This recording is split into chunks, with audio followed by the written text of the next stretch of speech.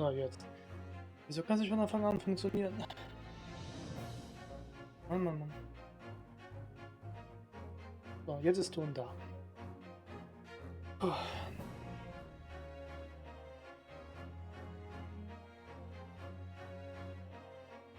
Gut, dann hoffentlich machen wir das zu Ende. Ja, ja, hier. Let's go. So. On here. The idea that the recommended could have been commented by Prosecutor Sophie is impossible. Logically, let me remind you of something you said only a few minutes ago. You claim that logical reasoning is the future of the judicial process. This, no question. Well, logical reasoning can prove something here. Namely, that it would have been impossible for Prosecutor Sophie to commit the crime. What? The court will only accept an argument that is supported by compelling evidence. Present what you have, counsel. What proof is there that allegedly demonstrates the impossibility of Prosecutor Astorgis involvement? Genau, da ist eine Schwierigkeit. Also, er wurde ja angeschossen. Hatte er eine Pistole?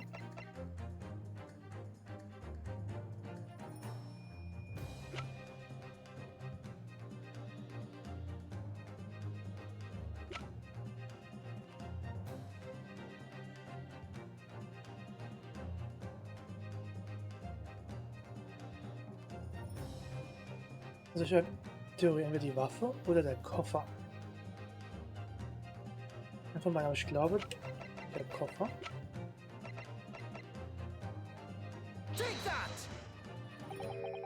Making the evidence VP. Ja. Nicht der Koffer.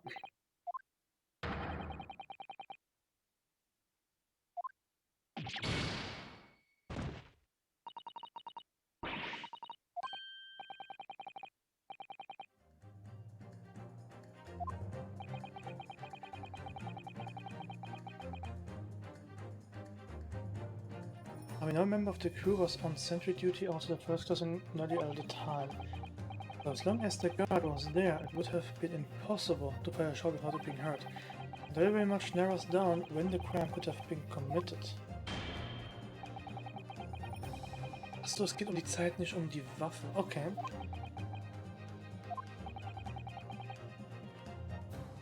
Ah.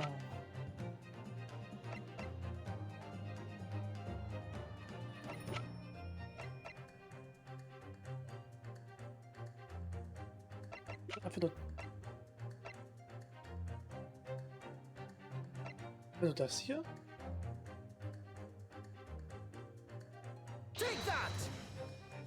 Ah, ja.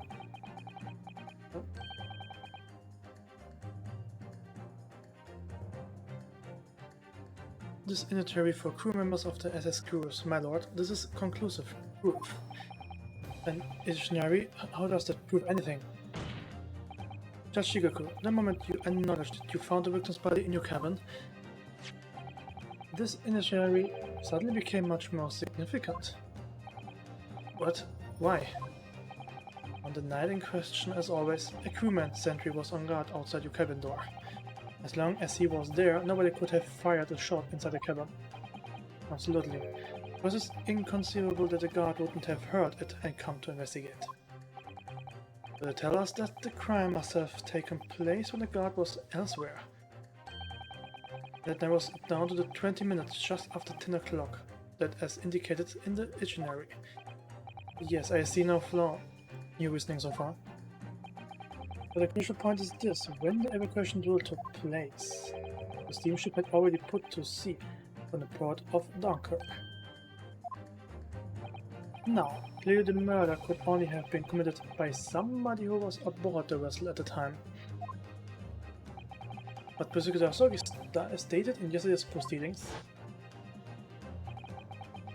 I didn't come to Great Britain to take anyone's life, so I left Gregson and disembarked the ship. I spent the night in the boarding house in the town and returned to England the following morning. which I'm sure the court will agree is conclusive proof that Kazuma-Sogi couldn't possibly have carried the killing.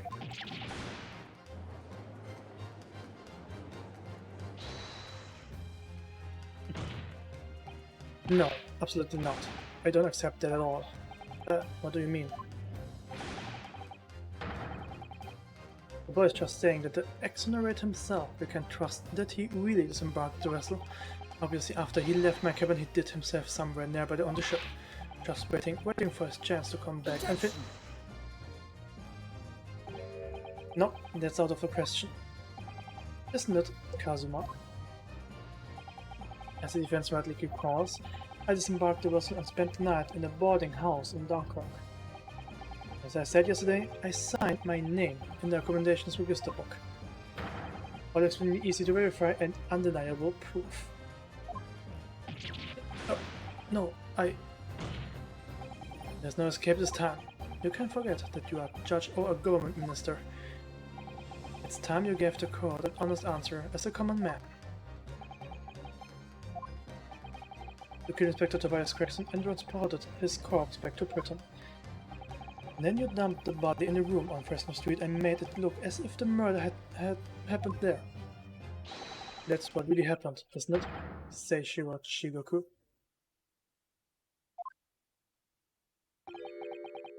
It was that damn trial 10 years ago. That's when all this began. Looking back now, my fate was conceded that day. I was doomed already. Ah! Oh, schon wieder?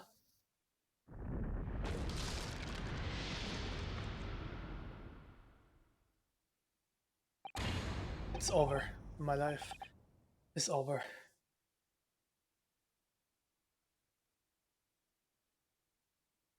Warum? A British assassin to eliminate a professor in Japan. A Japanese assassin to eliminate a detective in Britain.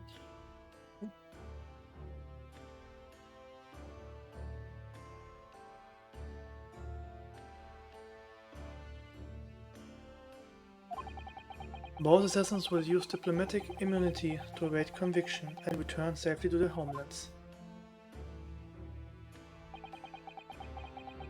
The assassin exchange request arrived from Britain about 1 year ago. Though it was hardly a request, it was a demand. And for that, you decided to recruit Mr. Asogi? But things didn't go according to plan. You chose an assassin, never made it to Britain. And you found yourself unable to dispatch a replacement. Because I was already on my way to Britain at the time in Kazuma's place. And that left me with only one option for carrying out my obligation. To eliminate the mark myself, personally. Of course, there was but a single opportunity for me to do that. The International Forensic Science Symposium, I presume? That's right. I decided it would be safest to carry out the plan before my arrival in Britain, so I enlisted the help of my British counterpart and made the arrangement for a pretext that would take the inspector to Dunkirk.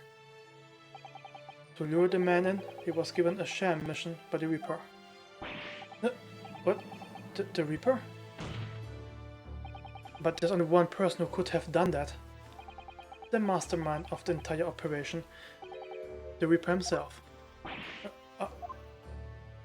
So that means that the assassin exchange was all planned by the Reaper? I'm not at liberty to say anything about my British counterpart. Anyway, the inspector accepted the Reaper's mission and usefully infiltrated my cabin on the steamship. But it was all a trap designed to lead him to France and his own death. Oh, awful. It was past 9 o'clock when I returned to my cabin from the dining hall that evening. I didn't give it time to attack me. I choked him until he lost consciousness. But there was a guard just outside the door, so I left it at that for the time being. Even the slightest noise might have aroused suspicion, so I bided my time waiting. For the 20 minutes after 10 o'clock, I had intended to finish him by strangulation, but moments before I had the chance, He suddenly came around and went for me in a reckless move.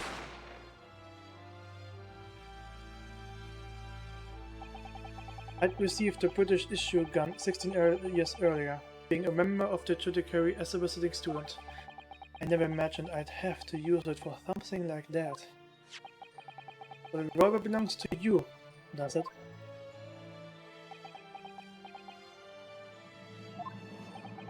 Then the victim was killed inside your cabin on the SS Cruise, which begs the question, why you arranged for his body to be discovered in the room of Fresno Street? The young judicial assistant over there has already answered that question. There was no way I could take the body up on deck to throw it over the side. That's precisely where all the crewmen were gathered for the evacuation door.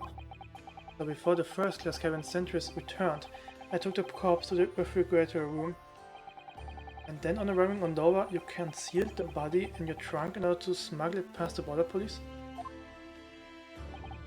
I knew I needed to take steps. The police were to be convinced when the body was found in London. In that case, you must have known. You must have had intimate details of Inspector Craxton's intended schedule. Yes, my British counterpart sent me everything I needed to know. The inspector was due at Fresno Street at 5 o'clock that afternoon, in order to meet a man by the name of Hugh Spoon, from whom he would take back his police identification. I decided that man would be the perfect person to set up as the culprit. I took a hackney carriage over there with the body still in my trunk. It must have been just after we took this photograph with you at the hotel then. Yes, I wasn't expecting a welcoming committee. I was more than a little nervous. On Fresno Street, I spotted a young girl stealing little firecrackers. Miss Venice, of course.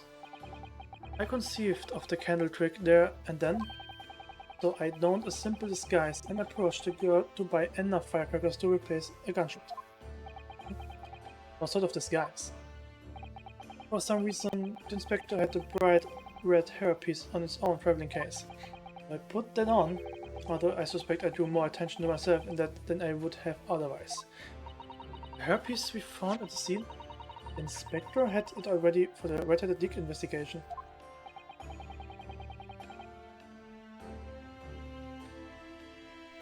Well, I only arrived at the room at around 4:45. I quickly placed the body on the floor, moved the notice board and set up my little candle stick. I arranged it so the firecrackers would go off with a bang around 15 minutes later. So that Mr. Boone, who was due to arrive at 5, would walk straight into the trap. Except, at the last moment, I made a careless blunder. What was that? I imagine it was the bag of fish and chips. I didn't notice that it had fallen out of his overcoat pocket and I moved the body to the refrigerator room. I put it back into his pocket the following morning, but... well, it seems the warmth of the heated cabin had accelerated the decay of the fish. Anyway, that's everything. All the sordid details of what I did.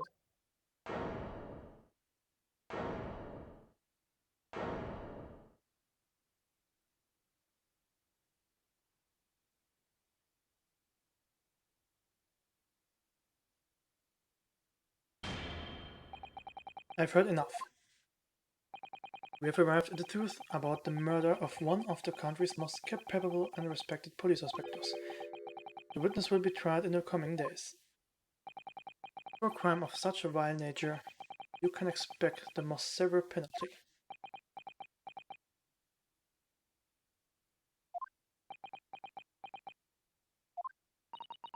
An exchange of assassins, what a foolhardy idea. Mr. Chigoku, one last detail. Who was your counterpart in Britain? Who was the mastermind behind the assassin exchange? Nothing you say now can make matters any worse for you. Just tell us. Enough!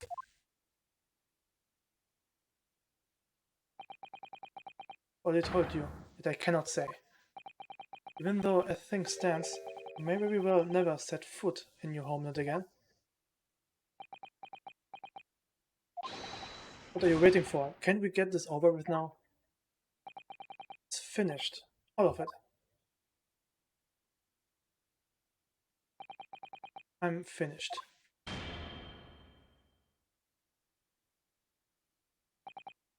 Then, in the name of Her Majesty the Queen, I now pronounce the findings of this court.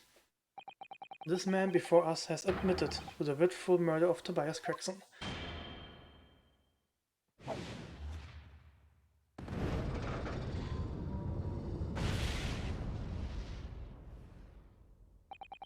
Seishiro Chigoku, it is the opinion of this court that you should be found guilty. And may I remind all those present of the strict confidentiality demanded by this closed court.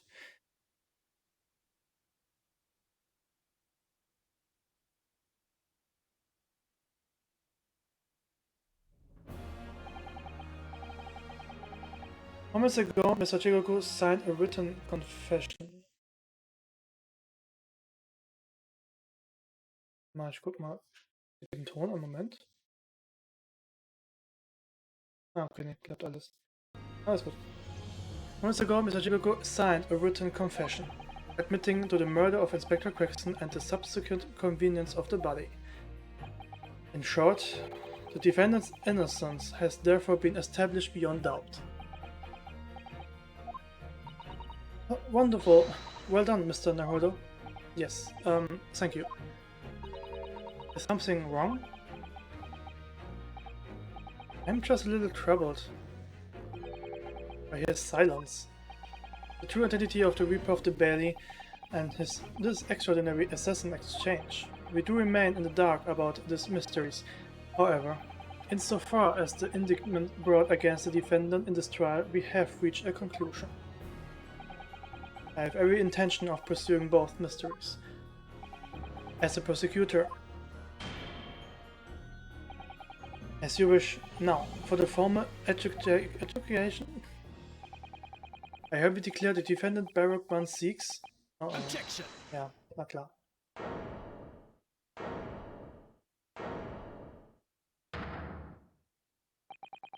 The prosecution calls for adjudication to be deferred. Counsel. The accused's innocence has been fully established at all, and therefore it would be wrong to deliver a verdict at this time. That is the prosecution's unwavering position. What? But Judge Chigoku has already confessed. Nevertheless, Baroque 1 seeks has committed crimes for which he must be punished. Well, it would appear you have information that the court needs to hear, Prosecutor Sogi. Certainly, the murder of Inspector Gregson was actually carried out by Seishiro Chigoku. But it is clear from the witness testimony that he was cursed into complying with the plot, into this thick, merciless assassin exchange. That may be true, but what I want to know is who served as Chigoku, who was pulling the strings. The victim went to France having been ordered on a mission for the Reaper, only to be murdered. In other words, the mastermind behind the assassin exchange is someone in a position to give such an order. As we have already established, the Reaper himself. Well, certainly, that would appear to follow. The prosecution hereby formally accused the man in the dock, Baroque 1 seeks, of being the Reaper of the Bailey, and furthermore, I'm going to prove his guilt beyond all reasonable doubt. What?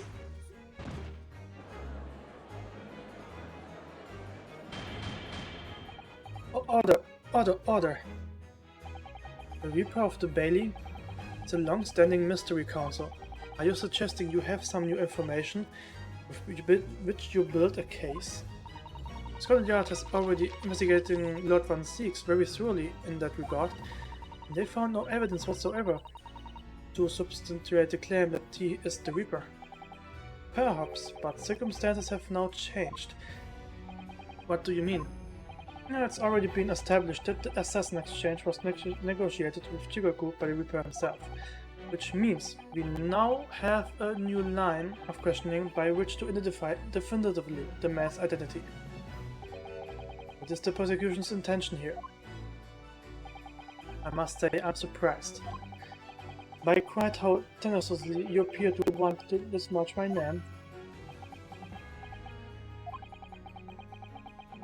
You are guilty of an unforgivable crime, Lord 16. And I will bring you to justice for it, whatever it takes. It explains Kazuma's silence before.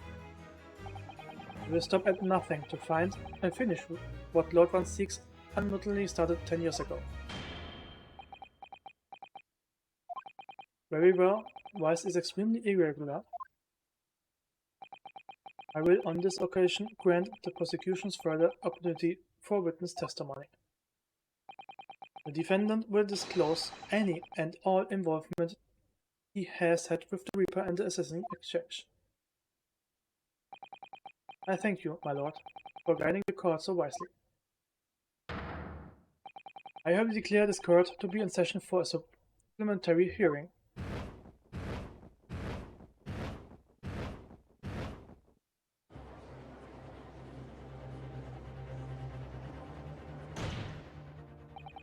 Pray turn a blind eye to the discourtesy as I verify that this vile and unremitting accusation has inserted the contents of my hallowed chalice. Lord 16? I first had to suffer the pseudonym of the Reaper 10 years ago now. And ever since that time I've endured the weight of implied guilt that's gone with it. So I welcome the chance to testify now, and crush those allegations once and for all. Good. Then I let justice aside, Lord 16.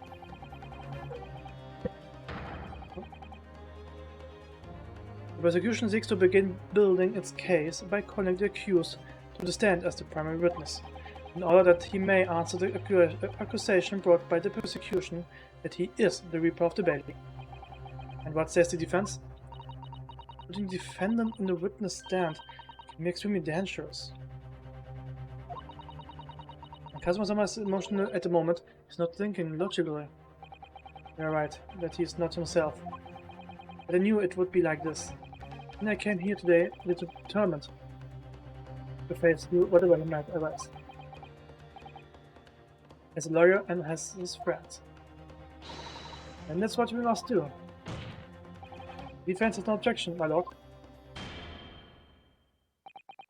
Very well, defendant, you will take the witness's stand and give formal testimony on the subject of your involvement with the Reaper and the Assassin exchange.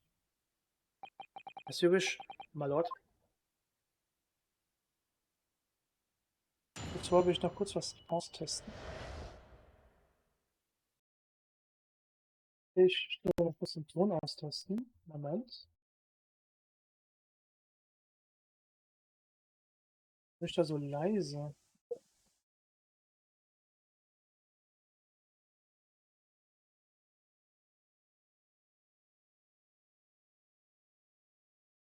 So, ich habe ein bisschen die Geräuschunterdrückung runtergestellt. Ist es besser? Ja, jetzt ein bisschen, ist auf jeden Fall. Nice, okay. Aber ich höre, glaube ich, Regen im Hintergrund, oder? Nee, passt schon. Ist so besser.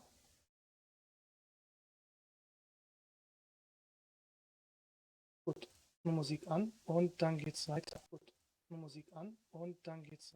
Oh, ups. So, jetzt. Reaper and the Assassin exchange. I never taken the life of another, nor have I instructed another to kill. I have been investigating the truth behind the Reaper for years, and I was aware of Gregton's involvement. That's the reason why I went to Fresno Street that day and how I came to discover the body. Point is, no common thread exists between myself, Gregson, and Dr. Wilson.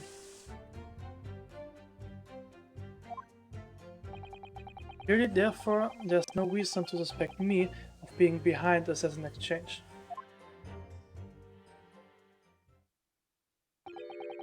Do you deny all accusations by the prosecution, both that you are the Reaper of the Bailey and that you masterminded the Assassin exchange? I acknowledge that the public at large believe me to be the Reaper. However, that's a fallacy, which I alone am in a position to forswear. Naturally, the prosecution believes that testimony just given by the accused to be untrue. Rinosuke Naruto? Yes? Let me ask you, why are you here? What really brings you to this courtroom?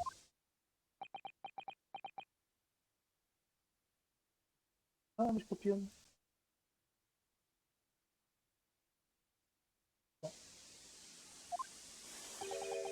A desire to uncover the truth. Even if the truth proves too plain to be guilty?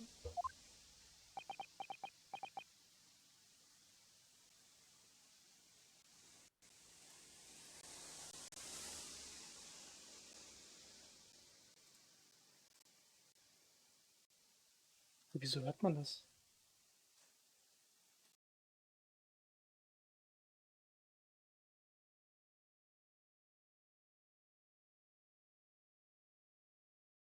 Kurz was gehört, einen Moment.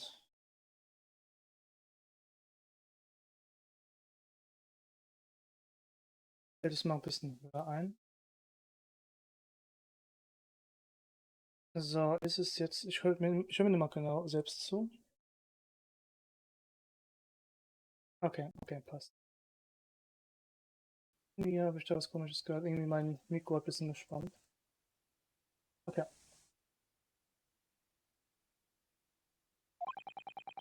From all my experiences in this courtroom, I've come to realize something. The truth can't be hidden. Sooner or later, it will come out. So it's always my intention to work with my client in pursuit of the truth. I want you to remember what you just said. Enough dilatory chatter. Counsel for the defense, proceed to cross-examine the witness. Yes, my lord. I know exactly what you are thinking, Kazuma. I know you are just waiting to point it out. The contradiction you're convinced lies somewhere within this man's testimony.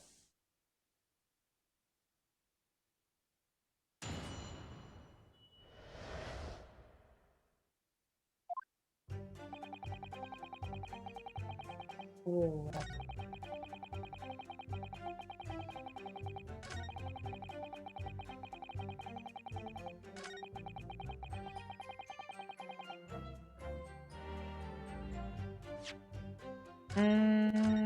Da bin ich sicher, also zwischen euch herrscht eine Verbindung. Es herrscht eine Verbindung.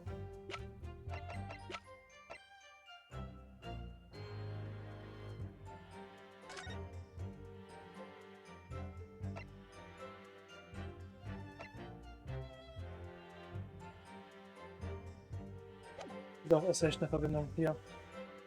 Oder? Achso, warte mal. Nee. Gesenden.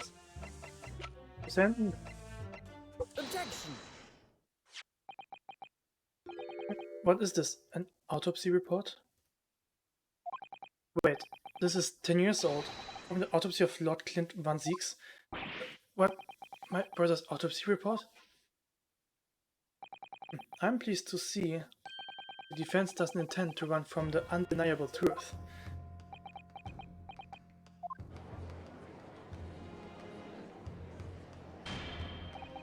Order in court.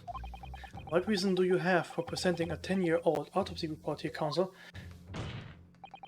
This, the autopsy report of the professor's final victim, is an indelible link between Inspector Gregson, Dr. Wilson, and the defendant. Not that accursed name again, the professor.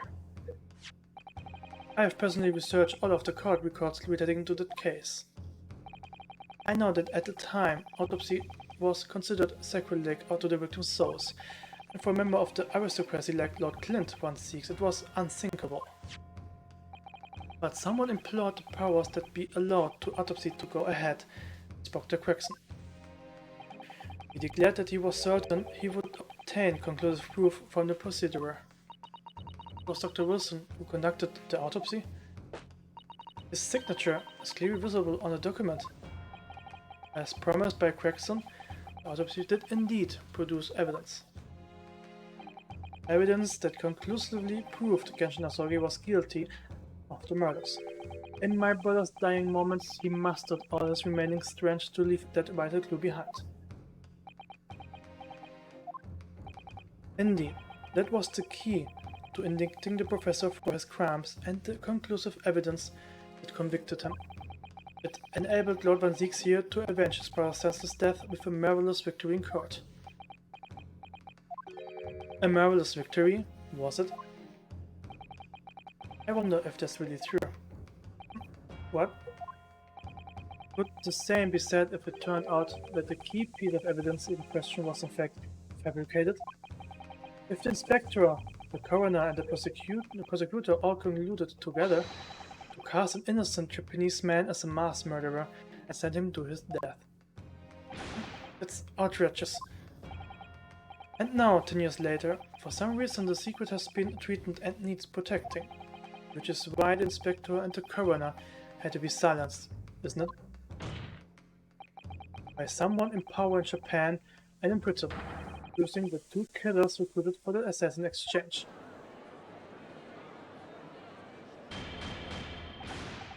Order at once.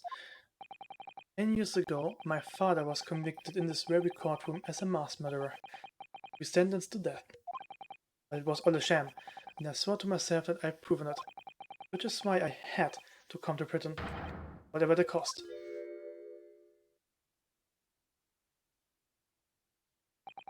You will have to forgive me if I feel compelled to toast this wingful Japanese tenacity of purpose here. However, he who fails to crush his emotions in the courtroom has failed as a lawyer. Come on, Kazuma, you know this won't flash. You're claiming your father was misrepresented in the trial that took place a whole decade ago.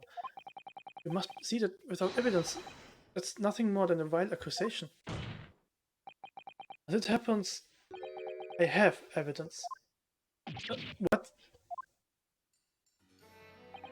As the court has heard, I crossed the channel to France with Gregson on the 31st. I went with him on a pretext of being the assassin recruited to kill Seishiro Chigaku. But my true intentions were to make the inspector tell me the truth. What truth? The truth about the evidence, and he acknowledged what I already deduced. There's a closely guarded secret about what went on that autopsy 10 years ago. What? A secret? I know nothing of any secret.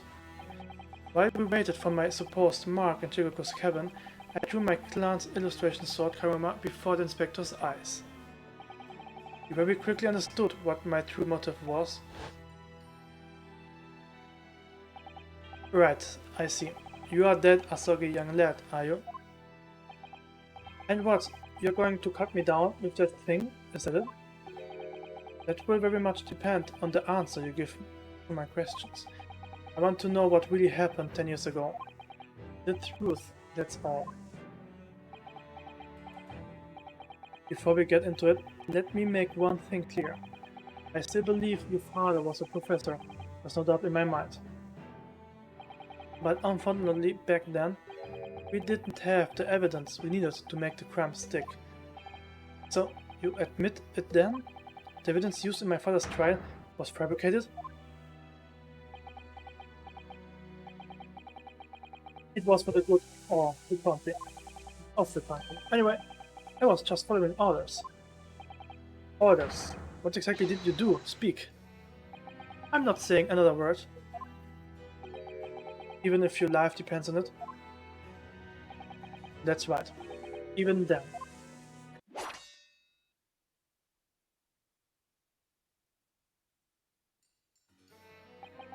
So that's when the tip of the sword broke. Kazuma-sama, the results of Clint Van Zieg's autopsy were fabricated.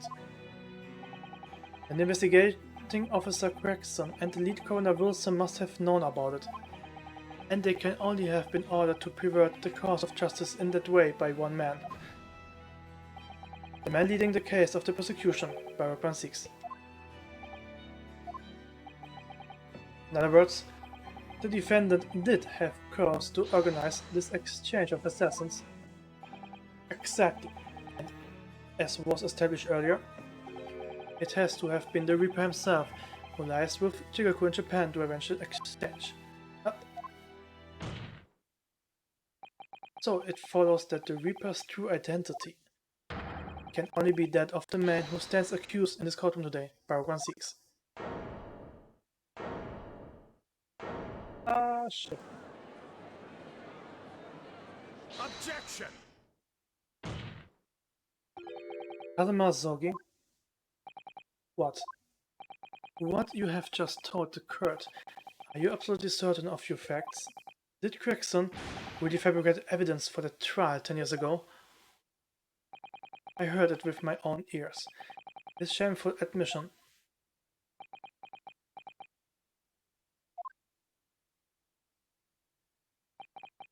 In that case, I know.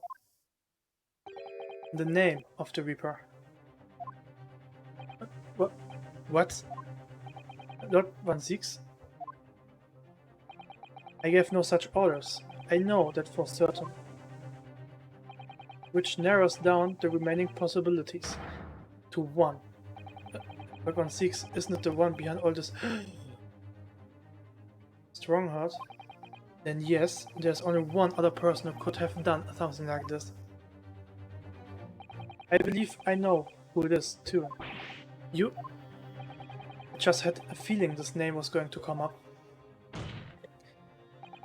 The true identity of the infamous Reaper of the Bailey is...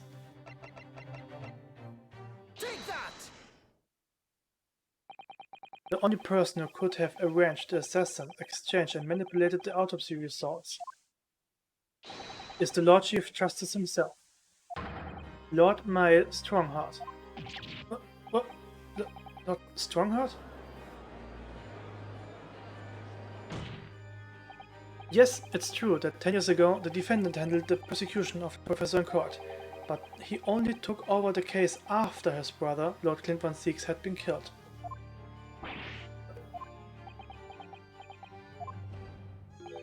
I can only assume that this is the most inappropriate joke in British judicial history.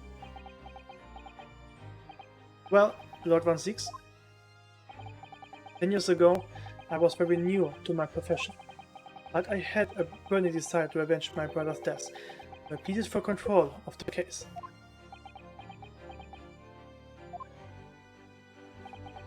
The investigation on that point, the supplication of the lords to allow my brother's corpse to be examined, all the evidence I was given, the autopsy reports, it all came from you.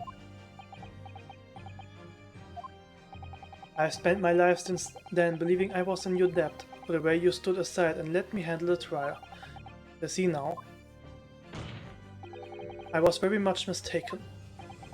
It was a hugely influential force that caused the inspector and the coroner to break the law 10 years ago.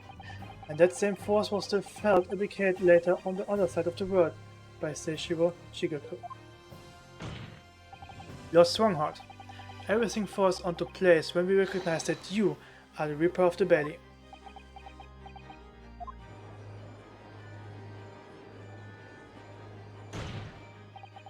The court awaits your response, my lord.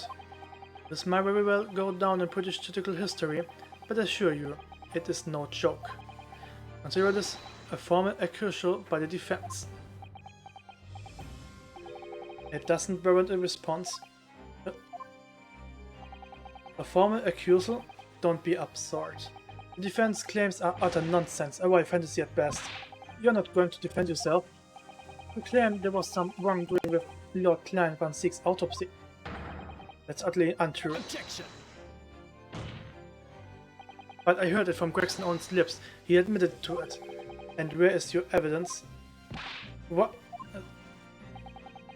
Gregson's dead now, unless you were thinking of summoning a ghost to the stand. You mean to say... I forget how the system works in your little backwater country. In the court of British Empire, without evidence, there's no case.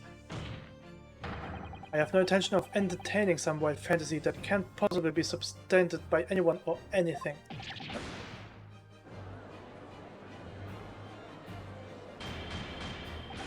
Order in court. Following the Inspector Gregson murder and in the light of Dr. Wilson's death as well, there's really no one left who could testify about the events of 10 years ago, is there? But it was the purpose of the assassin exchange. This court has no business wrecking over the course of a case that was concluded a decade ago. The accusation brought by the prosecution and the defense is categorically denied. I take it there are no objections. Kazuma. He's more or less waited his whole life for this moment.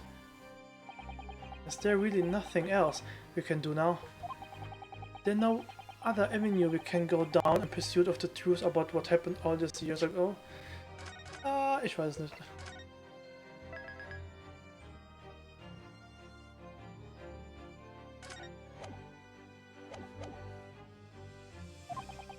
Only there was someone who could testify about Clint Van Sieg's autopsy. Da ist vielleicht jemand. Ja. He's gone to extraordinary lengths to cover his tracks, even so far as dispatching an assassin all the way to Japan to ensure Dr. Wilson's silence. And Dr. Thies won't say anything against Strongheart. But there's still one ray of hope. Objection.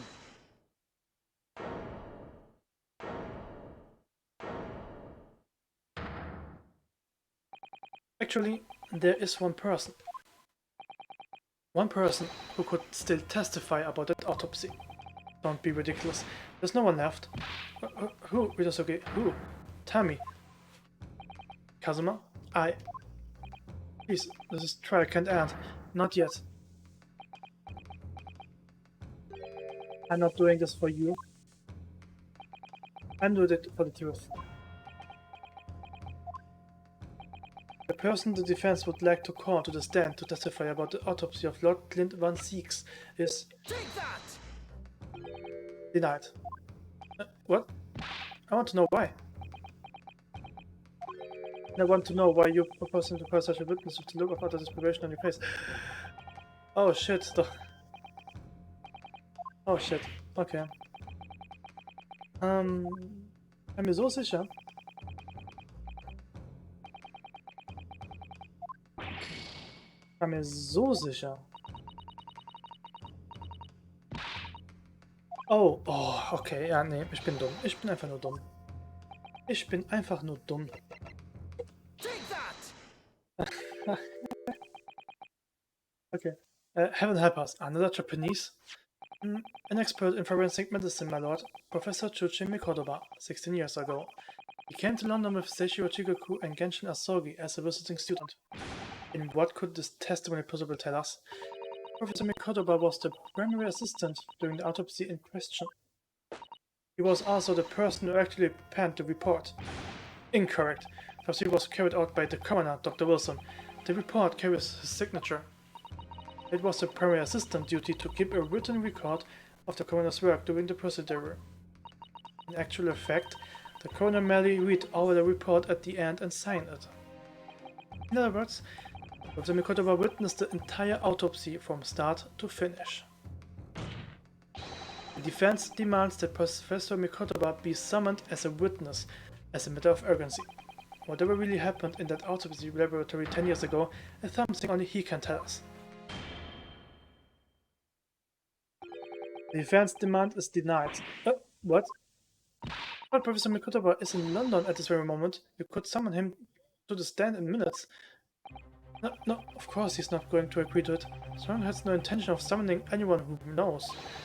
He's too concerned about protecting himself. Prosecutor Asogi, let me refresh your memory, as you seem to have forgotten the prosecution's stance. Only minutes ago you accused the defense of being the Reacher and of masterminding the assassin exchange.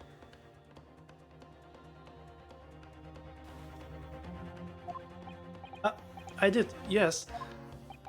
So present your evidence for those claims and make your case complete.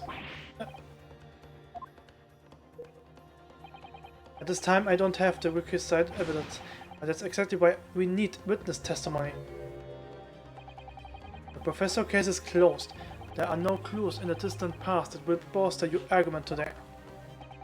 I'm afraid to say, Prosecutor Asogi, that you would appear to be possessed by the spirit of your late homicidal father.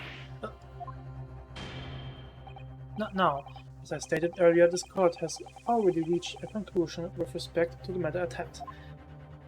Inspector Gregson was murdered by Japanese Supreme Court Judge Seishiro Chigoku.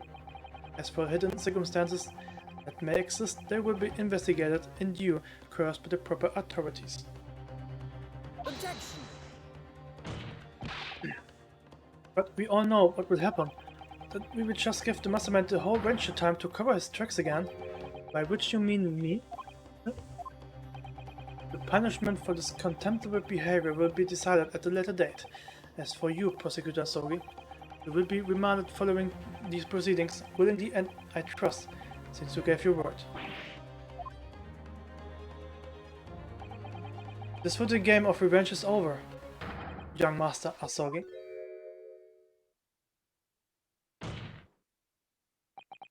Yeah.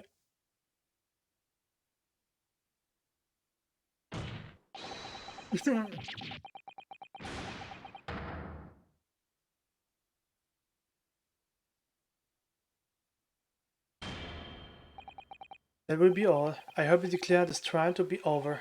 Court.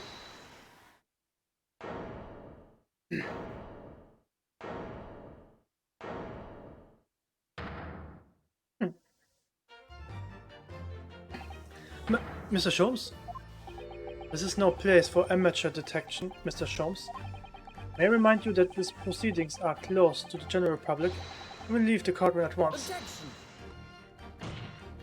Mr. Sholmes was instrumental in the apprehension of Seishiro Chigoku before they fled from Europe. The court should hear what he has to say. Lord Miles Strongheart, it's imperative that you refrain from bringing this trial to an end at this stage. That really? And why would that be?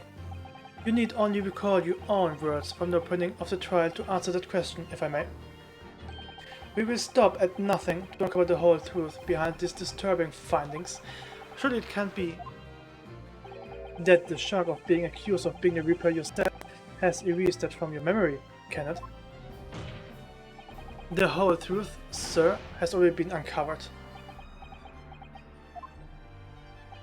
It would seem that we have a great many important members of the judiciary present here today. I put it to you, my dear fellows, should the trial end at this juncture? After all, why have you been invited to attend? To not allow to the provocations of your superiors?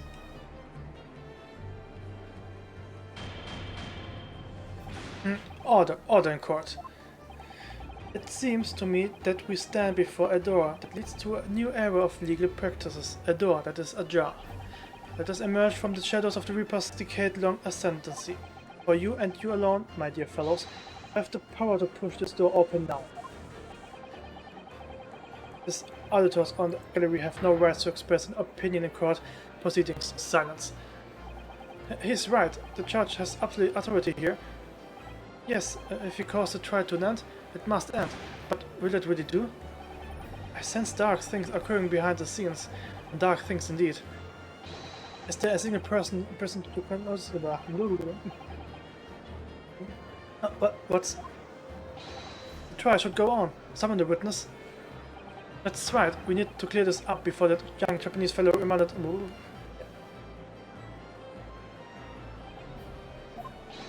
My lord, you assured this present that you would uncover the whole truth here? Yourself in these accusations. The truth, the whole truth, and nothing but the truth. That's the very foundation of British law. A toast to my dependable colleagues in the gallery. On with the trial! On with the trial! Test it! Well, my lord...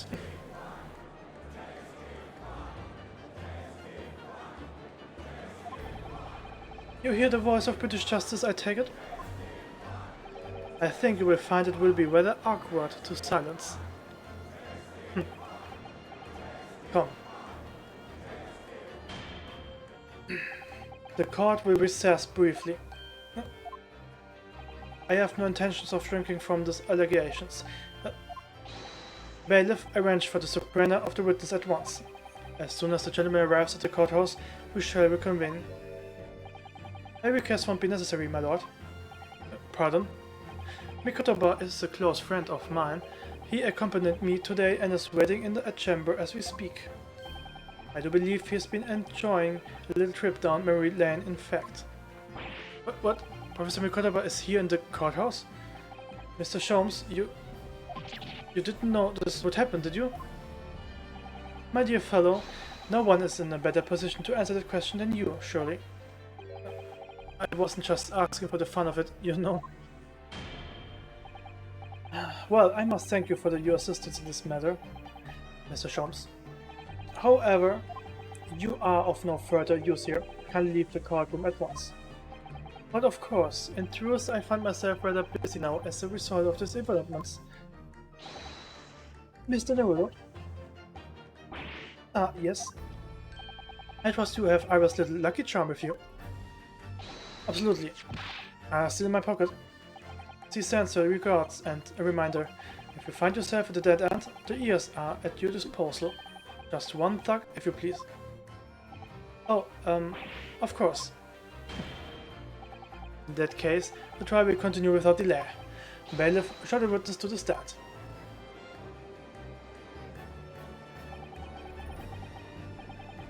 So it's Lord Strongheart. He's the Reaper of the Bailey. Where exactly is this trial going to take me, I wonder? Just how deep I'm about to be plunged into the blackness of the abyss. Well, I'm ready. I'm ready to head into the heart of this maelstrom and confront whatever horrors it tries to draw me under.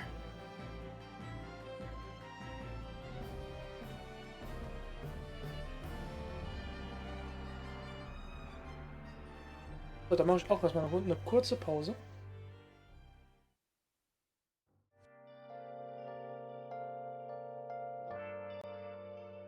Bin auch gleich wieder da.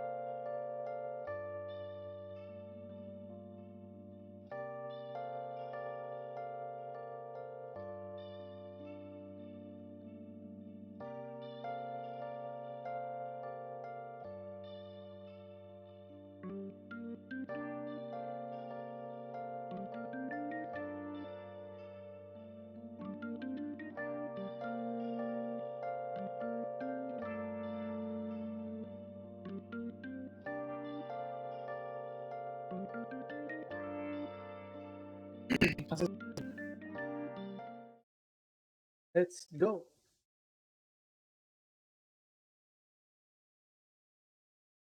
Oh, doch sie. Oh, komm.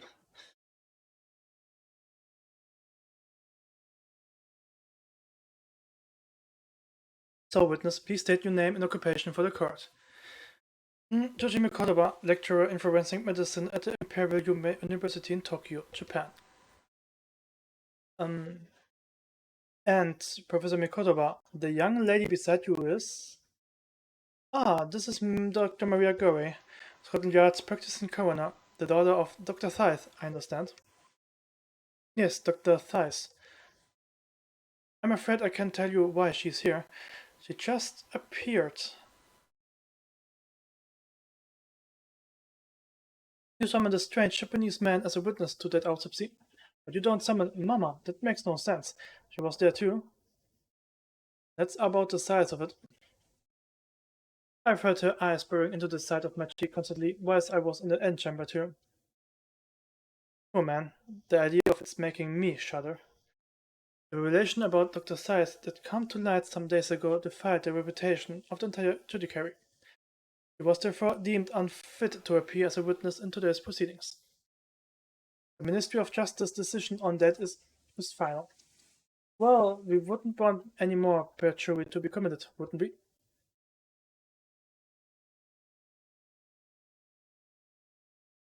The Ministry of Justice? Some questionable strings are being pulled, I think. I remember you, Dr. Mikolova, but I certainly never expected to be meeting you under these circumstances. Yes, it's been a long while, Lord Strongheart. The prosecution understands that you were a visiting student of forensic science in London until 10 years ago. That's right, I studied under Dr. Wilson at St. Sinners. So you were present at the autopsy of my brother, Lord Clint Van Zieks? I was, yes. I assisted Dr. Wilson with the entire procedure. Mama's far more skilled than any Japanese man. Well, Dr. Wilson asked me to be his primary assistant on that occasion. And this autopsy report was actually penned by you, I believed. Yes, I noted all of the doctor's findings, and when we were done, he read through the document and signed it.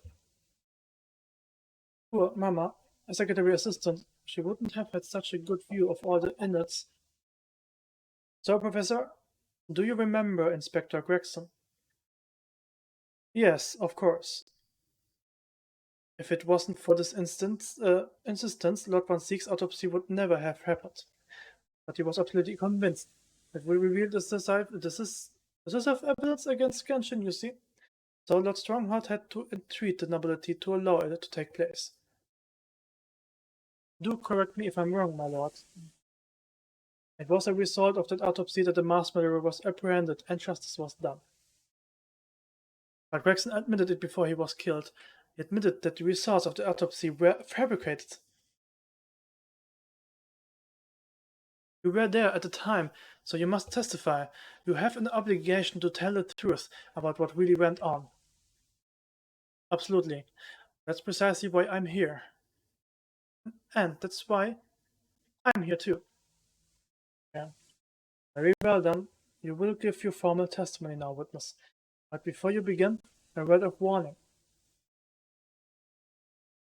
Oh. You will state truthfully and accurately what you saw and what you heard at the time. I wouldn't dream of doing otherwise, my lord. The moment your testimony verges on suspicion, I will expel you from my courtroom. Remember that. Yeah.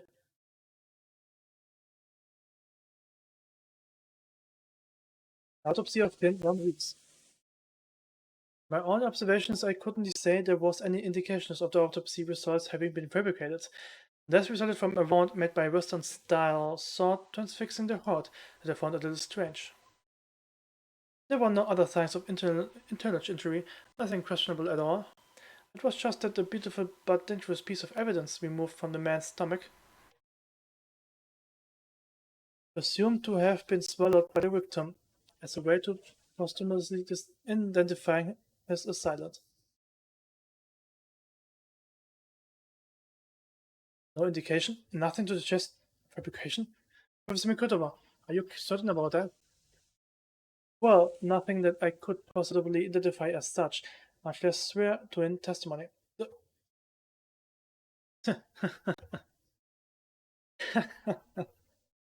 Well, that clears things up nicely.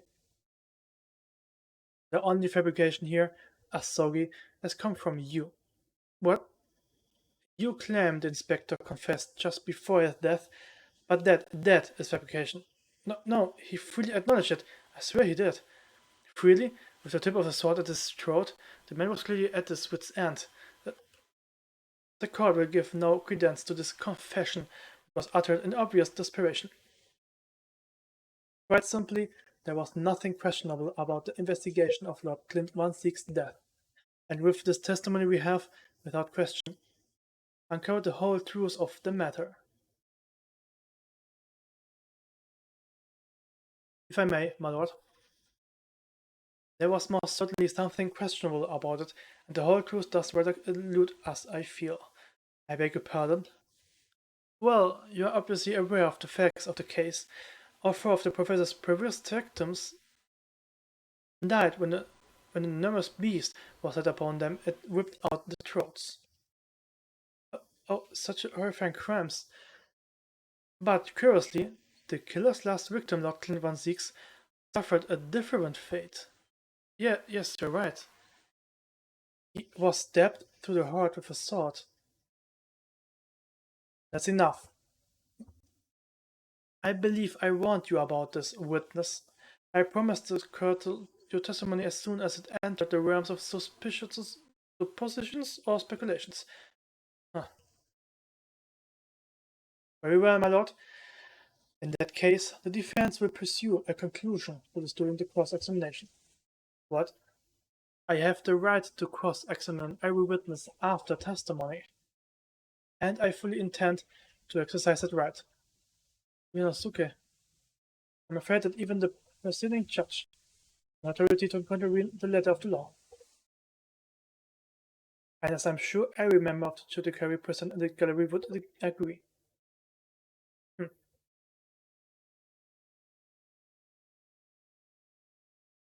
Very well, you may begin, counsel.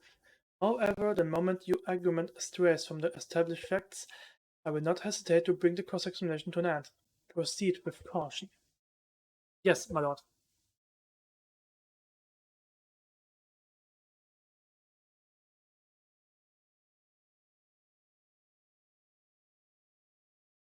Okay. Kurz abspeichern.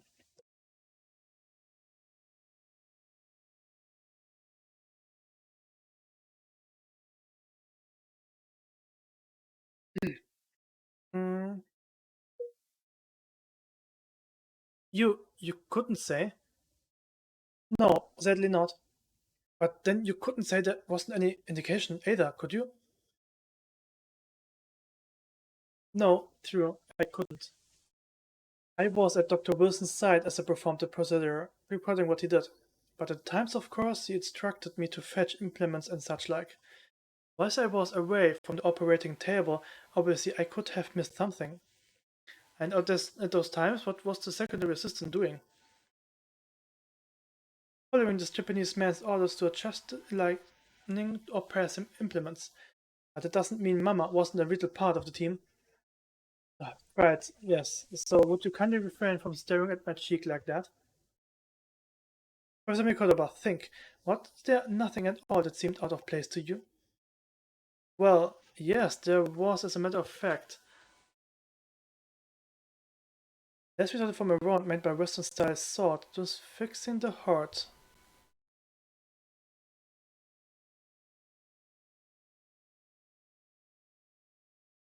In all the previous of Chronicles attributed to the professor, yeah.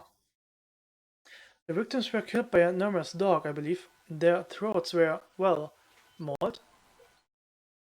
Correct. And yet Lord Van Zieks was stabbed. Do you mean to say you think Lord Clint Van Zieks may not in fact have been one of the professor's victims? There's no basis on which to adopt the findings of the investigations carried out at the time. But Engineer Sogi confessed to all of these crimes upon his arrest. He admitted to having taken the lives of all 5 members of the aristocracy. Yet the beast that was used to carry out the killings was never identified. No evidence was found to suggest that Genshin had ever kept a dog. A true hound of hell.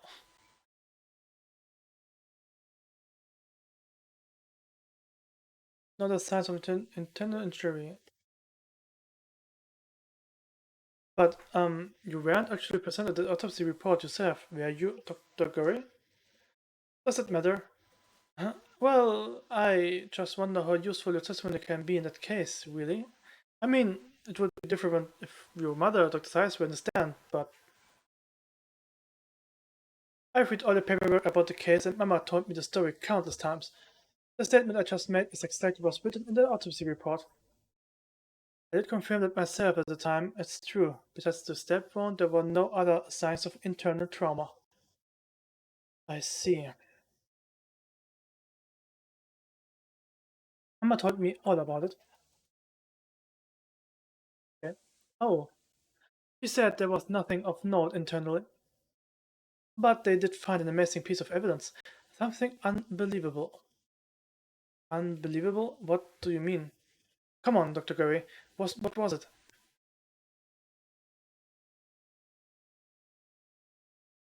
It was just a beautiful but dangerous piece of evidence removed from the man's stomach. What exactly was it, though? What does beautiful but dangerous mean? Well, it was sparkly and round with a hole, as if it might slip over a finger, perhaps. It was a ring, belonging to Genshin Asogi.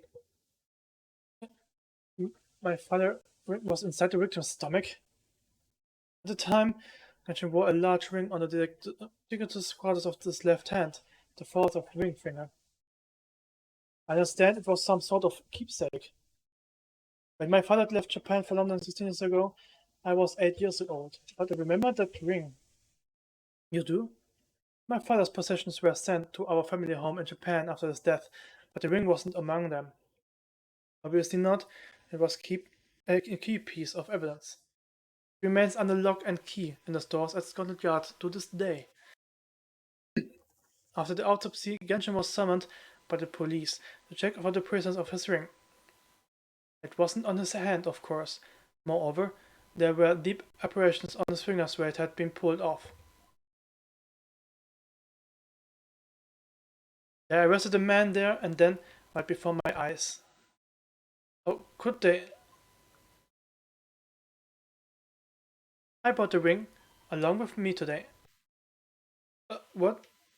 Here it is, a bit dusty from years in the stores. Good gracious, yes, that's it.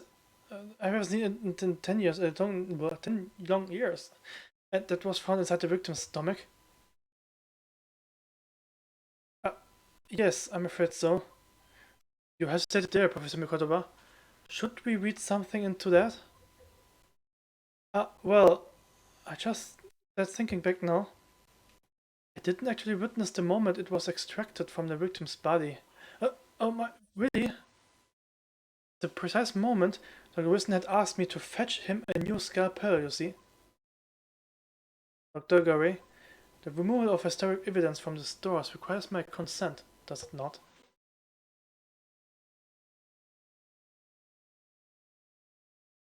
However, it came to be here, and court cannot deny that this is crucial evidence for today's proceedings. Very well, you may submit it.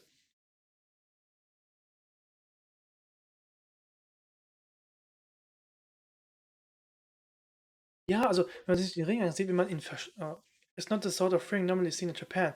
They almost looks like claws protecting the devil. You must examine it very carefully, Mr. Naruto. Very carefully indeed. Also, ich denke mal, wenn man den Ring schluckt oder isst, was auch immer, dann verletzt man sich doch dabei. Guckt euch mal diesen Ring an. That fat claws are doing a good job of protecting the equally fat gemstone in the middle of this ring. Yes, if you were clumsy, you could give yourself a rather nasty cut on them, I should think. Ow! Now my finger's bleeding. The claws really are sharp. Und wer trägt jetzt an den Finger, ey? Oh my, that was really quick clumsily, Mr. Naruto, even for you. Oh, who would make such a dangerous ring? You couldn't swallow it without doing yourself some fairly serious damage, surely. Sticky mochi bun about its would size go down much better with some red pan plus in the middle. Someone as clumsy as me would probably manage to choke it in it somehow. Also, aber.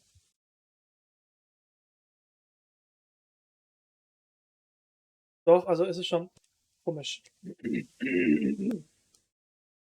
The court has heard that the ring was extracted from the victim's stomach, but you didn't actually see it being removed, did you, Professor Mikotoba? That's right. That's right. As I said in my testimony before, That moment I was fetching a replacement scalpel that Dr. Wilson had requested. In other words, you can neither confirm nor deny whether this ring in fact really came from the victim's stomach or not. What are you suggesting, Counsel? That the ring was never in the victim's stomach to begin with. It's entirely feasible that Dr. Wilson fabricated that detail about the autopsy. What are you saying? That Dr. Wilson? That Dr. Wilson was in possession of the ring in advance, after it was somehow stolen from Mr. Asogi. And he produced it during the procedure, pretending to be found in there and then in the victim's stomach. Supposition at best. What possible evidence do you have to support such a rash claim? There's evidence right here. That's the autopsy report? It's explicit in that report, Counsel. Other than the ring, nothing unusual was noted internally, so I'm not sure how you intend to prove your point. Ja, genau das. You've already done it for me, my lord. The lack of internal injury says it all. What? To swallow a ring of this size would require considerable effort and determination. In addition to its size, there are the sharp claws around the gemstones to contend with. My brother was a determined man, and on the brink of the death even more so, I'm sure. He would have stopped at nothing to ensure that evil killer was brought to justice. But if he really had swallowed that enormous ring, inconceivable that no traces of his passage down his throat would have remained as internal trauma. No.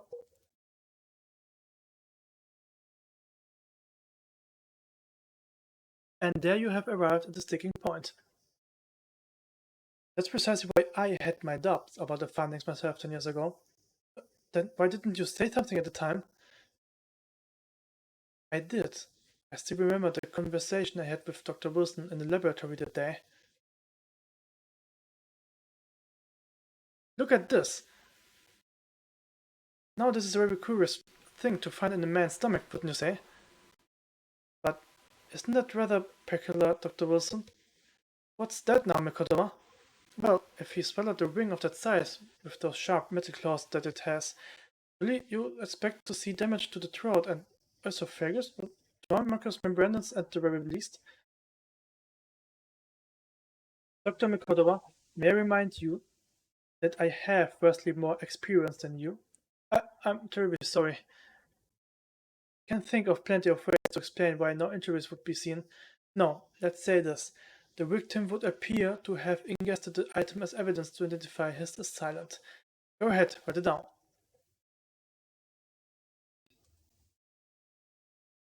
So I was right.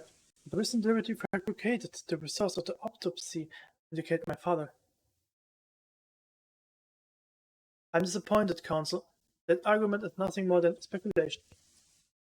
What? Dr. Wilson was Britain's leading authority on forensic science and autopsy work. There's no scientific basis on which to adopt the man's expert opinion. Pardon the interruption, my lord, but damage to the mucous membranes of the throat is easily identified even in living subjects. Using a device called an endoscope, recently demonstrated in practical use in France. I want one. The government can pay. I don't think so, and Dr. Gorey, rest assured that your removal of evidence from the stores without permission will not go unpunished.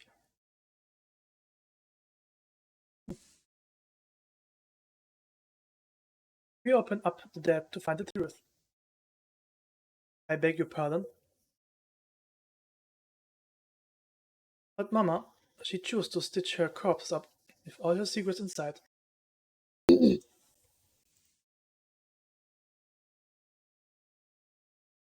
That's wrong. Dr. Gorey? It's looking as though she's chosen to walk a different path to her Mama.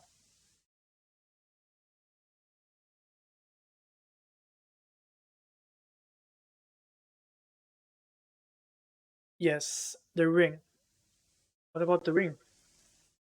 I've just remembered something. An earlier incident. What incident? The one I recounted to you before about a memory I have. of Genshin Ashogi saving my life. What? My father? Saved your life? It was 10 years ago, on a foggy night. Genshin and I walked down some back streets at a late hour. All of a sudden... Don't make a peep, you're coming with us. All of your assassins were armed with pistols, their faces obscured by scarves. The next thing I knew, there was a silence all around. Genshin lay on the cobbled street. Blood was seeping from his left hand. He shielded me.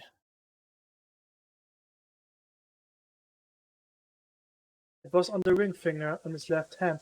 He used to wear that ring. What are you saying? I've always believed those thugs were after me. But now I'm starting to question if perhaps I wasn't the intended target after all. Wait, but... Genshin was arrested 2 days after the attack. And in that short interval, the decisive evidence needed to indict him was miraculously found. You mean the ring was stolen from him? You think that was those thugs were after that night?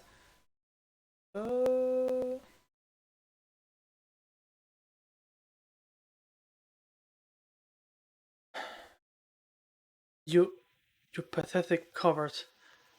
You expect me to believe that you weren't involved? What do you mean by that?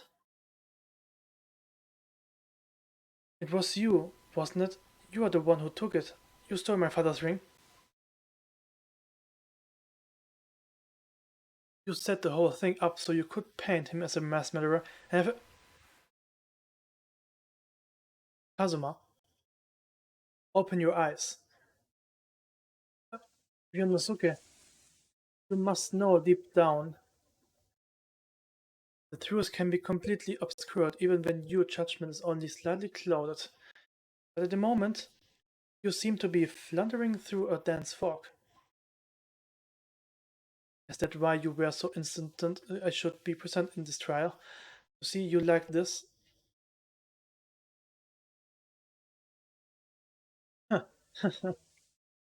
Well, this is an amusing spectacle. What a grandiose expression on your face, as if you were Lady Justice herself. Seems to have fully convinced yourself of this alleged fabrication of the autopsy result, so much so that you are apparently blind to the blatant contradiction that would be born out of it.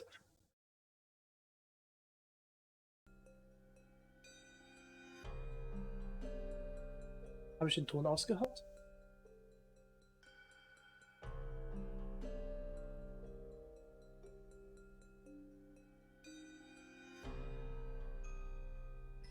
Nice.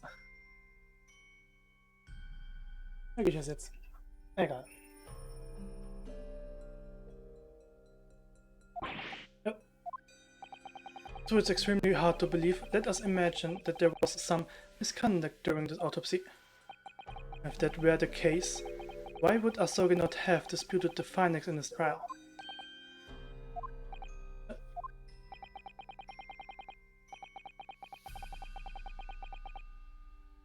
In the closed court hearing 10 years ago, the defendant never once denied the claims against him. That's right, Lord Van Zieks. Yes, that is indeed correct. Upon hearing the verdict of guilty, he merely closed his eyes, quietly accepting the judgment. The actions of a man who was accepted responsibility for his deeds and is resigned to his fate. But then... this is very strange. Mr. Asogi did nothing to oppose the charges against him. That would surely mean there was no fabricated evidence. An obvious conclusion at which you should have arrived many minutes ago, Prosecutor Asogi. Your twisted loyalty and clouded judgment are hampering your ability to logical thought. No. Genshin Asogi's silence at this hearing can mean only one thing. There was no fabrication of evidence during the autopsy of his final victim 10 years ago.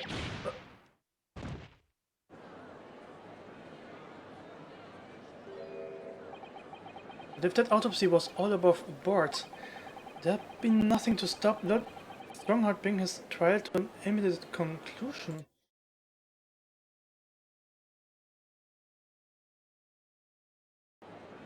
Objection!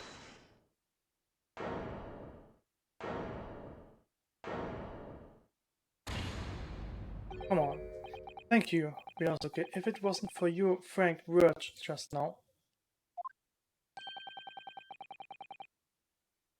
this trial may very well have ended prematurely. Kazuma? What's this latest absurdity, Council? My lord, your reasoning is perfectly sound, but for one giant hole. I beg your pardon. You claim my father's silence was due to the fact that there was no fabricated evidence. But there's another possible explanation. You have overlooked the possibility that he had a reason for maintaining that silence. Objection! A silence that would lead him to being convicted and sent to his death. If the autopsy results were an invention, there's no conceivable reason why the man wouldn't have been protested. Objection! Oh, those results were an invention, alright. There's no question of that. Oh, or are you forgetting that two people with a connection to that autopsy have been assassinated? If I force the equivalence I feel from my mind, I start to see you in a very different light. I think perhaps it's you who's been living in delusions these 10 years. Me? Kazuma-sama has created one less chance for us here, Mr. Naruto. We can only show there was a reason for his father's silence in his trial. A reason why the man would have said nothing, even though he wasn't innocent. Would it have been part of some negotiations, perhaps? Enough rhetoric. The court must have been shown evidence. What proof do you have that could possibly explain Asoka's silence in court?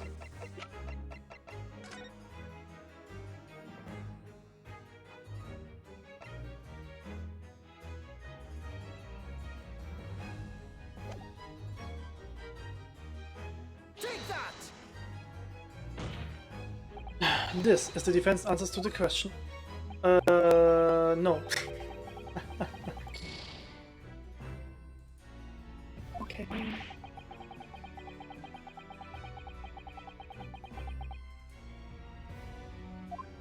Kann nicht. Ernest being forced to commit to fabricated. Why would he have said nothing on his trial?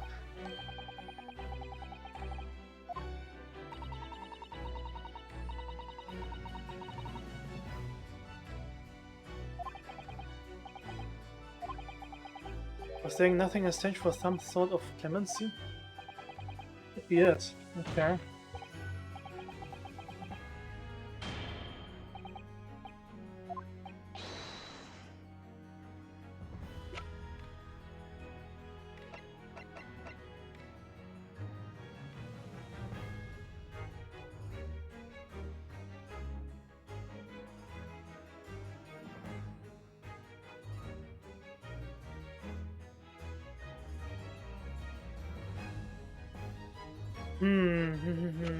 Schwert?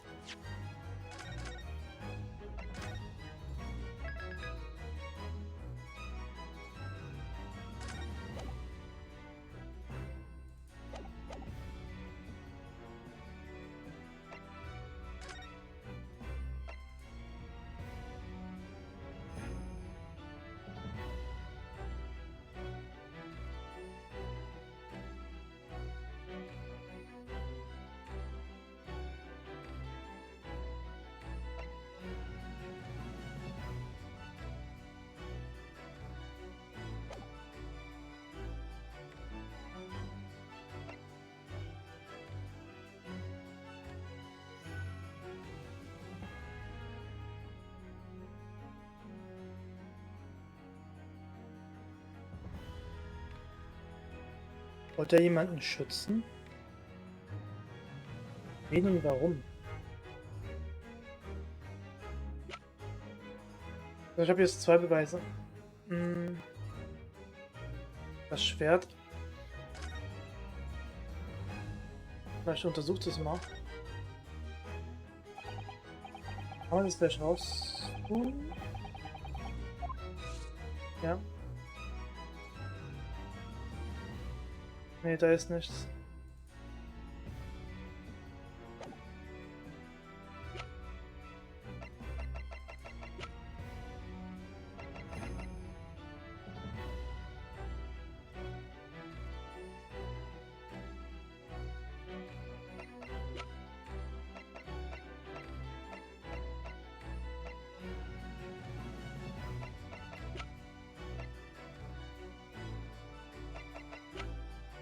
Entweder Autopsy Report oder Schwert. Take that! Okay, das schon mal nicht.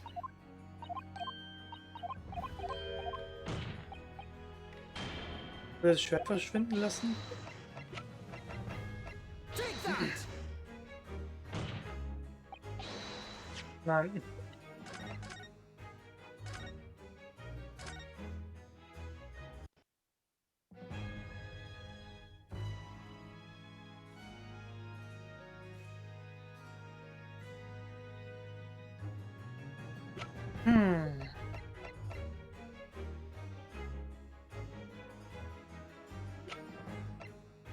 Oh.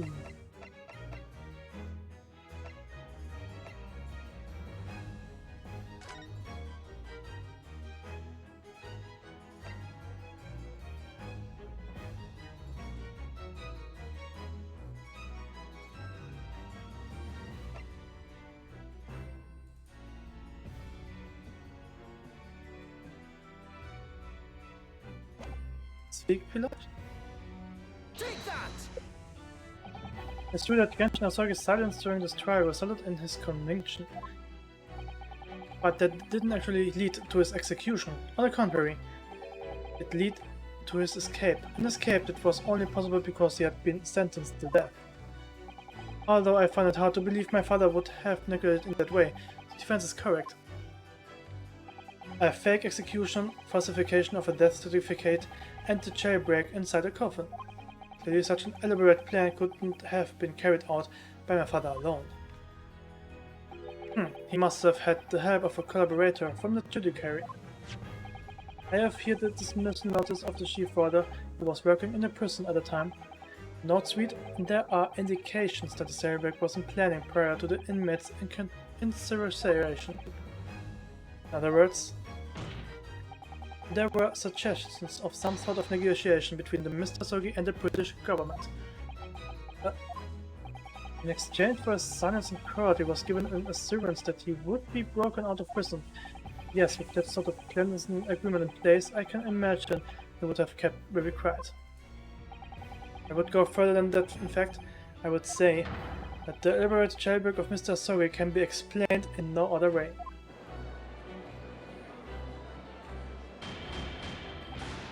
Order, first fabricated evidence and now jailbreak conspiracy?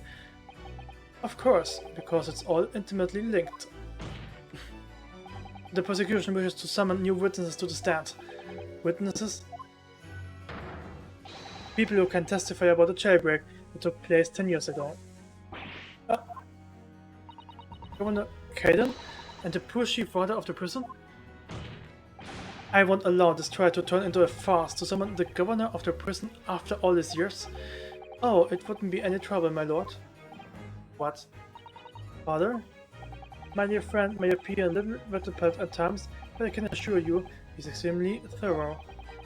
He reared both Berkeley and the local prison earlier, asking Governor Caden and Mr. Roach to attend the Old Bailey as a matter of extreme urgency. Mr. Sholmes did that? Are you telling me that? Both men are, unless I'm much mistaken, waiting just outside the courtroom at this very moment.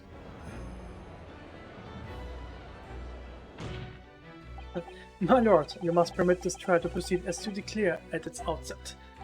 You promised that we would stop at nothing to uncover the whole truth behind these disturbing findings. Very well. Bring in the witnesses. Make no mistake, I too would like nothing more than to lay this business to rest at once and for all.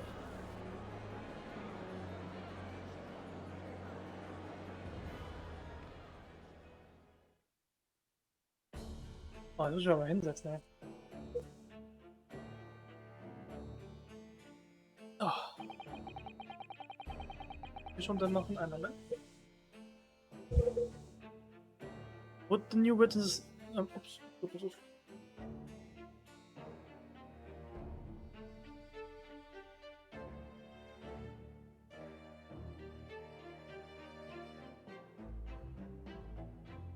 Would the new witnesses state their names and occupations for the court, please? I, Barry Caden, Governor of Berkeley Prison. Everyone calls me Gossip. I sell jaunty little tidbits to no, you other persona, if you don't mind. Oh, I do beg your pardon, of course.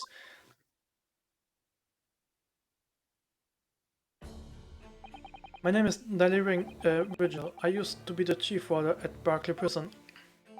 The reason you have been summoned here to the court today is to testify about the jailbreak of the so-called professor 10 years ago. Losh, the professor, you have already been through all this before a decade ago, and the conclusion was that there wasn't anything untoward happened. A convict escaped from your prison, Governor. Hardly what you called nothing untoward? Well, the convict's death certificate was somehow falsified after he was allegedly executed, and he escaped the prison inside his own coffin, a plan of that complexity. Would never have been carried out without the help of somebody of influence inside the prison. Governor Caden, I imagine that the passage of time will afford you any protection.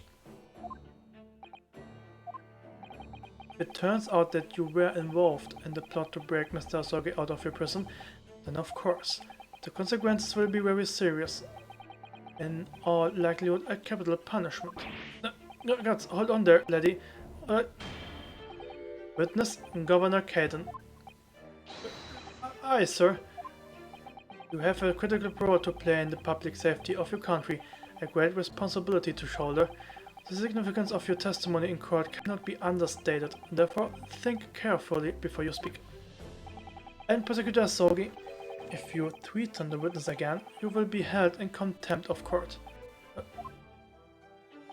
I apologize, my lord.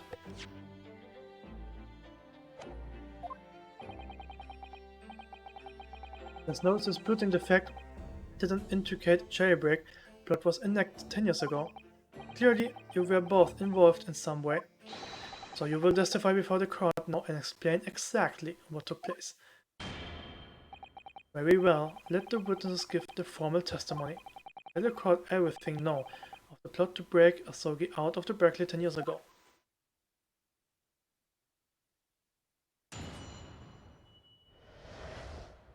The jailbreak plot. It was the day the Japanese jock was found guilty. The directive came from the prosecutor's office. I assigned that convict to the chief warder, Vigil, here, and put the plan into action behind the scenes. I was responsible for Asogi right up until the night of his execution, and I knew nothing of any plot. I didn't know if there was some negotiations between the convict and the prosecutor's office. What I did was carry out my duty for Her Majesty Great British Empire. Mal gucken. A directive from the prosecutor's office? Are you saying that was the jailbreak plot? Aye, that's right. Who sent it? Who authorized the plan? I didn't key in that. You're saying you don't know? Listen, there wasn't a thing about the professor case that wasn't unusual in some way. I didn't ask any questions. I just did what I was told to. More than what that, I couldn't tell you. I see. But if the jailbreak plan originated from the prosecutor's office, then one thing is very clear. As suspected, there were clandestine dealings going on between Mr. Asogi and that office. Jailbreak was promised in exchange for Mr. Asogi admitting to crimes he didn't commit.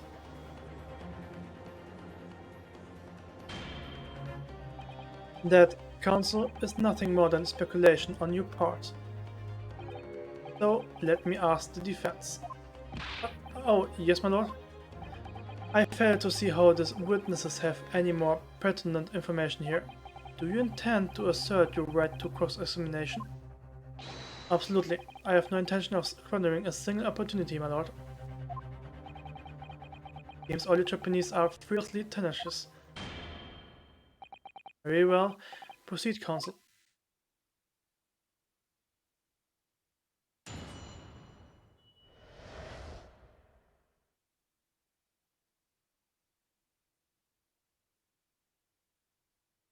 A moment.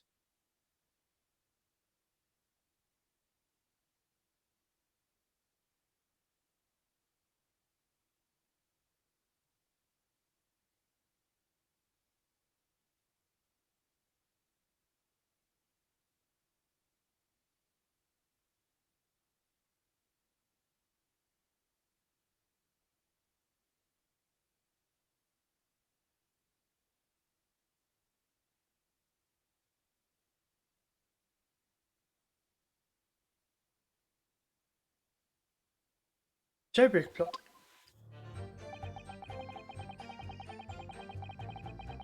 Hold it! And you say you don't know who actually issued the directive? Aye, that's right. All I can be sure of is that it was official. And if it was from prosecutor's office, that narrows down who could have issued it straight away. And it wasn't me. I can even say we certainly that it did originate from the prosecutor's office. What? There's no telling where it started. There's a fair chance it came from higher up the ladder. Basically, I cannot give you any indication of who was behind it. You can't be serious. What we can say for sure is that the order must have come from somebody in authority, I suppose. The likes of us on the ground, as it were, don't bother with speculation, we just get the job done. I assigned the convict to the chief warder virtual here and put the plan into action. Hold it! Oh, warte.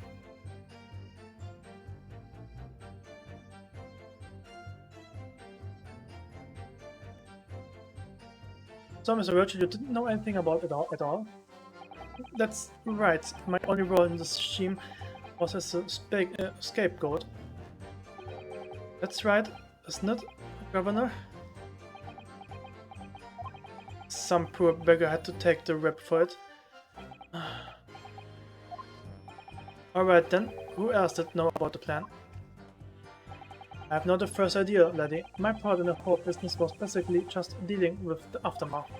But I wouldn't be surprised if there were other folk in the prison service who had been given similar orders. You don't know who else was involved? Aye, that's right. All I can tell you that the night it actually happened, the person at the reins was Dr. Stevens. Dr. Courtney Stevens, or Dr. Theis as she now known. Why did I have to get thought up in such a terrible business? Was responsible for surgery right up. Hold it! Did you not notice anything unusual happening in the lead up tonight?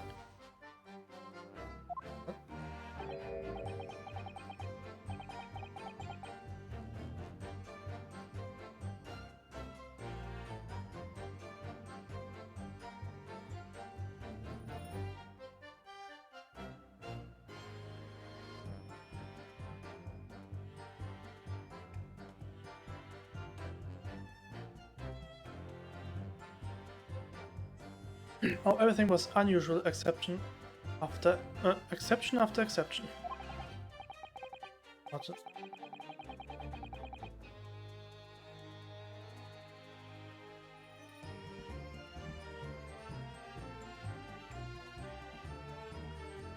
Man, after all, it was the professor. The man had terrorized the country as never before with his crimes. In order to hide his identity, he was forced to wear an iron mask over his head. Hideous treatment. The filler was surprisingly toasted for someone who had taken the lives of 5 of the country's nobles. Being the chief warder, I was the only person permitted to approach his cell. I can still hardly believe that I was stabbed by my own country. I believe you jumped from the window of the governor's office and jailbreak was blamed on you, did you?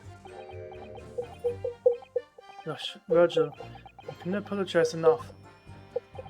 No, Governor. I don't believe you can. That won't change what's happening. And what else can you tell us about the situation, Governor Caden? Huh. Thinking if there was some negotiation between the communists and prosecutor's office. Hold it! But you already acknowledged that orders came from the prosecutor's office to arrange for the man's escape. There must have been some sort of negotiation, is the only explanation. Aye, well, be that as I may, I didn't nothing about that. The witness stand is no place for telling what you don't know for sure. I can that much I do. Then I presume you also know this. Not telling what you do know is a criminal offense. So you were just following orders, is that right? Is it? I'm afraid that won't absolve you of guilt here. A man will still killed surely, even if he was a condemned criminal. You may very well be found complicit in murder, Governor. But that was it, so is it? Even with the tweet of conviction, you won't break your silence.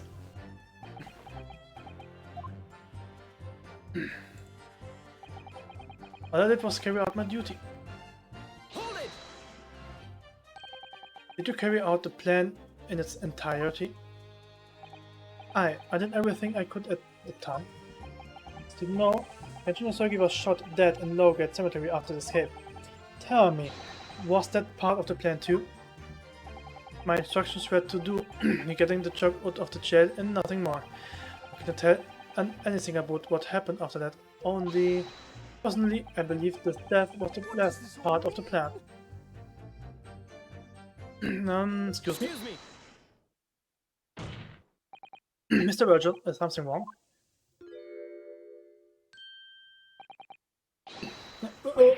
Yes, sir, what can I do for you, sir?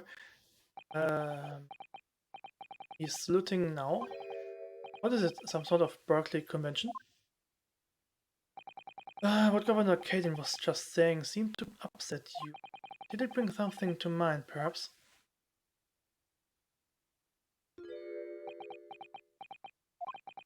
For the last 10 years, I have completely blotted out the memories of the time from my mind. I was betrayed by my superiors, in the name of my country. Just as my father was betrayed, it seems. But you see, thinking back now, I really can't imagine that the shooting of Mr. Asogi in the cemetery was ever part of the plan. What makes you think that? Well, it just doesn't make sense, does it? To make the man admit to crimes he didn't commit with the promise of a jailbreak, only to kill him in the end? That's treachery of the worst kind. The point is, if the intention was always to betray him, why would there be any need for all the chicaneries of an escape? Yes, it's quite true. If whoever negotiated with Asogi never intended to keep his or her end of the bargain, it would have been far simpler just to let the man be executed in prison as dictated by his sentence.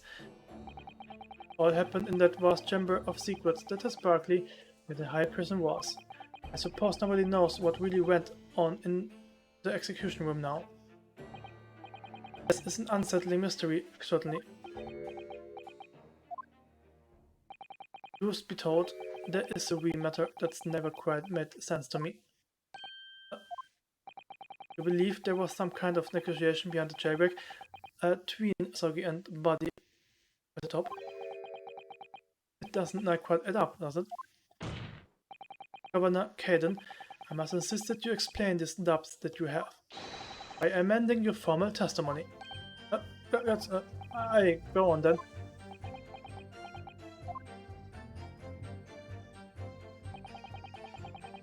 It seems to me that the Japanese fella doesn't have nothing to bargain with.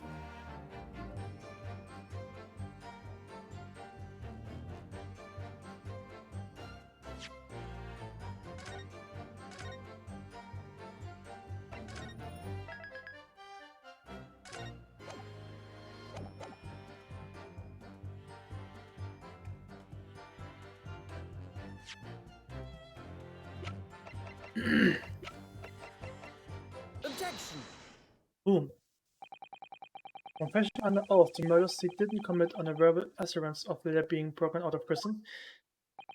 Genshin Asogi was taking an incredibly risky gamble. To be sure, but nothing to stop the British breaking their word and executing him behind closed doors anyway.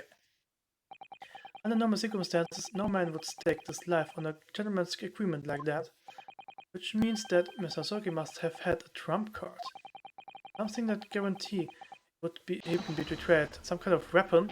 The fellow couldn't possibly have had anything like that. But you know that he did, Governor. The Asogi Papers, the name given to the last will and testament of Genshin Asogi.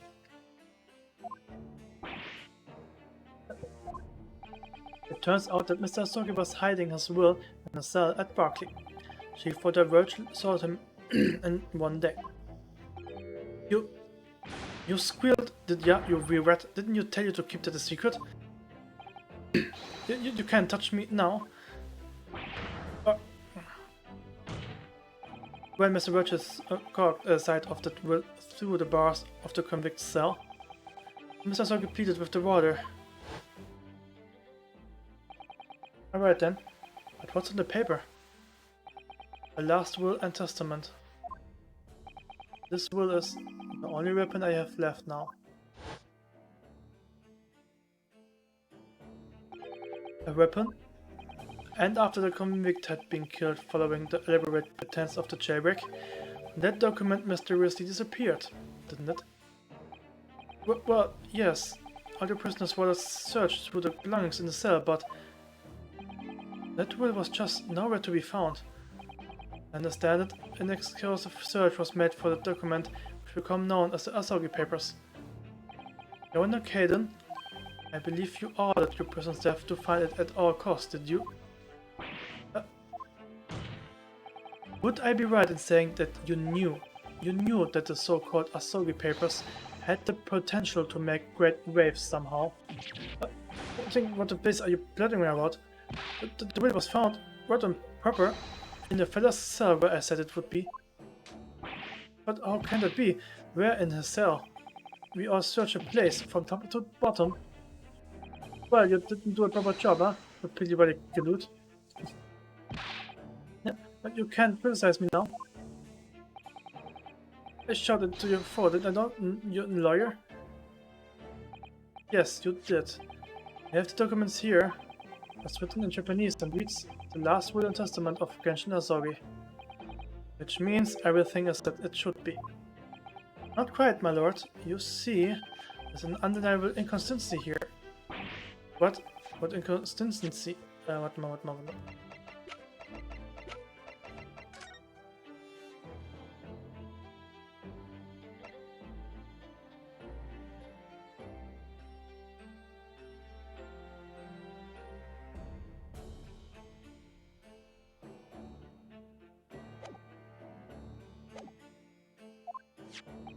Sasori described this document as the only weapon he had left, and yet this will contains nothing of significance at all.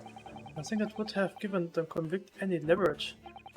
You're suggesting, my learned friend, that the last will and testament stored at Barclay Prison all these years is actually a fake?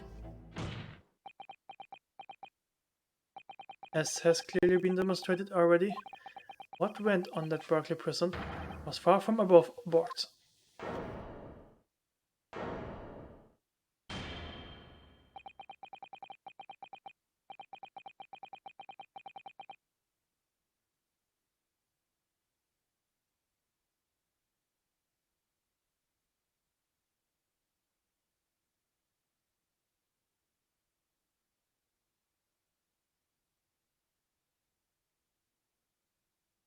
Last vilification by the defense was an affront to the entire British legal system.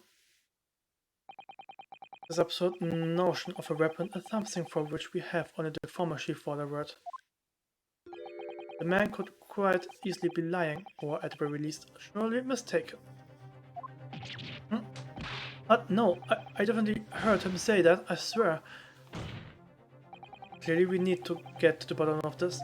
We need to know exactly what happened with the so-called Asogi papers. Waste of time. The will was fake. Where's the real document? Objection. Mr. Virgil was stabbed in the back by the Chutki 10 years ago. He lost everything. Very nearly his own life. And now you are going to do it again? You are ready to brand him a liar and turn your back on him without even letting him defend himself. It's clear the Berkeley prison is hiding something. It's clear that the jailbreak was masterminded by somebody in the prosecutor's office. It's clear that some illegal negotiations took place. Is your lordship just going to gloss over? Yeah. What did you say?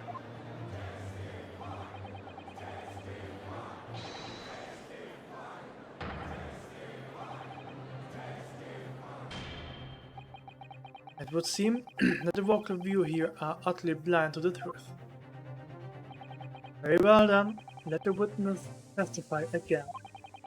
Tell the court to precise what you think you saw of the convict's last will and testament. Yes, sir, my lord.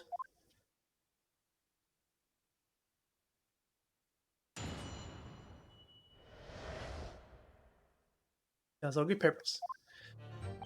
As the warder responsible for the condemned convicts, I attended to Mr. Asogi and kept watch over his cell.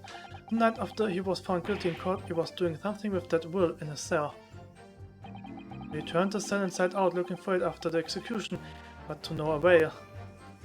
I only found out about the Asogi papers when a director came telling me to impound them. The comment was in the folds of the fellow's robe that was left in the cell, a kimono, I think it's called.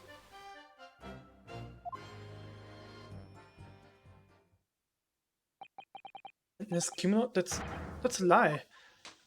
We searched every inch of the man's cell, we looked through all his clothes, and it can't be true. Why are you not satisfied with calling me a liar the once, you riffing? There's no point you can do about it now. You don't have any hold over me anymore. Other than the hold you like to take any microwave of it, of course. That's what you are going to do, is it? Are you going to give me a good shake again, or are you too scared? Little and large, what a double act. We complied with Asogi's will as far as we possible. All of these personal effects were delivered to his family home in Japan.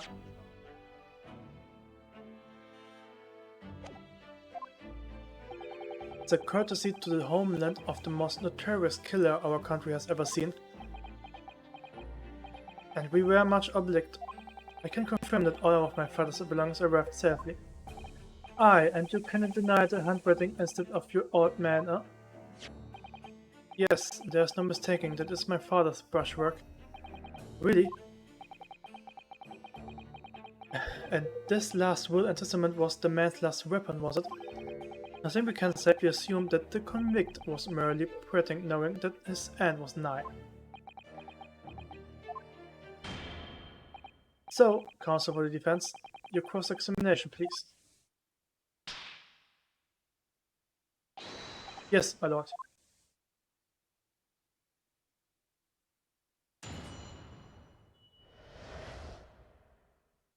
The Asogi papers. While I'm responsible for condemned convicts, I intend to Mr. Asogi and keep watch over his cell. Kimono.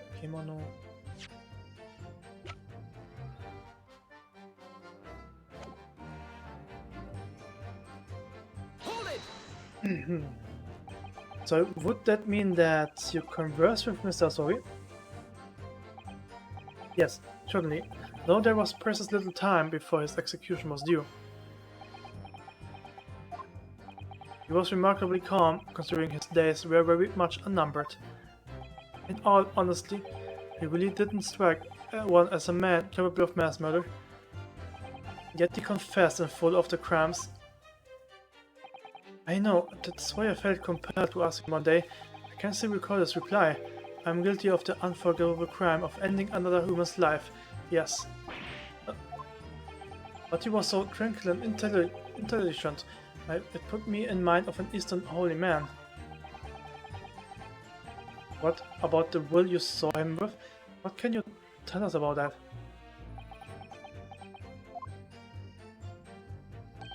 It was the beginning of all the trauma. I remember it very well, yes.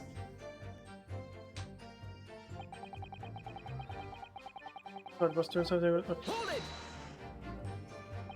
And they pleaded with you not to report him, did he? Yes, that's right. Like the bamboo-jar, and it didn't tell me a breath of trust it was. I could see that the man had a noble spirit. I found myself wanting to treat him accordingly. According to what you told us 2 days ago, the convict had been strictly forbidden from having any writing materials whatsoever. Yes, you are quite right. Ah, so when exactly was the will penned? That was before the man was remanded in Berkeley, obviously. Yes, at the prosecutor's office under supervision of the relevant authorities. I personally instructed Asogi to make a will for the benefit of his family on his homeland. In that case, why was it found in the cell? What do you mean by that? Well, if it was penned at the prosecutor's office, you would have expected that it would remain there for safekeeping, surely.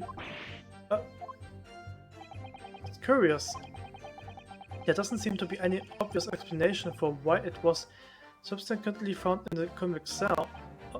Well, the defense makes an acid point. Well, Governor?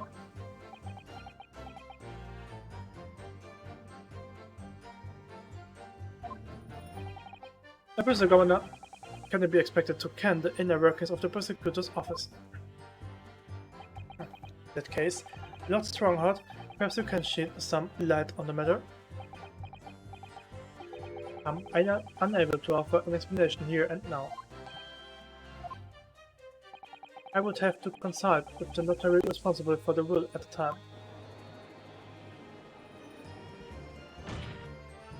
The fact that my father's will was discovered in the cell is clearly inconsistent with what was expected. I want to know why. The inexplicable mystery then. Well, the thing is about that will.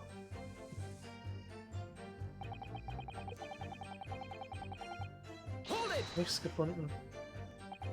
It was the governor who ordered the search for the will, and as I understand it, is that right? Yes, and when I reported back that we couldn't find it, he grabbed me by the cravat and yelled, "I cannot have disappeared completely" in my face. Well, it's down to the governor to keep everybody working as hard as they should. I think the governor needs a re-test of its own mercenary law. Point is, it was clearly considered a very important document, wasn't it? Proved impossible to find. That's right. Then before I knew it, it was the morning paper, that blood-curdling article. Executed mass murderer who had risen from the dead. You mean the article based on Mr. Draper's experience in Lawgate Cemetery? Yes, that was it. The day after I read the news, I was summoned to the governor's office. And that's when the awful accusation was made. That you aided Genshin Asogi to escape from the prison, resulting in your immediate dismissal? I'm afraid I really don't remember anything after that. The governor of the prison, I had no choice. I could have done anything else.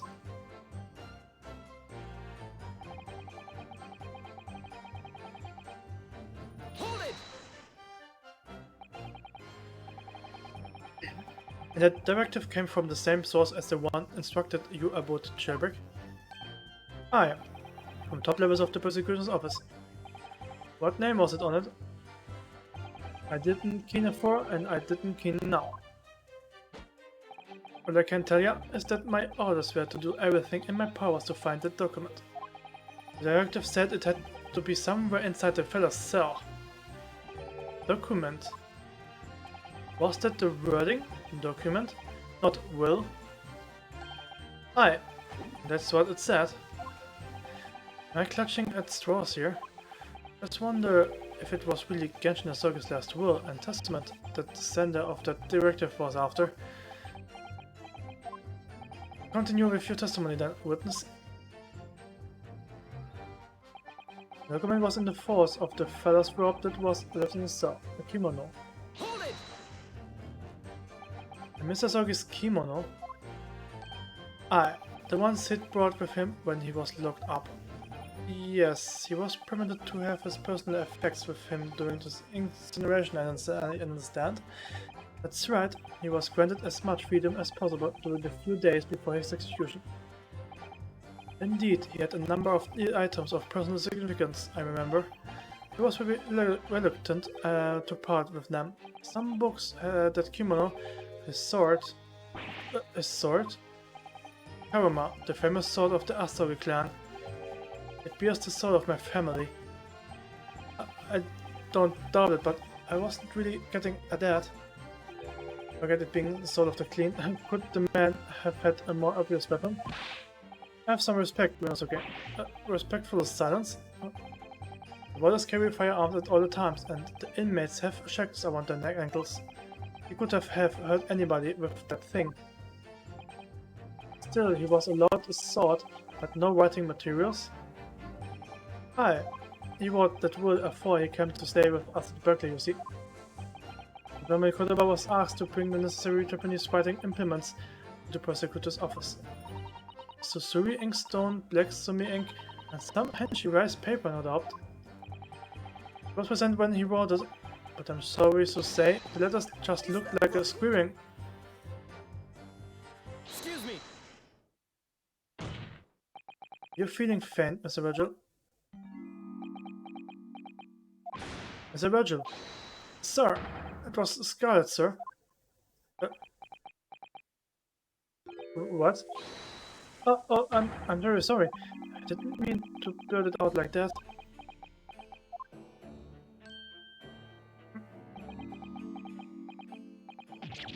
Less swearing and more explaining would be helpful. Is there something about the testimony you just heard? Have you recalled something of importance? Something of importance? Possibly not. I'm unable to tell which way he's leaning, I'm afraid. My lord, the defense asks that Mr. Virgil be permitted to supplement his testimony. This possibly or possibly not important detail. Permission granted. Go ahead, Mr. Virgil. Yes, it was Scarlet. To remember, the document was written in scarlet ink, but perhaps I'm mistaken. Scarlet Ink, also rot. Ich habe kein Dokument, was rot sein könnte. Ah, das war auf jeden Fall nicht rot. Und das stimmt überhaupt nicht. Ah, okay.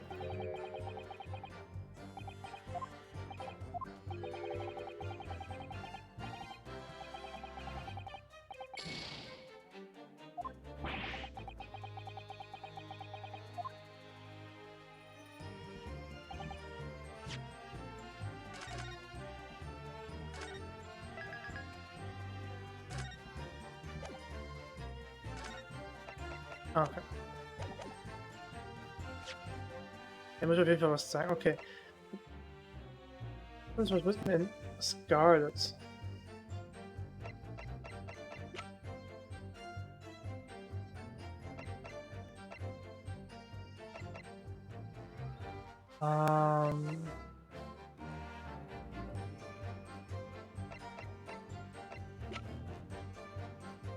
Was in Rot geschrieben worden ist.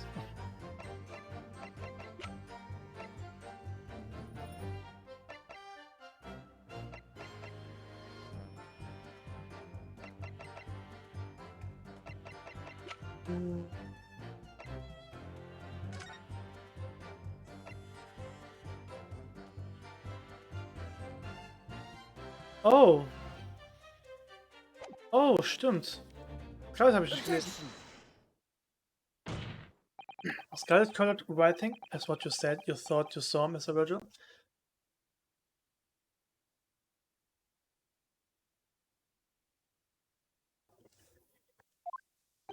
And I believe that's exactly what you did see. What? Ever again, you know evidence to say that. Have a look at this report. That's my brother's autopsy report. Yes, and there's something in there that bothered me since I first read it. Stated that scarlet-colored ink stains were noted on the fingers of the victim's right hand. Yes, so it does. Scarlet ink? Now, I'm not familiar with the habits of the British aristocracy, I freely admit. I would hazard a guess that they don't all go around with ink stains on their fingertips, do they? You would not appreciate it. My brother was a well-bred and fascinated man. Should ink have soiled his fingertips, he would have cleaned them immediately. What's your point, Counsel? My point is this. Whatever Lord Clint 116 was writing in that unusual colored ink, it must have been directly before his death, because he died before he had the opportunity to clean his hand. What? Remember something troubled me at the time? At the scene, the lid of my brother's inkwell was open. But Clint was punctually about such things. It seemed unusual, and no documented pant in the color of ink was in the inkwell was ever found. The document had disappeared.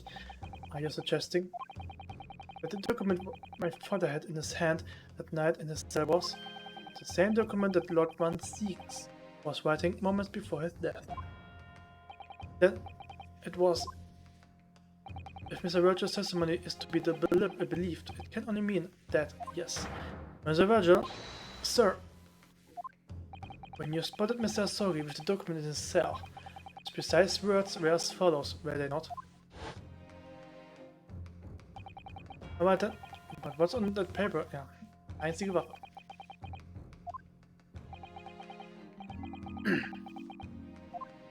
Also nicht Science, hat er gesagt. A last will and testament? If the conversation really did go as Mr. Virgil says, then what we know now completely changed the meaning of what Mr. Asogi said. You really think Mr. Virgil did indeed see the convict with a will? But it wasn't that of Genshin Asogi. It was the last will and testament of Lord Clint 116. No. What? Objection! This is madness. My brother's last will and testament? That would mean that he had chosen to die. That is what it would mean. Yes. No. Impossible. That is utterly out of question. Lord 116? Clint was pursuing the professor. It consumed him day and night. Whatever happened, he would never have abandoned his investigation before his conclusion. Never. Wouldn't rest until the job was done, until the killer was sought. The idea that he would willingly accept his own death is absence. Objection! And yet, we can be sure that he was writing his will moments before his death. That Genshin Asogi come to be in possession of that document. So what could the will possibly have contained? Maybe something that couldn't be made public under any circumstances whatsoever. Because armed with the document, my father was able to negotiate with the judiciary for his life. It was something so damning that it prompted the powers that be to enact the cherry plot. Yes, there can be no question that the will contained information of the utmost secrecy. Information of the utmost secrecy? Oh, no, it couldn't be.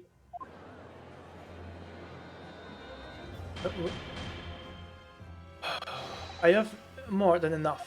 Pursuing the notion of a phantom will nobody can attest to having seen serves absolutely no purpose. No, my lord, that is unacceptable. What did you say, Council? The last will and testament that Genshin Asogi had in his possession was that of Lord Clint Van Zieks. All this testimony and evidence presented to the court has luxury led us to that as an impossibility.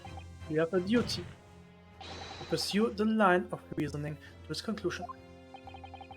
But with no possible means of knowing the contents of the document, there is no line of reasoning to pursue.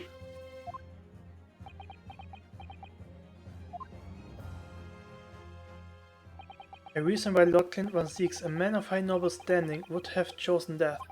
Information so secret, people in the judiciary would be willing to negotiate the jailbreak of a condemned killer. The only explanation that fits those facts. It's an unthinkable truth that turns absolutely everything on its head. But it's just to hide us. So Naruto, however difficult the situation might become, you work with your client in pursuit of the truth. That's what you resolved to do when you entered the courtroom this morning, if I'm not mistaken, Mr. Tsuruto. So hold your head high and keep soldering on. Yes, you're right. 10 years ago, in his final moments, Lord Clint Van Zieks left behind a will. A will that Genshin Asogi was able to use as a weapon to negotiate his escape from prison. In all probability, the details in the will were related to the professor's case. The defense's last statement is mere conjecture. What are you getting at, man? Minosuke? As soon as the words come out of my mouth, there's no going back. I believe that the last will and testament of Lord Van Zieks was in fact... Oh shit. Das ist schwierig. Oh shit. Confession? Nein. Oder? Warte.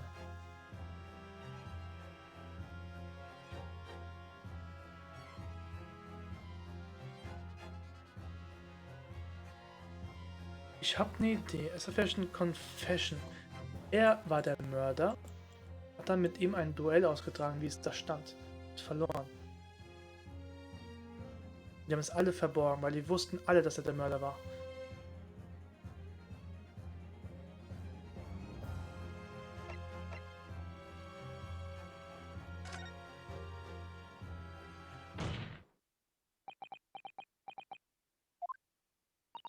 You can do this, Mr. Naruto. I believe that what Lord Van Zieks actually penned that day was a confession. a confession? Regarding the mass murderer known as the Professor and his true identity. Objection! Enough, Council. What are you saying? Do you even realize? A confession about the true identity of the Professor? That would mean... Lord Van Zieks, I appreciate that must be hard to take in. But it's the only explanation that fits. The killer erased London a decade ago and become known as a professor.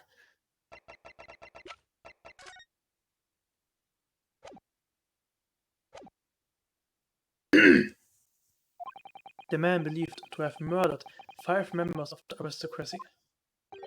Wasn't Genshin Asogi at all. No, you can't be suggesting. It was in fact the man believed to have been the 5th victim. Lord Clint Van Zieks himself. Yep.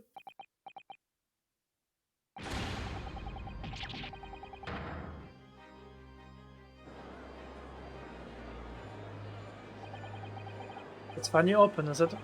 Pandora's box. The Great Van Zieks family have been drawbacks of the British judiciary for years. Reverend Clint Van Zieks, he was a paragon of justice in the capital. He was actually a mass murderer, a preparator of autocracy.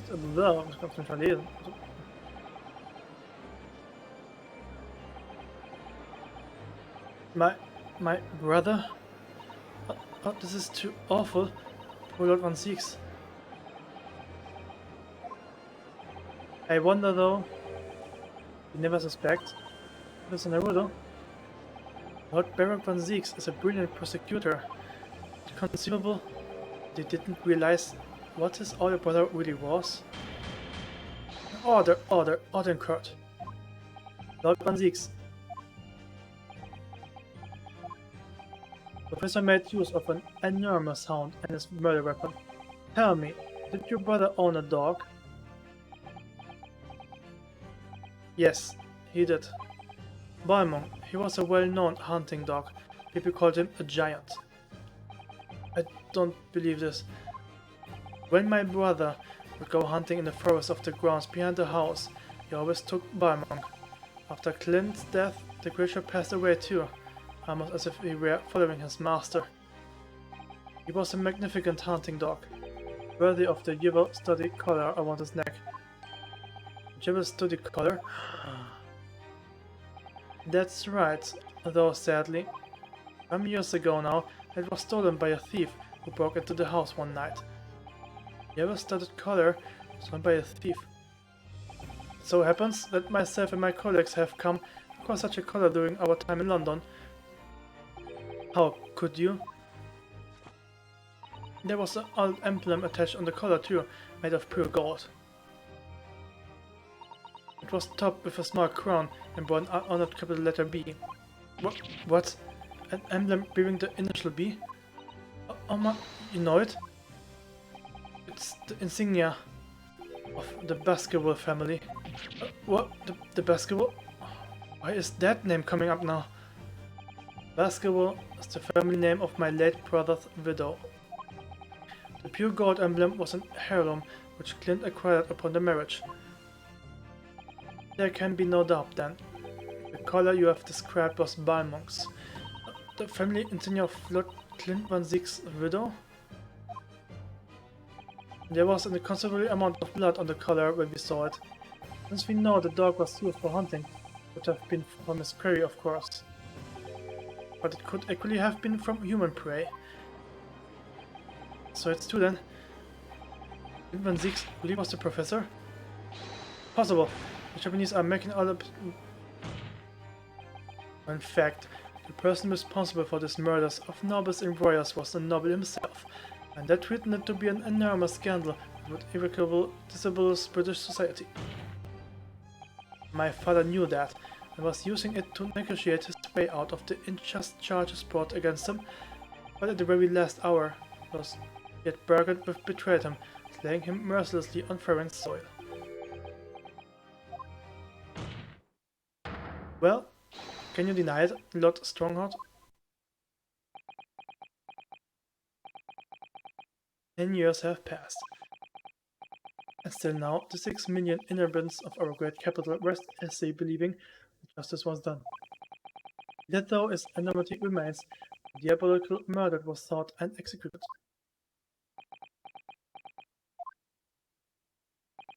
Very well then, you may have the truth.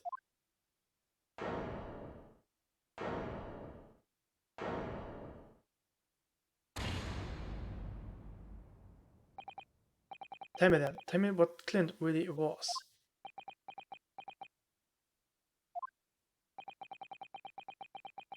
Lord Clint Van Zieks was the pure of heart. He became a prosecutor and went in pursuit of the black roots of the crime. He threw himself into a corner. He came to the uncomfortable realization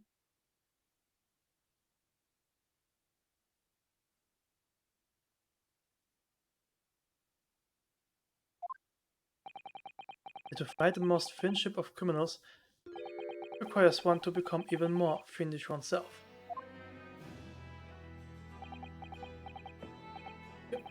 Clint. Hi Kira.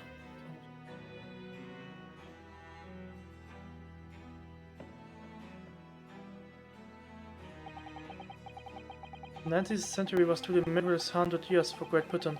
Indeed the whole world. Okay, kann man was machen. Oh, ganz gut, nur was hier gerade abgeht, Alter, das macht mich gerade so fertig. hoffe, ich schaff's heute noch. Ich wollte ein bisschen früher machen, weil ich später noch mit Freunden Phasmo spielen wollte. Deswegen wollte ich jetzt mal das Spiel zu Ende bringen. Aber wie geht's dir? Ist euer Umzug gut gelaufen? Ja, das geht gerade hier voll ab. Was heißt voll ab? Das gerade kommt alles raus. Ja. New industry, new technology, and with the birth of the Metropolitan Police Services, new law and order. But these dazzling new developments mean ever deeper shadows mere cast in our society. Water lit by factories, air thick with noxious fumes and crime, growing daily to fill the darkness. Lord Clint Van Weeks made it his mission to combat that darkness. Ah, okay, oh, schade. Was heißt, wir wollten später noch einen kurzen Stream machen mit Mario Kart. Nur einen kurzen? Ja, ich habe mal kurz reingeguckt in den Trainingsbereich und sieht echt besser aus. Okay. Ja, aber wann wolltest du streamen oder wie lange? Weil ich weiß nicht, wir werden bestimmt nicht so lange spielen. Das ist ja früh. Oh, okay. Habe ich schon gesagt, Sonntag können wir gerne Mario Kart wieder spielen.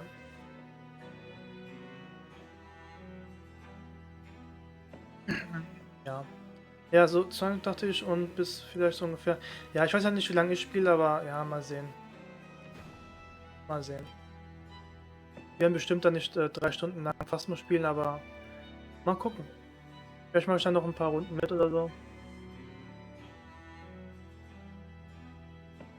Nee, okay, kein Problem. Vielleicht melde ich mich ja nochmal. Genau, dann mache ich dann vielleicht wieder nochmal kurz am Ende mit, aber ob das was bringt. Egal. Aber cool. Ja, wie schon gesagt, am Sonntag können wir ja dann auch. Auf jeden Fall.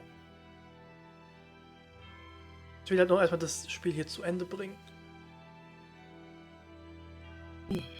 Lord Clint Van Weeks made his mission to combat the darkness.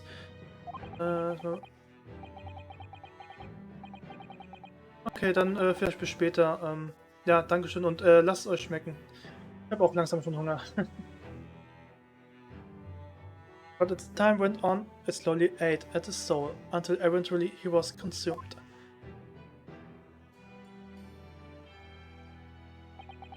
It's ironic, really, and somewhat surprising that the truth has once again been unearthed.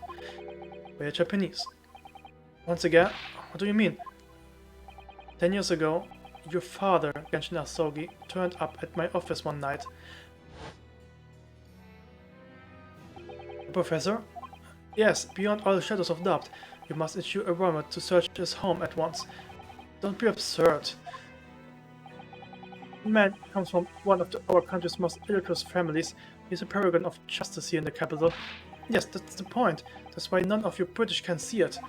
He's using his noble status as a diversion, whilst he commits this atrocious crimes behind the scenes. Do you have evidence? Nothing definitive as yet. But he keeps an enormous savage hound on the estate. We need the full support of the Turkey crew for this. We are up against a member of the aristocracy. So a large family estate has a fierce guard dog. You should know that's a commonplace here in Britain. I'm sorry, but I can possibly put Scotland Yard onto this based on the tenuous accusation of a visiting student.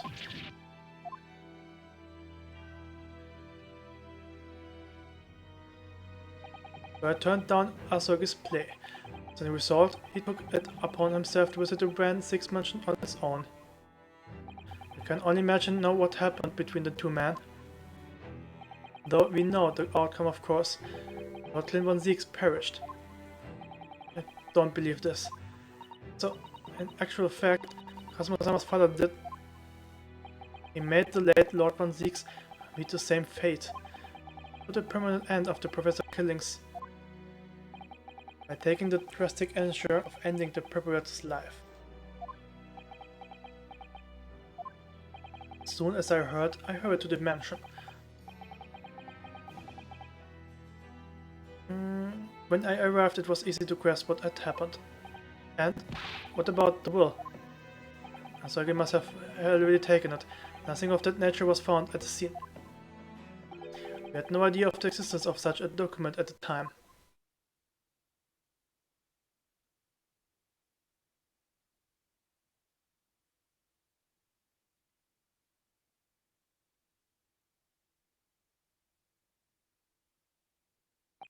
I was the only person who knew of the true identity of the professor. So, I resolved to keep it secret and to guard the secret to the bitter end. So, you're admitting to it? That you were behind it all? It was you, then, who pinned the crimes on my father? I did what I needed to be done in order to protect the law and order of the British Empire, even if that meant employing an unforgivable ruse. Then it was you who arranged this fabricated evidence. I ordered that detective to take care of it, whilst keeping the truth from him, naturally. Gregson? Obviously, he opposed me at first. Are you off, you rocker? You can't do something like that. There's no question it was Asogi who murdered Lord Van Zieks. The house staff had made statements that they saw the man running from the mansion that night. Yes, well, I've no doubt it was the Japanese fellow. But we haven't got a shred of conclusive evidence against the man.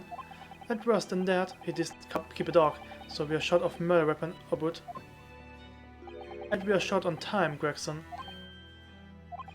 Must put a stop to this man rampage for the god of the country. So we will use whatever means necessary to make myself clear, detective. Blimey.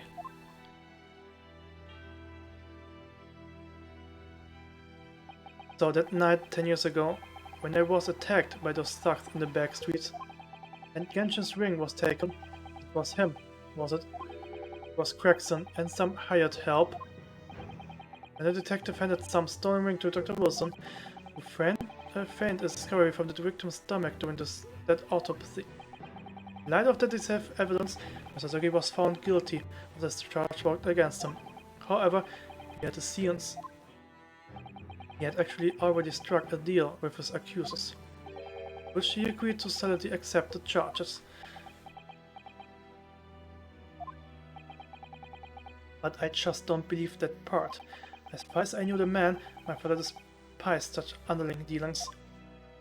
It was extremely easy to make him comply. You see, he had one crippling weakness. What weakness? His family? Isn't it obvious? You, Kazuma Asogi. Me?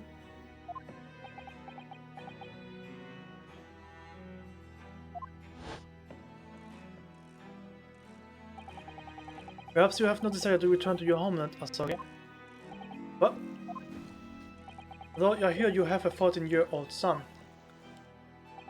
Agree to cooperate and accept your guilt without contention, and you will see Japan and your son again. You scoundrel.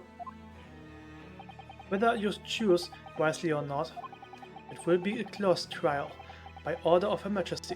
So whether rash claims you might make in court, you will have no trouble in stifling them. There's not only one outcome for you, Asogi, the gallows. Don't forget that I still have a weapon at my disposal, a document revealing a truth that I know you are desperate to keep hidden. Yes, it hadn't escaped my mind, which is the only reason I'm willing to bargain with you. I only want to protect this country's law and order, you understand? So, what is this to be, Asogi?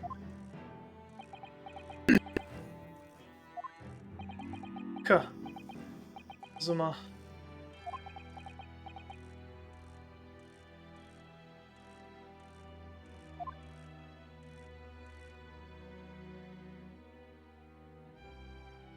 He did it for me. And as I told him at the time, my motive was simply to protect Britain, the marriage the truth would do. Protect this country's law and order, at any cost. Objection!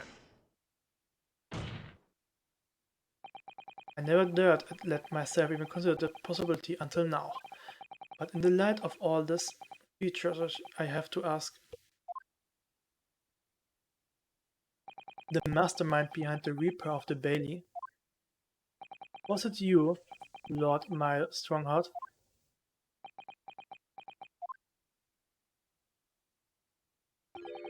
A rather brilliant idea, wouldn't you say, Lord Baroque Van Zeeks? That the spirit of your late brother, that paragon of justice, should return to reap justice for a sibling? Would there be a more appetizing tale for London masses, I ask you? What reason? I knew that you played a part to perfection, but your role really wasn't that of some embodiment of death. No, you were London's guardian angel. An angel with bloody hands? I think not. Those who had cooperated with me already were only too happy to participate in my plan. Dr. Gregson, Dr. Wilson. My minions worked tirelessly to ensure that the finger of guilt could never come to rest on you. It's all thanks to them that you were exalted as the demigod the Reaper became. But Dr. Wilson left Britain 4 years ago and he was invited to work in Japan. That's right. So I had to employ the services of this young prodigy after that. Dr. Courtney Scythe. Dr. Scythe. What with the execution of the Professor and the subsequent reign of the Reaper of the Bailey, I have successfully safeguarded law and order in our mighty capital for the past decade. That is everything.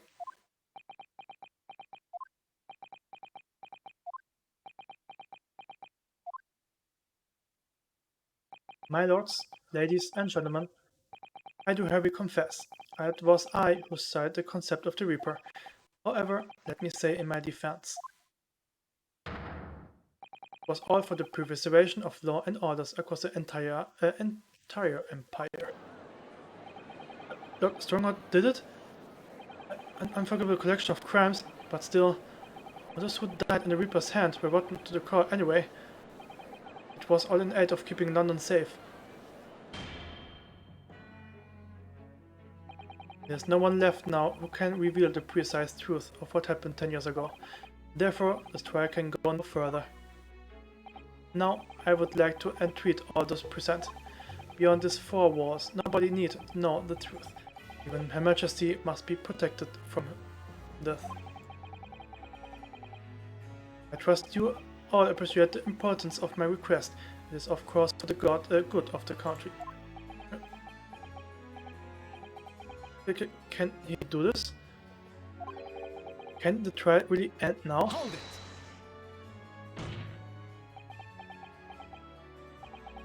I have one last question. For the accused, Lord Van Zeeks. What? Of course, I know that you are a highly accomplished prosecutor. I find it hard to believe that you didn't have any doubts at all. That you never suspected your older brother. Yes, the same thought occurred to me. It was only once, but yes, I couldn't say that I never had my doubts. My brother's sense of justice was extremely strong, perhaps too strong, I observed. At that time, there were members of the aristocracy who were bleeding the country dry for their own gain.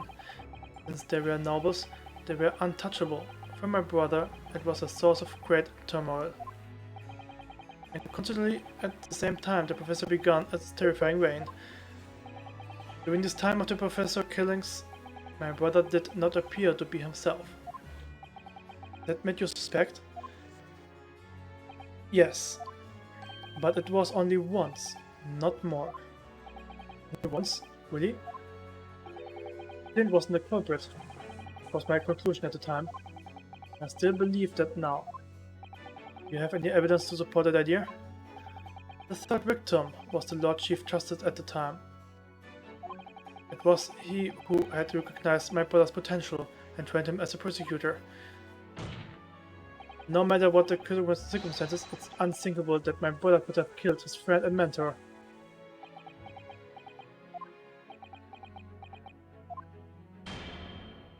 That will do. Neither Clint Von Zeeks nor Genshin Asogi still walk this earth. However much we debate this matter now, we cannot hope to reach a conclusion. There are only 2 extant pieces of evidence from the time.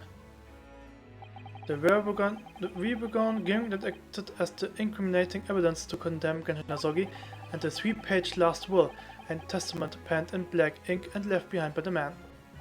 Oh, what? The rich truth of what happened is exactly as I have explained. Warte, hat 3-seitiges Testament gesagt, es waren nur 2 Seiten. Oh, hat sich verraten. Oh, okay. Later today I will present myself at the Ministry of Justice, or whatever section is deemed appropriate. That's all. Court is adjourned. Nein. Objection. Auf. Sag's. Objection! Ja!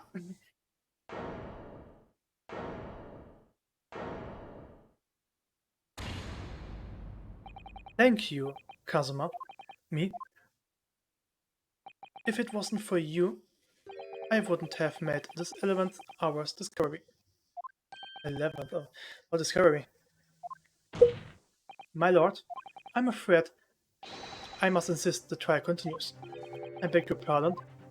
As the court has been reminded today already, we must stop at nothing to uncover the whole truth. And to the end, one particular statement made by somebody in this courtroom moments ago revealed a very subtle contradiction. What contradiction? But all I did was ask the accused one simple question.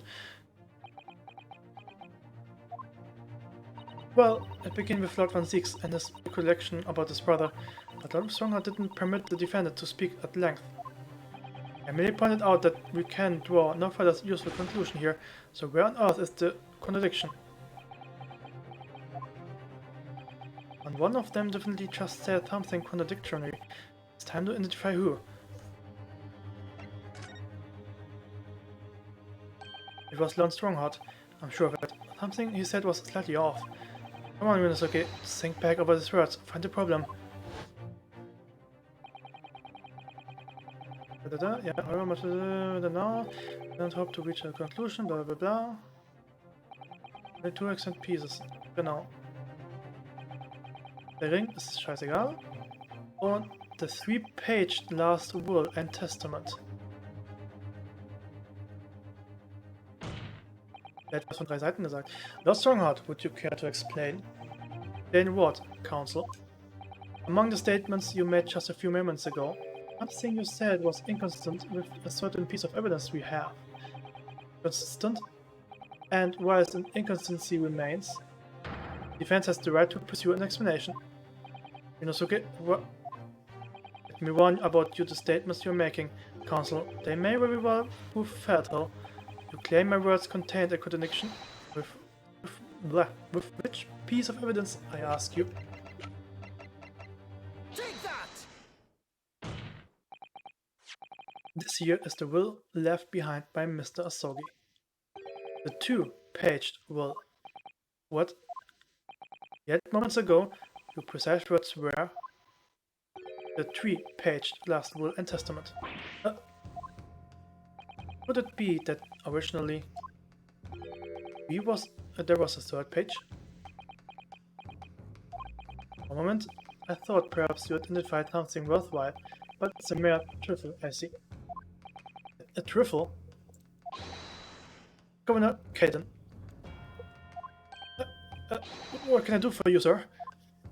You were present when the Japanese man penned his last will and testament. I was there for sure. I remember the black ribbon-like scrolls to this day.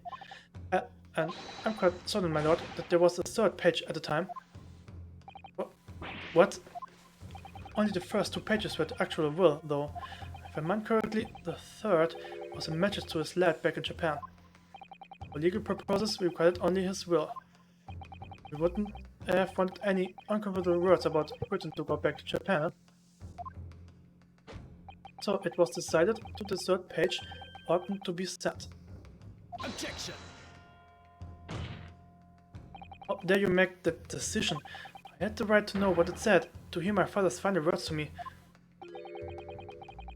This court was no place for sentimentality, Counsel.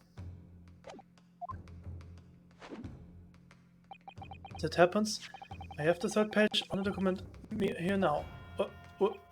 My father's message will be given to you at the end of those proceedings. It will be too late once the trial is over. We need to know what it says now. And the slightest thing may give us a right clue. My lord, defense caused Genshin Asogi's last word to his son to be read out loud before the court law. The request is denied.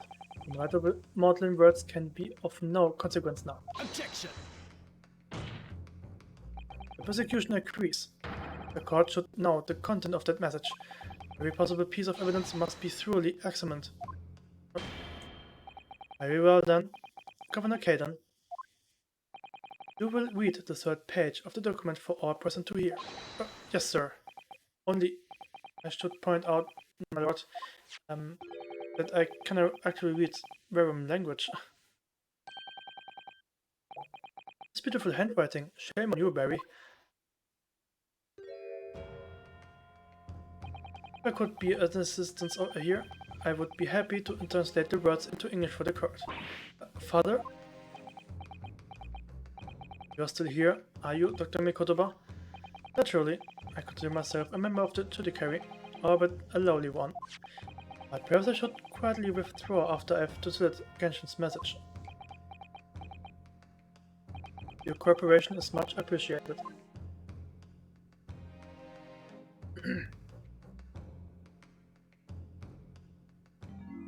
Kazuma, the truth is shrouded in darkness, a darkness only our clan's great sword can pierce. Mighty Karuma, twist thy head and watch them fall, or the mortal froze. Twist thy head and watch them fall. That's the end of the message, it would seem. By Kupoem, twist thy head. Father, what is Karuma? You have the Asogi clan's famous sword. A razor-sharp blade known to all passed down for generations. It embodies the Japanese spirit. It's not known to me. It's the katana sword that was submitted as evidence early in these proceedings. One run by the prosecution counsel when he confronted Inspector Gregson.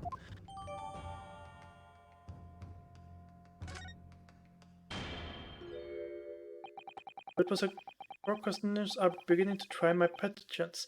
Adjournment to this court is long overdue. Proceeding judge, I have been accommodating as possible of the will of the courtroom. However, despite all that, no new information has come to light.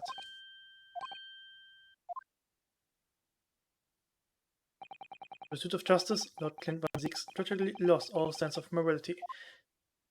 When the murderer is former venture, clearly he was already devoid in his former faculties. Objection! How dare you! I refuse to believe that of my brother. Too much time has passed. We cannot ever hope to know more than we do now. Especially since the elect will that he penned in his final moments appears to have been lost forever. Lord Strongheart, you appear to be in something of a hurry to wrap the thing up. I wonder why. We have heard you state time and again during these proceedings that everything you did was in the interest of protecting British law and order. And I stand by that.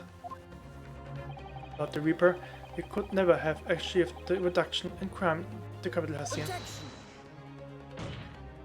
What about Inspector Gregson then?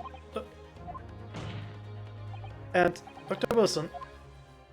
They were no criminals. You used them to achieve your ends, and then you had them killed. However you twist it up, there was nothing fair or just about that. No, Strongheart. What exactly is that you are hiding? Mikotoba, are you not to quietly withdraw after the translation of your former associate's will? In that courtroom, in this courtroom, no argument carries weight unless it is supported by evidence. And it would seem that the defense has no more evidence to present.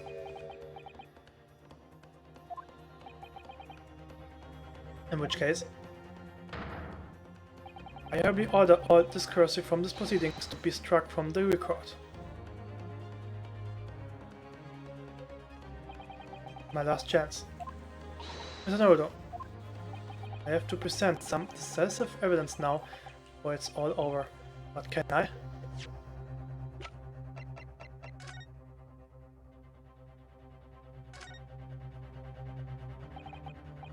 Habe ich schon mal gelesen. Ja.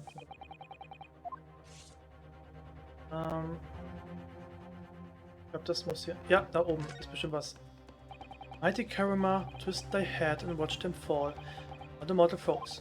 That's the proper way to use the sword, is it? Like the sword.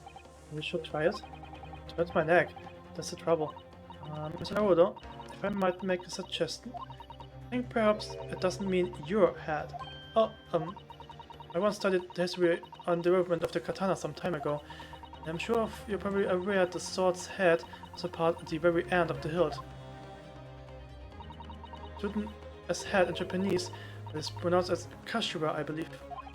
Kashira? So Mr. Circus word really meant twist the butt of the hilt? You don't think... Oh, look what is inside. Is that a slightly worn sheet of parchment? Scarlet ink. It's written in scarlet ink. I penned this, my last will and testament, in the final moments before my inevitable and willing death. This is, isn't it? Mr. Naruto, look at the signature at the end. Clint Van Zieks. The date, 10 years ago, on that fateful night. So, for 10 years, it's been silently concealed inside Karima and nobody knew. Last will and testament of Lord Clint Van Zieks. Wait, oh my goodness, look at this. Unbelievable. Oh shit. Was steht da? Nein, ich kann es nicht lesen. Nein.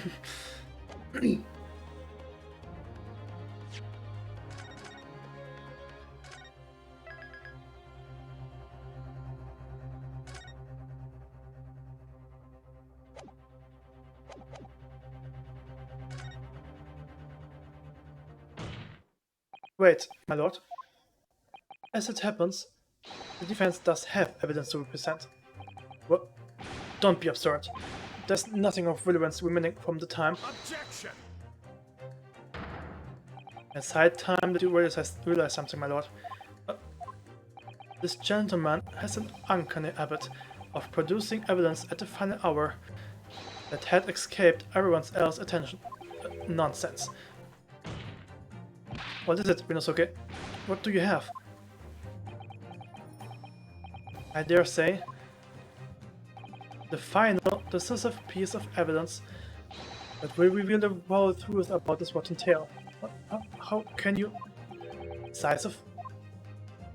Well, it would appear there's no escaping it now, my lord.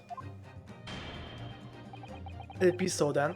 Present whatever you think you have that can settle this sad old enigma, if you are capable. What exactly is this evidence that the defense claims to be so decisive? Take that! There is a single piece of evidence that can clarify what really happened 10 years ago. The last will and testament of Lord Clint Van Zieks. A wonderful, astute observation, I'm sure. But in case it had escaped you noticed, the document was lost long ago. That's right. It was only... I have it right here. Discovered just moments ago.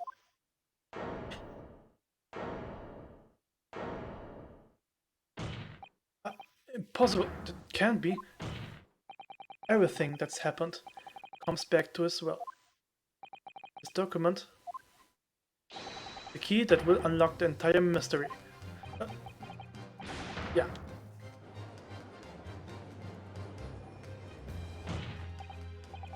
My brother's last will and testament? Where did you find that? It was rolled up inside this. Inside Karima? That ultimate weapon Genshin Asogi obtained has lain undisturbed in the hilt of the sword all these years, just waiting for the right time to emerge and reveal the truth. Signature and seal certainly looked official.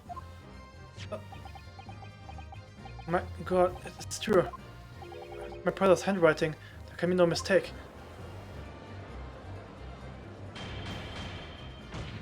I forbid the contents of the documents from being read out. Do you hear me? I strictly forbid it.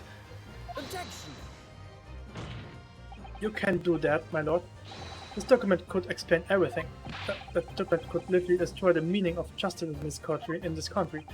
I meant that you hand it to me at once. Why? What are you trying to hide? Could it be that you already know what's written on this page? What are you implying? Credits return with immediate effect. Clear the courtroom. Objection! Do that, my lord, and you will suffer a fatal blow as Lord Chief Justice. I beg your pardon. Possibly ending a trial without good reason, and not any trial. A closed trial by order of Her Majesty the Queen.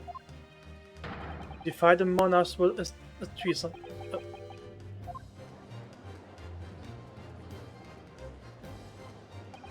Lord Queen Vasix really did pen a will. That's exactly what the young Japanese man said. Read it out, now. We have the right to hear what's in that will. That right and the duty. Well, my lord. It would rather appear though proceedings aren't going to quite as you had hoped. You fools. Go ahead, Yonosuke. Read it. The prosecution gives it full support. Very well then. No. For God's sake. No! Pech gehabt.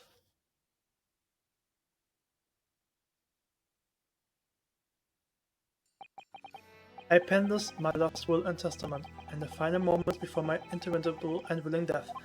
The hour is 11 p.m. and I sit at my writing desk in my office. My good friend Asogi stands at my shoulder. He has expressed his intent to invoke his dying ritual of the duel, that I may depart this world with honor. An honor of which I am utterly undeserving. Japanese are truly merciful people. I, Clint Van Zieks, Lord of the Manor of the Van Zieks estate, hereby confess to the following. I am the killer who has come to be known in society as the Professor, guilty of 4 counts of murder. I will not here discourse the corruption rife among the aristocracy, as to me, some of them so apparent. However, 6 months ago, I took the life of a member of the House of Lords, the Herald of the Deputy, a demon who arrogantly sacrificed the common man to further his own interests, abusing his position of power. The law is impotent against such a vile avarice. Only a fellow demon can rid society of this menace.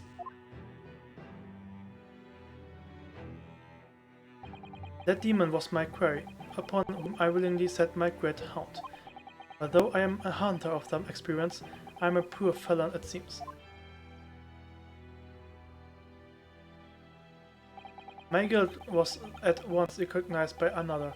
I became subject to this extortion. He held over me the threat of exposing my wicked crime to my beloved wife and brother. At that threat, I have done this man's bidding for months now, killing those he demanded I kill. As I watched my former mentor perish before my eyes, at the jaws of the hound I commanded, I realized that I had lost the last shred of decency within me, and sunk to the level of a wild beast. There is no path back to the light. Be it I or my dear friend Asogi who dies this night, I am eternally damned.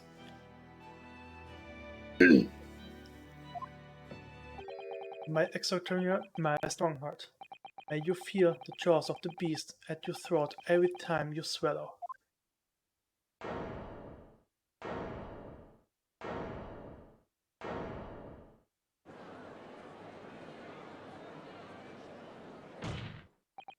So, now we know, yes, Clint was a murderer. But somebody was directing him and naming his victims, his executioner Lord Miles Strongheart. It was you. Lord Strongheart, a moment ago, you claimed that what the court has just heard would destroy justice in this country. But you weren't trying to protect justice at all. What you were trying to do was conceal the secret of your true nature and the countless lives you have sacrificed up until now.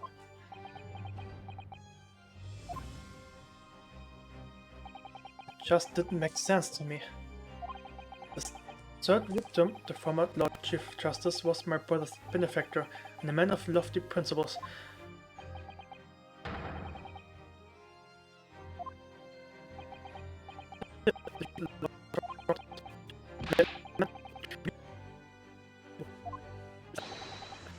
Using on hunting dog Lord Clint Van Zeeks to take him down. It had to be done. London's unsavory shadows are deep, and the arm of the law fails to reach the depth. Crime must be cut off to the roots. Lord Chief Justice at the time couldn't see that. He was weak. Lofty principles, you say? Amounts of cruelty, if you ask me. Which is why I took this place in order to fight the crime he was allowing to spread like wildfire. By murdering the man, the Reaper, the Professor, the name makes no difference. As I have explained countless times already, it was all done for the furtherance of law and order in London. Objection! Are you going to legitimate the murder of my father now too? Ah, Genshin Asobu. Well, it was unfortunate. I had fully intended to send him back to Japan as we had agreed. I don't believe you. It was you, wasn't it? You killed him? No, it wasn't me who took your father's life. Then who? The night following his mock execution? I went to Lawgate Cemetery at 3 in the morning with Chigaku. Judge Chigaku. There had to be a collaborator on the Japanese side to manage Asoga's treatment after his repatriation. Chigaku had fierce ambition. It made him so easy to manipulate. 10 years ago, after he stood trial for the destruction of the witness stand, I had words with him. When I told him the position of Minister of Foreign Affairs could be his, he couldn't agree fast enough. Shiro, you fool. As you know, Asogi escaped the prison in a closed casket and was subsequently interred. We intended to dig him out of his grave before he went out of air. But sadly, all did not go to plan.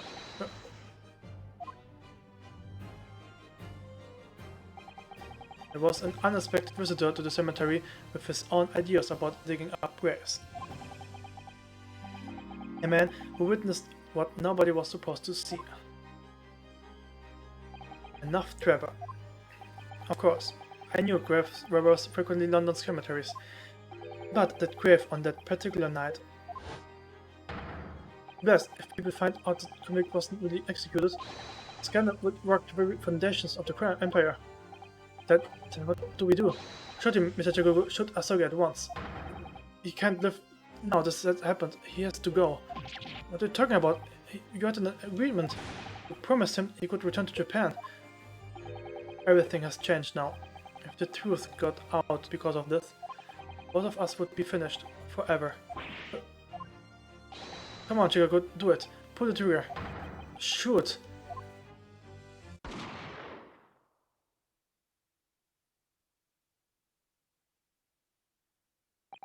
Chigogo shoot Asogi from the shadows. The grave robber was so close, the blood sprayed over his coat. He fled as fast as his legs would carry him. Then Chigogo and I put Asogi's body back in the grave, from which he had just emerged. When I later learned of the waxwork modeler presents at the scene as well, I made her swear to two things: never to remove the professor's mask, and never to speak of the events of that night. And with that, the secret was buried along with Asogi's corpse. So, now you know what really happened in Lawgate Cemetery that night.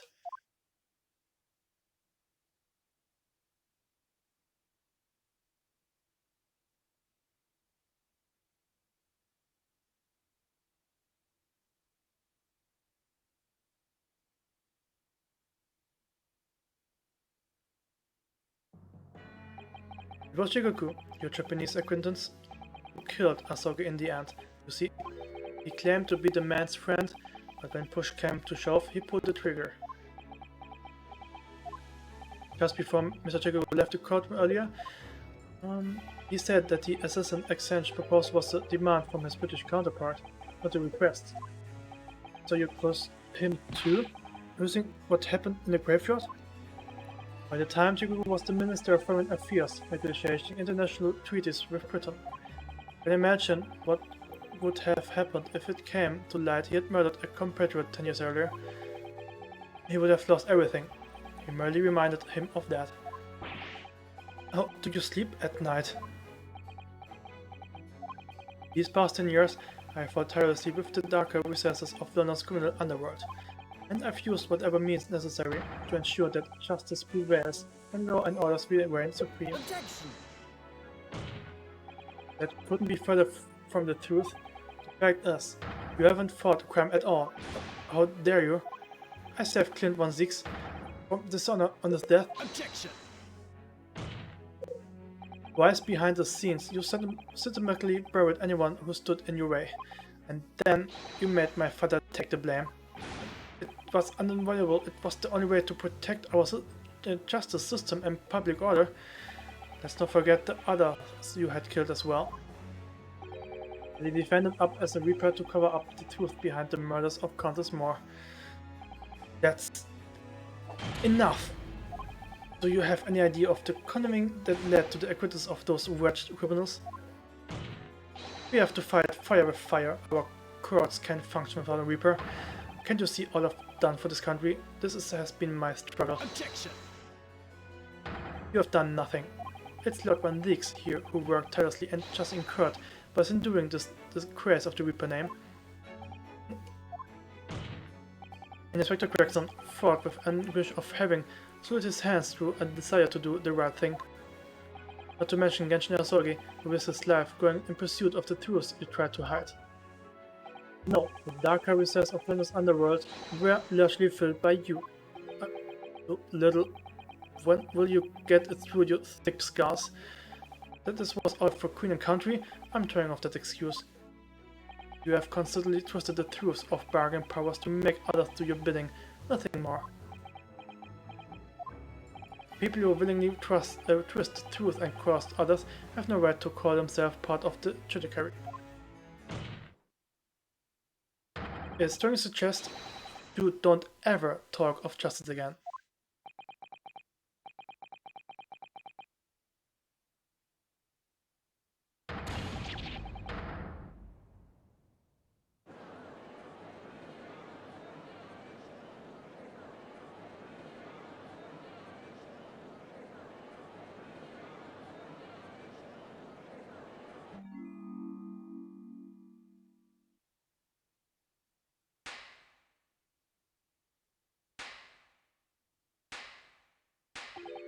Well, well, well. Dear me, my good fellows, dear me. I will deserve a round of applause, I think, for a quite marvelous performance. What are you talking about? What's that for grave expressions, that beautiful pronounced Queen's English? Really, our friends from the Far East are quite a picture of ingenuousness. You fraud. Keep your mockery. Please, don't misunderstand. It is exactly as you have both said. What are you trying to say? I have occupied the darker recess of London's underworld and, how did you put it, done nothing? I confess it's a little embarrassing to have it pointed out quite so starkly, but yes, I really have done nothing, which means I can be indicted for nothing. No? What? That's true. Personally, I have committed no crime. I've merely been surrounded by fools who have acted very rashly indeed. Objection! You can't get away with that. You constantly preyed on people's weaknesses. And what? Tweeting at them? Are you sure it wasn't just burgeoning?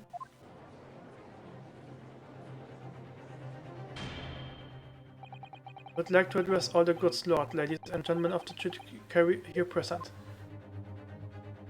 You all know of this darker recesses on our great capital, and deep down I believe you also know that to fight those who dwell there requires at least some of us to occupy the darkness ourselves.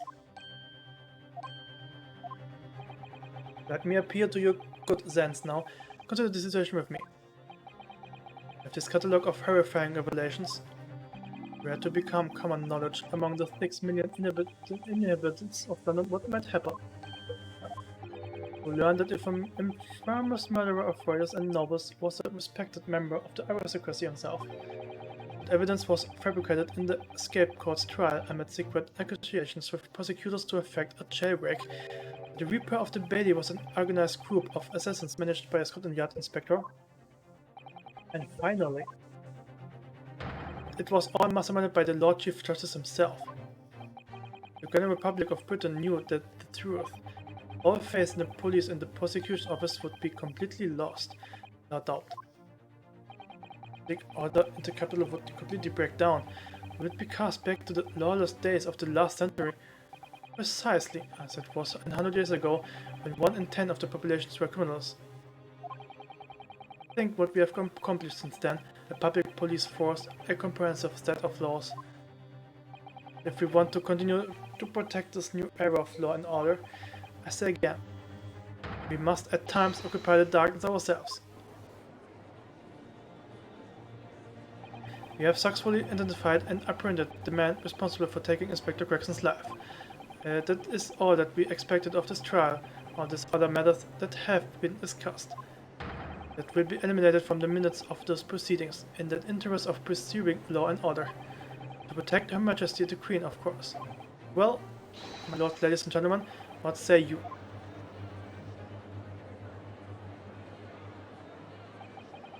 There's a point. I think Slashrunner has done quite unforgivable. But on the other hand, the duty to maintain law and order... Ja. Lief so schnell weg.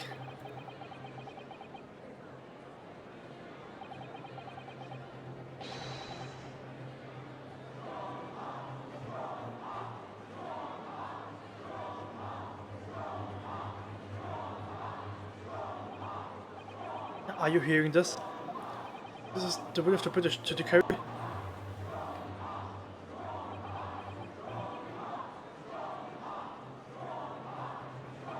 For your rousing response, friends, I express my heartfelt gratitude.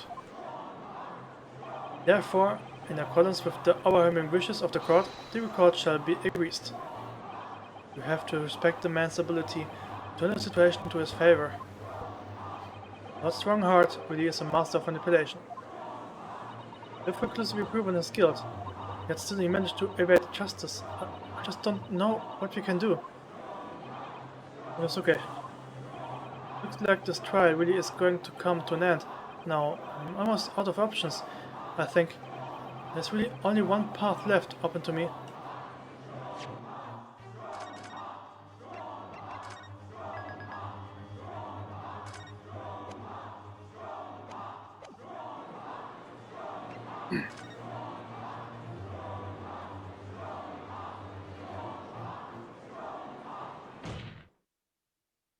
Yes, as I know only too well, the only thing that carries any weight in court: evidence. But Mr. Nodo, what evidence is there to use at the stage in the trial? I have no idea. I don't know whether anything will come of it, but if there was ever a time for using this particular item, if among the evidence, it's now. Take that! Oh my... yes, Mr. Sholmes, asked if you had that with you earlier. You've exposed all of the Lord's wrongdoing now.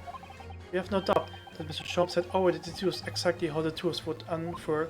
But I think it must be time for the great detectives to take center stage, don't you? Yes, absolutely. Let's take the hair by the ears then and heave. Alright, here goes. Heave. My dear fellows, I must remind you every time a gentle tug will suffice.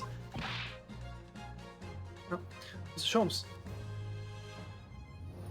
you're looking in quite the wrong direction, Mr. Naruto, because I'm over here. Mr. Naruto, he's... Mr. Sholmes?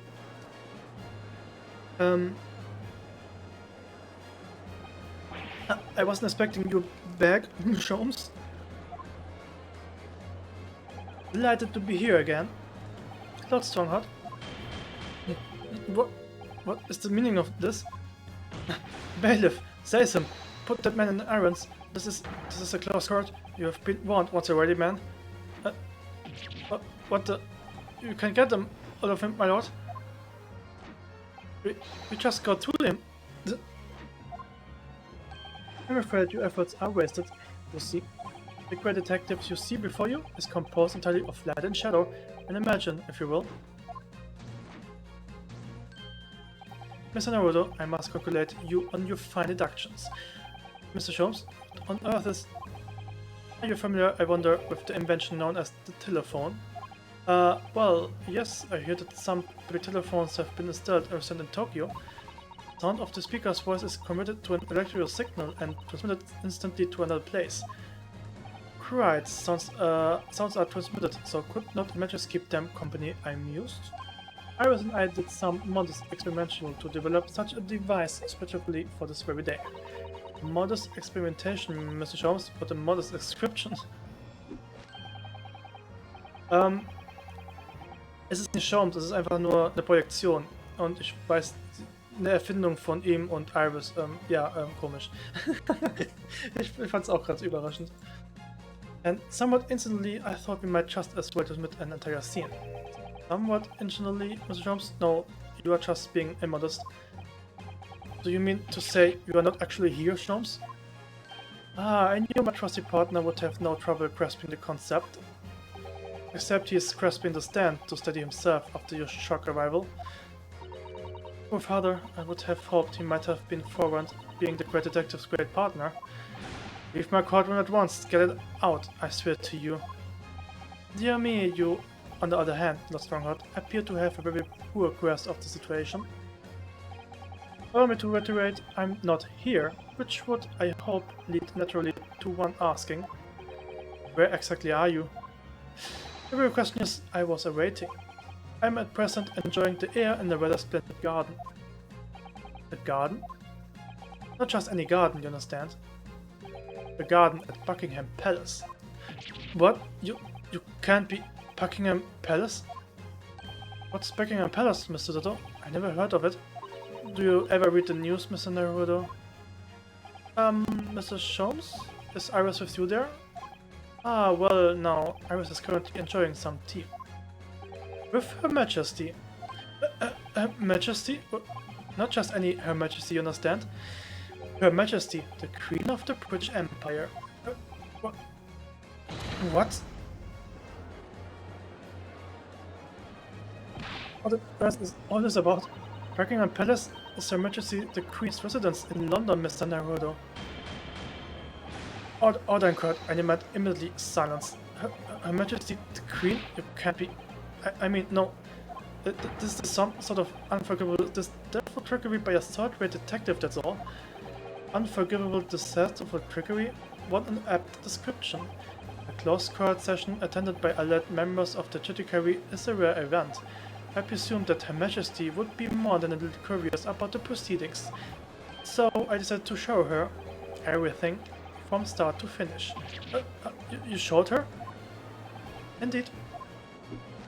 By dint of the Sherlock Holmes remote cinematograph. You meddling...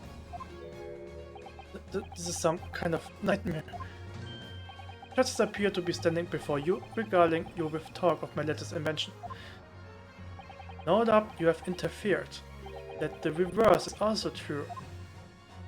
You don't mean... Her Majesty has seen and heard every moment of the proceedings. I assumed there would be no objection after all. Every trial in this country is conducted under the auspices of Her Majesty, as you know. I confess I'm quite impatient to hear Her Majesty's opinion about the unforgivable disaster of trickery in which you have been engaged over the past 10 years. No, I was merely... sorry to keep you waiting. Ricky and I had so much to talk about. Iris, there you are. In fact, I have a little message from here from Her Majesty. A message? Well then, if everyone is sitting comfortable, with immediate effect, all authority previously afforded to my Strongheart is hereby revoked for everyone.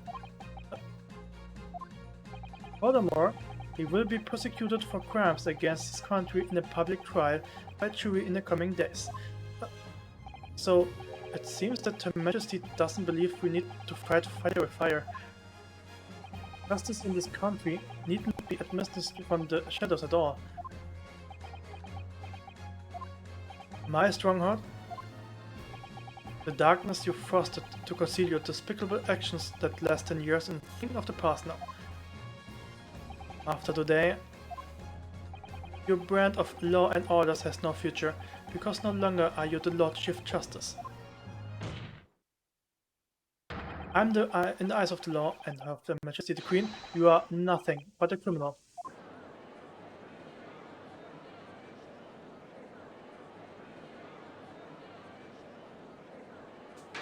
Adjourned. Adjourned. Adjourned. Adjourned.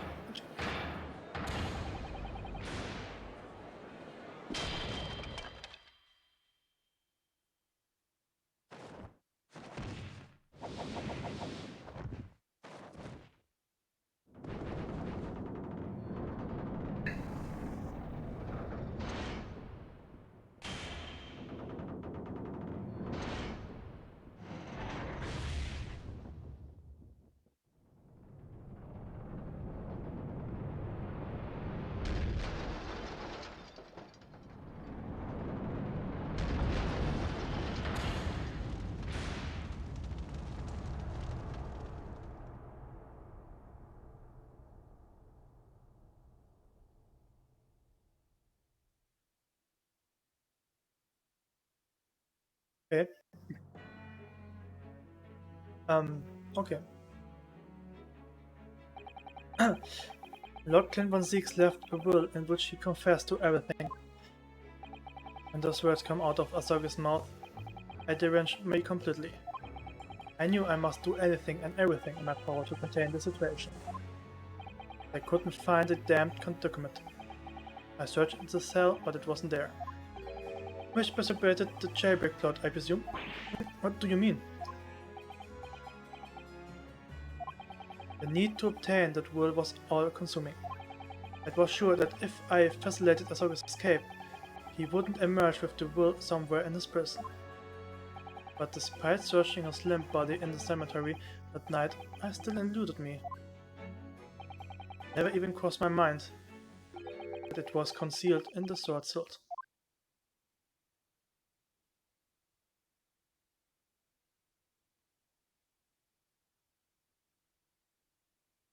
Was das jetzt? What pains me now? That my brother left his world without a word to me. Sorry, Lord von Zeeks. In point of fact, I think perhaps that isn't the case. Sorry? Can that be? There's more to his last will and testament. What?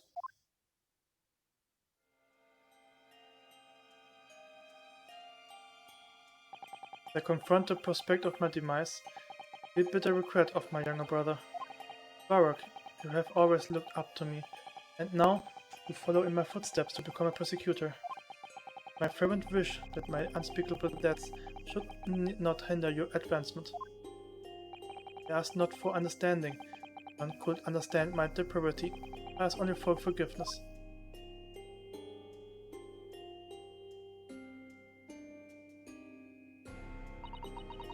Oh, warte mal, ich hab's vorhin nicht gelesen. Ich glaube, wir lassen das, weil es echt schon spät ist und nicht, dass ich morgen tot dann noch bin als gestern. Was geht bei dir? Ach, sorry. Ich habe das gar nicht gelesen, weil ich hatte zwar noch die letzte Nachricht. Ach, dann streamt ihr heute nicht. Okay. Sorry, ich habe das eben nicht gelesen. Ja, okay. Also bei mir geht einiges ja da, aber es zieht sich halt so lang. Ja, okay. Dann machen wir es halt am Sonntag. Also wäre doch cool, wenn wir am Sonntag irgendwie Mario Kart nochmal planen. Wäre eigentlich ganz nice. Look is a fine detective and hunter worthy of respect. He still agreed to honor my final two wishes. The first is that this document survives. The second, I cannot commit to paper. Warte mal. Ach, ihr habt dann... Okay. Ab Montag wieder Spätschicht. Okay. Auch gut. I have confessed my sins to my wife. May she find resolution in my death. With my eternal gratitude to my Japanese friend, I rest my guilt. Clint von Zeeks.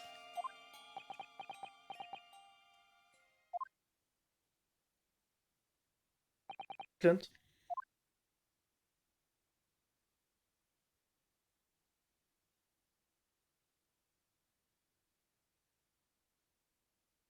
immer spielen.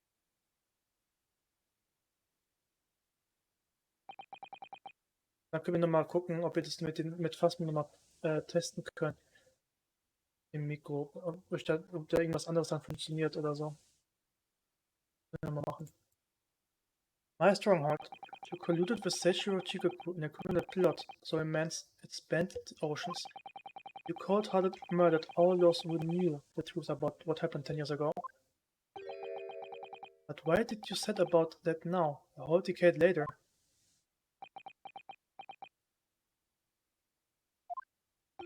To ascend to the very peak.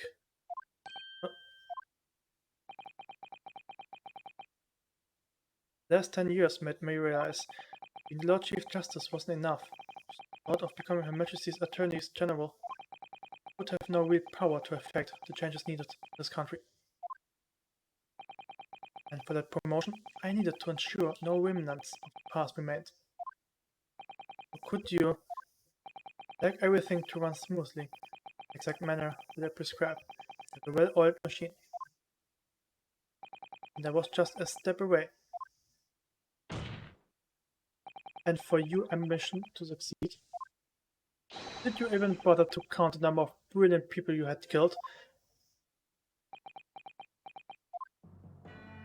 Ah, Mr. Reaper, are you not forgetting something? Such as, you have very much adopted your usual prosecution-like demeanor in the proceedings now. But the reality of the situation is that you are the defendant in this trial.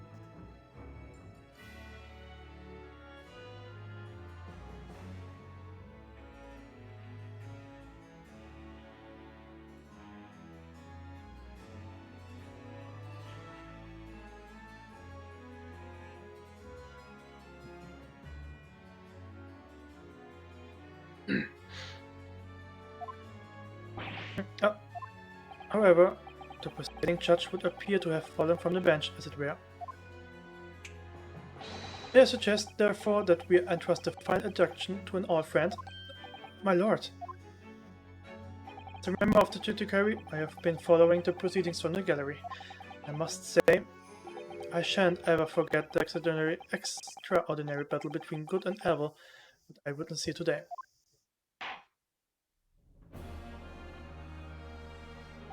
The darkness that has blighted justice in our land these past 10 years had last been dispelled, thanks in no small part to the efforts of the bright young star from the east. Defense Counsel Naruto. Yes, my lord. On behalf of everyone here present in the Old Bailey, I give you my heartfelt thanks. You are too kind, my lord. The first time I faced you in court, just under a year ago now, I had the faintest of intimidations, but if the British justice so wrapped and twisted over its so long history, it led to no change. This might just be the man to do it. What?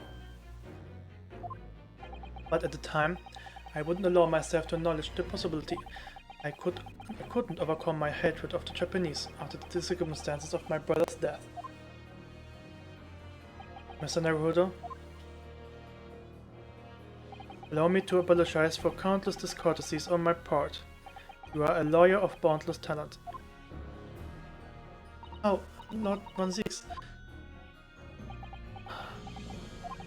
When I first arrived in Great Britain, I was literally a nobody, certainly not a lawyer. The truth is, my fortunes have entirely been made by the miraculous people I've met. My best friend, Kazuma Sogi, led me here to Britain in the first place.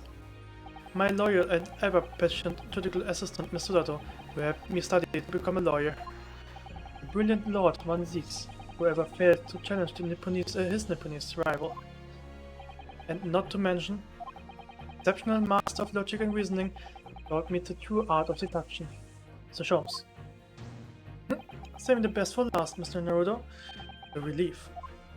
I'm well aware that without all these people's help and support, I wouldn't be where I am today.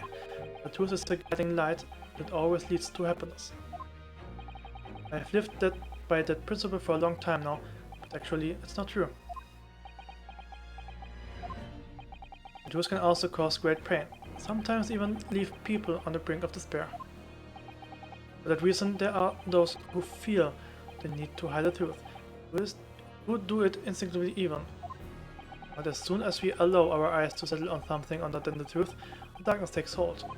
And from there it grows, until eventually it makes us blind to the guiding light of the truth altogether. So that's why it's my belief that we must all resolve never to avert our eyes from what is just and true.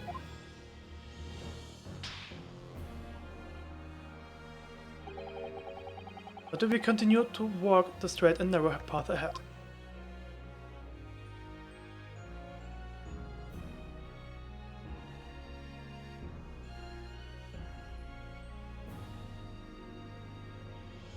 Well, I must excuse myself now. Before I go, Mr. Nodo, let me compliment you on your grand oaths. Well, without your beautiful composed case against Lord Stronghold, my Majesty would have been unable to act. Thank you and you fellows. The haunting undertones corrupting Britain's justice system have been silenced. Thank you very much.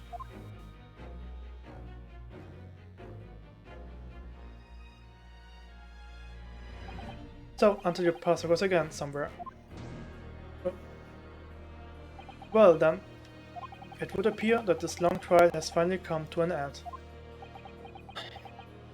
My apologies for any accident caused, my lord. I'm quite sure we shall meet again here in the courtroom before long, Prosecutor Baron von Zeeks. Conclusion of these proceedings, I hereby declare the defendant Baron von Zeeks not guilty. Oh. Ah, geschafft.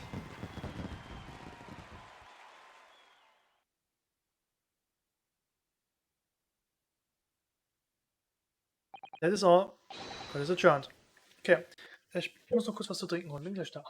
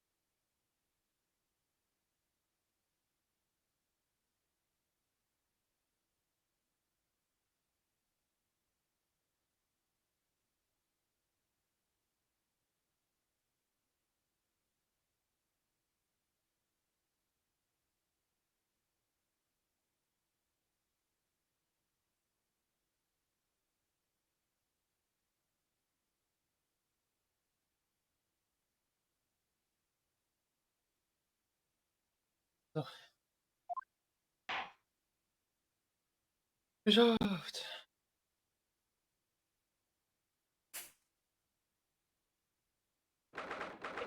November, 4:21 p.m. The Old Bailey, Vendon's Chamber. It really is all over. But did I sacrifice too much? Mr. Naruto? I really must congratulate you. It was a truly splendid performance. Honestly, I couldn't be happier for you. Oh, thank you very much. but I really couldn't have done it without you at my side, though at all, Mr. Dodo. Oh. Your kind words mean so much to me. It really was a very splendid show, that, Naruto. I have thought you'd be smiling from ear to ear, but you look rather glum. Well, of course I'm delighted about the verdict. In exposing the truth, I'm afraid I've caused my client a great deal of pain. I'm really not sure what a lawyer ought to be doing. Oh well, in that case, I'm quite sure that when you see Not 1-6's smiling face, everything will seem much better.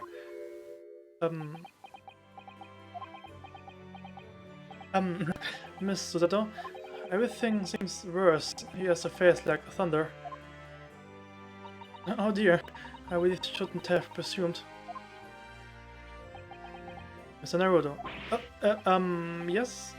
Almost a year it's been now. I first encountered you here in this very courthouse.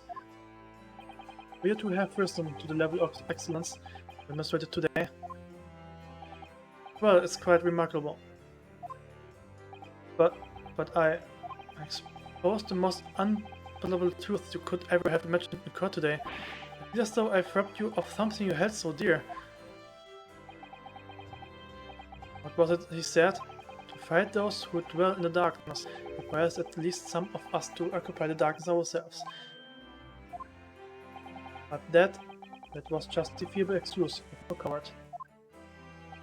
Only those with a steadfast eye for the truth have what it takes to fight the dark force of crime. You made fine work of establishing the fact in court today. Well, thank you. What management's words? I'm quite sure that Kazuma-sama would have a smile on his face at this very moment if he were here. Kazuma.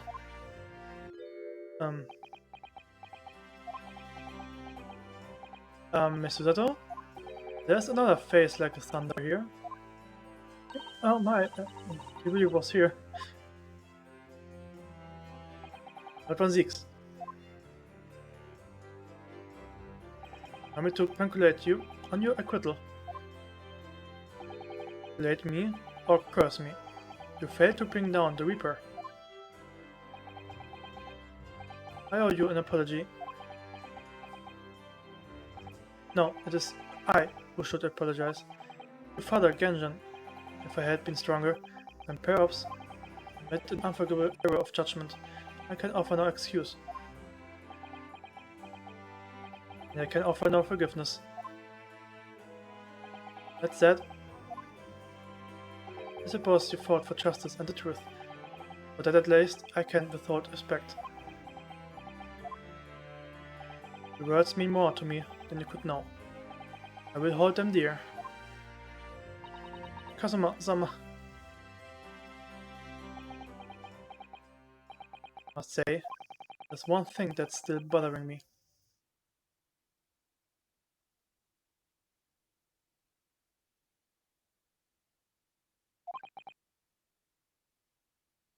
What's that? The will that Lord Clint 1-6 wrote before his duel with my father.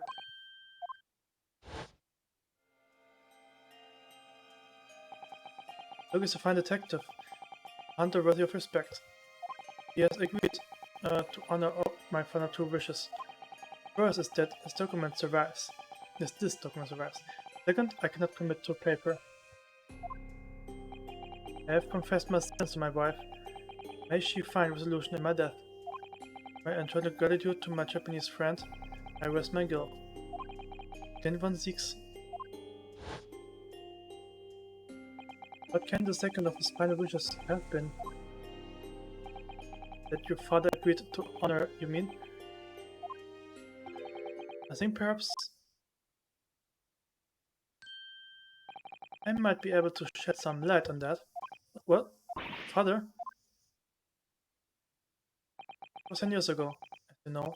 The day before the execution was scheduled. I went to the prison to say my farewells to Genshin.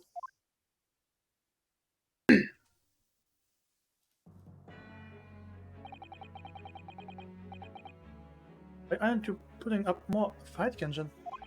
You only agreed to that, Seishu and I would clearly petition to the government. You have been through this already. You don't need to worry about me. Anyway, Jujin, I have a favor to ask of you. Something of great importance.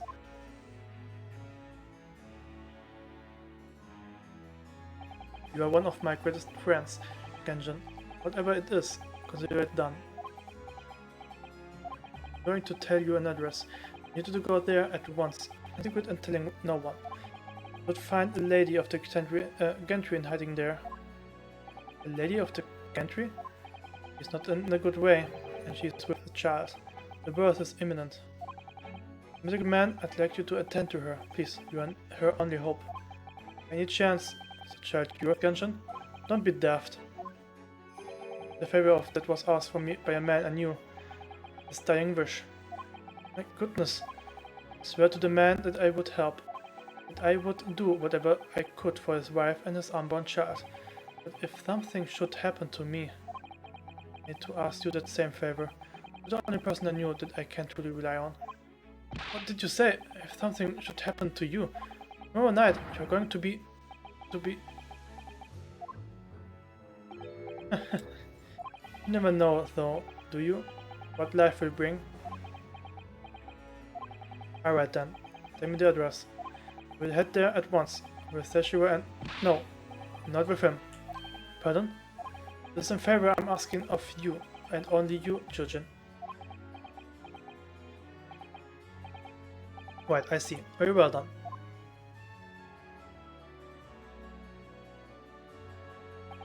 That very night, I saw the train from Paddington to Detmer in Devon. On the old house, in the middle of nowhere it was, an old hunting hound lay asleep in the grounds.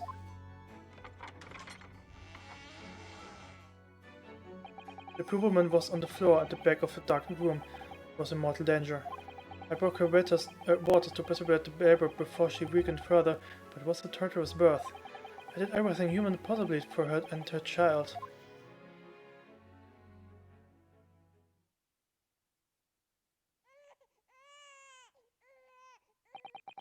In the end, I was lucky enough to welcome a new life into the world. But tragically, my efforts to save the mother's life were in vain. I held the healthy newborn girl in my arms and wept for longer than I care to remember. Eventually, something of days, I looked around the room. There was a precious little in it. Old travel trunk caught my eye. Clearly been well looked after over the years, made of top quality leather with fine stitching. It was when I saw the emblem on the side of that everything dropped into place.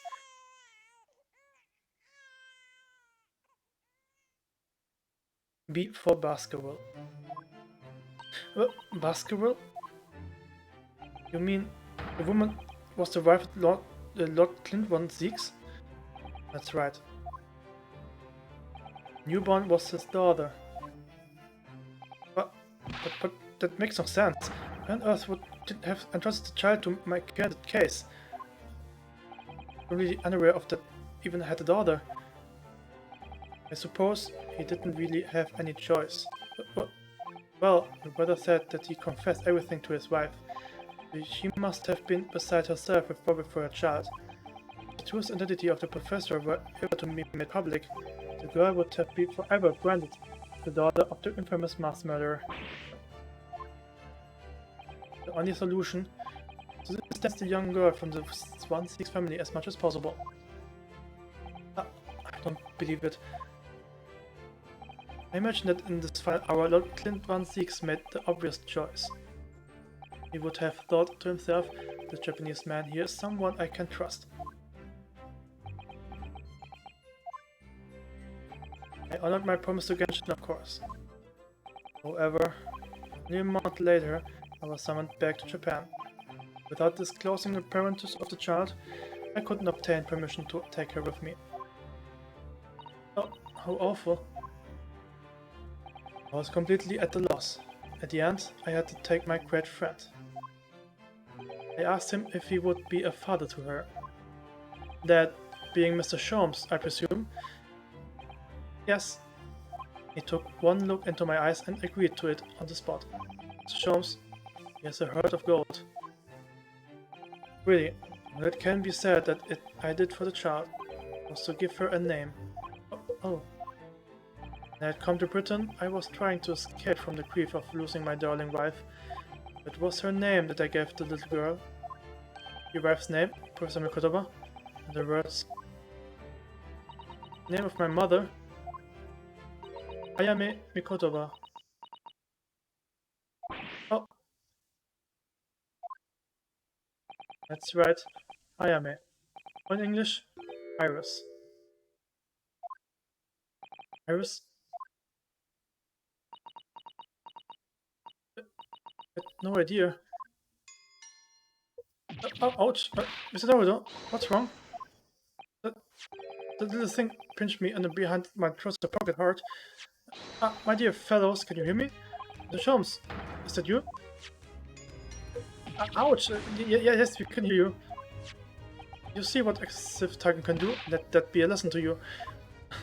Mr. Sholmes, we were able to thank you properly before. You were simply marvelous.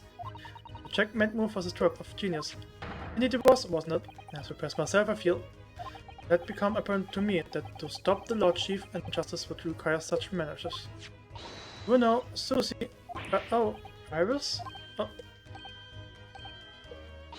I'm pleased. What a wonderful outcome. Her Majesty Queen Vicky said she thought my special blend was delicious. I'm sure she did. After all, no one brews a more delicious tea than you do, Iris.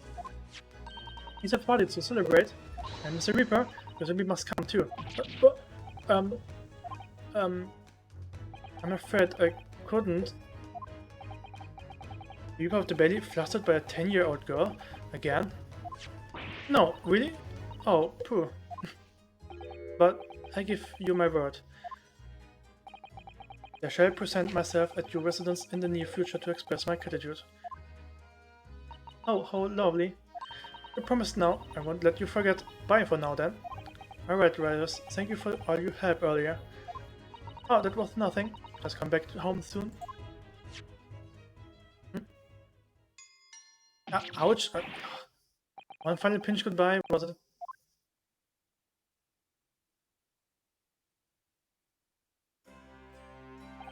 Well, I think I ought to be leaving. Welcome, Zix, would you care to accompany me?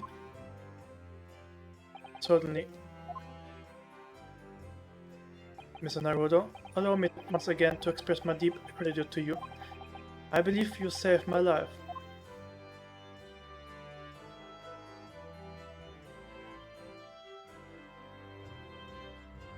Wait, Lord Van Zix.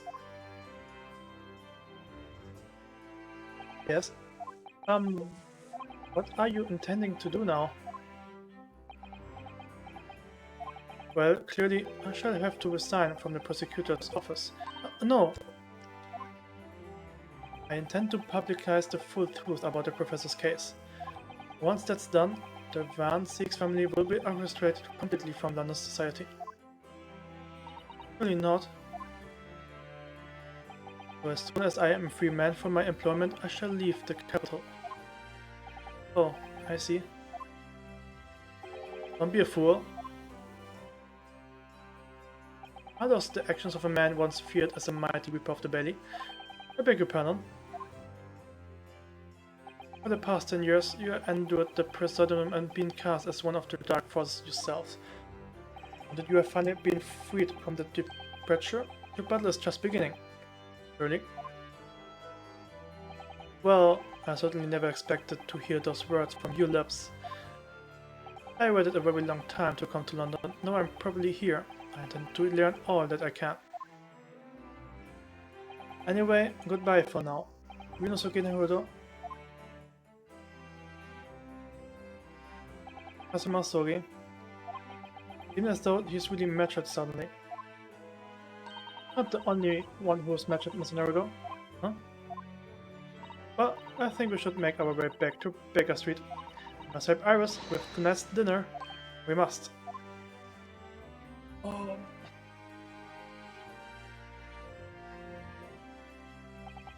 It was then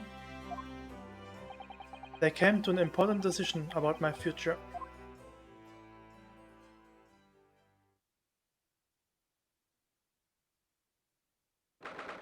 4th November, 6:25 p.m. Shom's Suite. I'm home. Oh no. Oh, ah. What time got here? We have been waiting at ages, Otto. What are you doing with that colorful piece of history? It's a party, and it's gonna go off with a bang. I mean, fireworks ideally. But when your aunt got fired, smoke's the next best thing, ain't it? There's a girl on Fresno Street who could help you with that, I think. Right, we remember that. You don't have to reload that thing every time I speak. You really must hear that. It's quite the most extraordinary thing. I assure you it will defy your expectations. Take down every detail now, Mikotoba. The world-famous great detective regarding his partner with the tale of his adventure, a sight to behold. Would you care to hazard a guess? Where do you suppose the friendly runaway that had concealed himself? Would you believe? Inside the trunk I found abandoned in his cabin? I would believe it, yes. I say, Mikotoba, I detect not a hint of surprise. I wonder why that is, huh? Maybe because I was there at the scene as well, Sholmes? What? You were? Then why don't you say it before? Not quite the sight I was expecting to behold, but still. It's hard to feel privileged to see it. Hello, Mr. Sholmes. Professor Mikotoba, I'm fully back from the Bailey. Not a moment too soon. A feast prepared by Iris and Miss Sosato awaits. Must say I haven't seen Sosato looking so happy in a very long time. Ah, Runo, there you are. Dinner's on the table, everyone. Please to come and take a seat. And to fill my boots.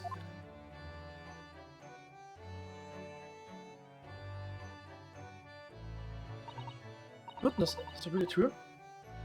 Gina?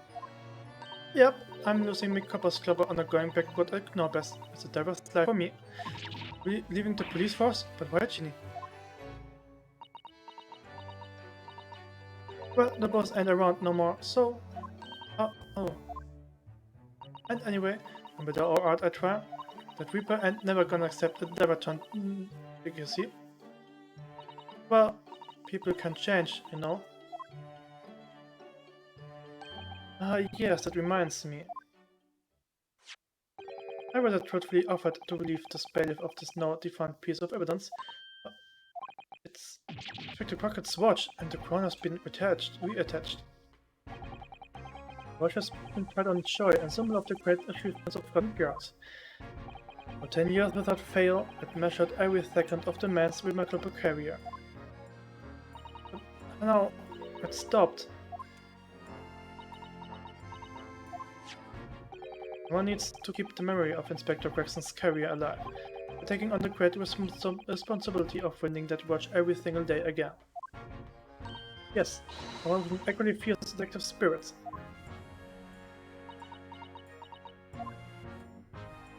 Gonna be me, and no one else. Right. I mean, after all, the boss was... well, he was my boss. Well, Ginny, yes he was. Oh yeah, and I met your promise and all, didn't I, Iris? Did I become a proper detective one day and track down your old man? Oh. Alright then, it's decided. I will do it. And I swear, I will find her dead and bring him kicking and screaming. I'm not entirely sure that would be appropriate. Yes, I think, Gina, might be best to... well, I think I would like you to forget that promise, Ginny. Iris?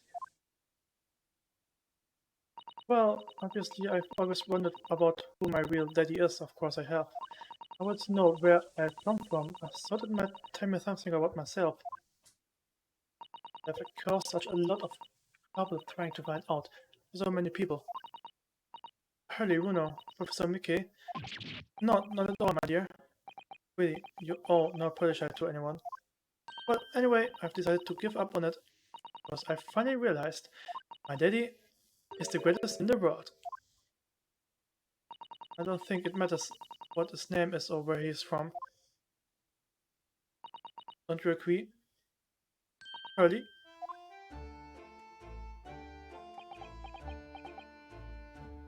With every word, Iris. Thank you, Early. Thank you, Daddy.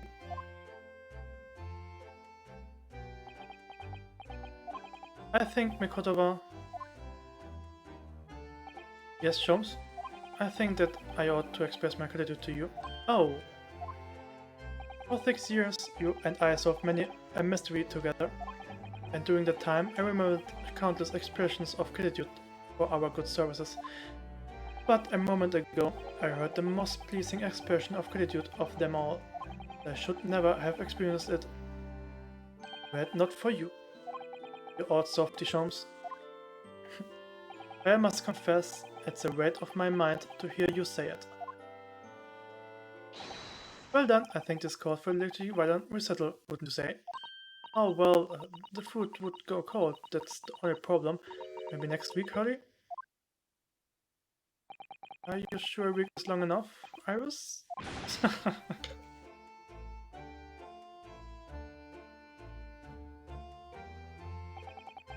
Even amidst the most troubling of cases, even reeling from the most shocking of revelations.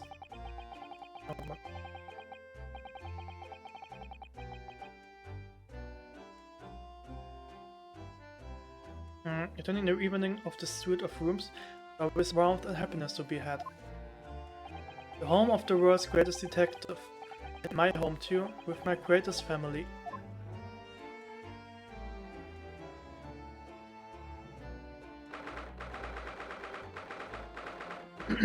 For November 9:37 p.m. Nova's Legal Consultancy. This attic room has been my home and office for almost a year now. I've certainly had some unforgettable experiences whilst I've lived here. But I think now the time has come. Time to bid this place farewell. Naruto? Oh, Professor. Are you alone? I didn't hear any sound of Suzu's room. Yes, Suzu went out of the dinner. She took a carriage.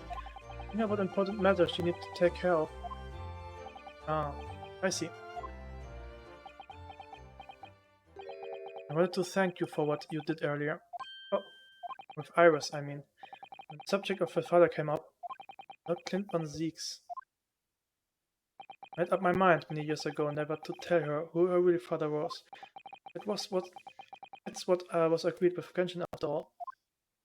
But Clint Van Zeeks' final wishes before he died, you mean?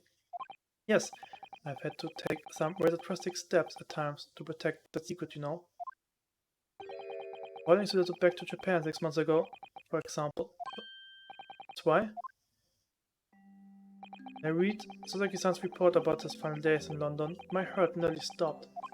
Stumbled across the crux of that terrible case. The dog scholar.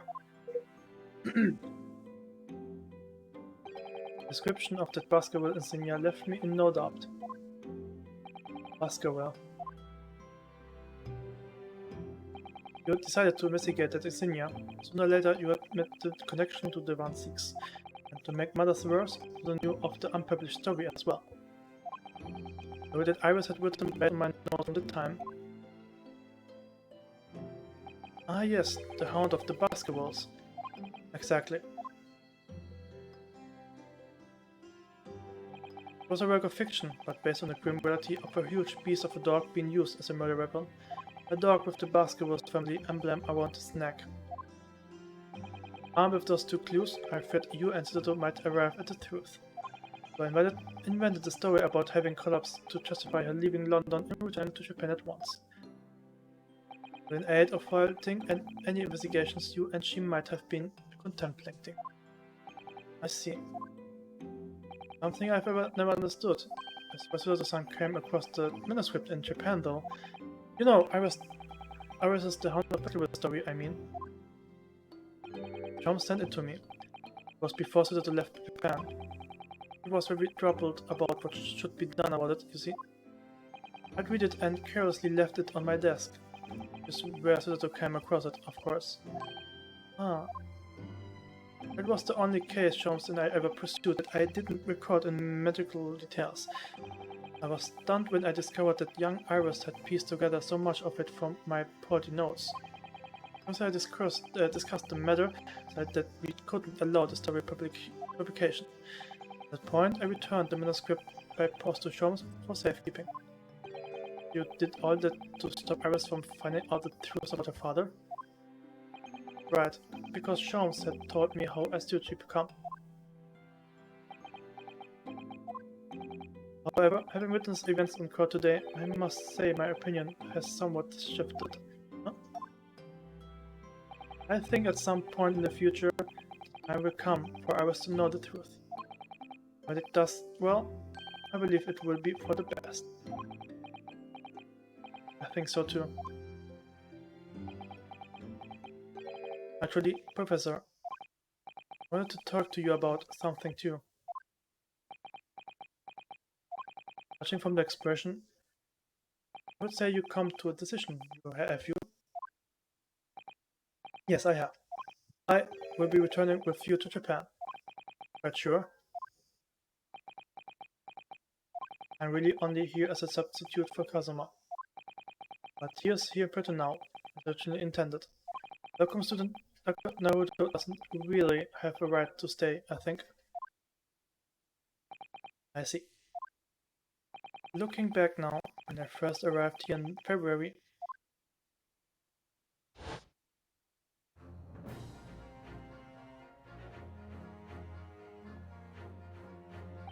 my becoming a lawyer just seemed to be the way things turned out. With Kazuma, Sudato-san, and Mr. Sholmes all gently pushing me at the direction.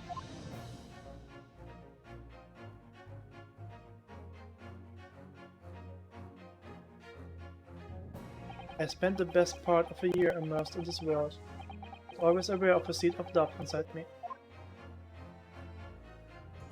Until today. Sitting in that courtroom earlier, all doubts vanished from my mind.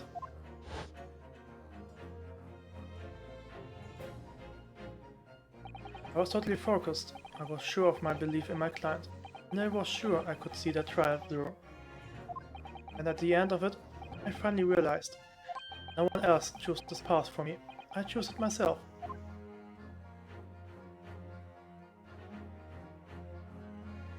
The path of a defense lawyer, huh? Yes, that's what I am now. That's what I'll be going back with you to Japan as. That's when the path I will follow me for the rest of my life. Well, it sounds like you have made quite a resolution here. I have. Very well done. I must say, it's extremely welcome news. Solution. Shall I make arrangements for your return first things tomorrow, but I don't imagine we will depart for a few days. Not with the symposium having been cancelled now. Shame. Never mind. I'm sure there will be other opportunities in the future. Well then, I'll bid you good night.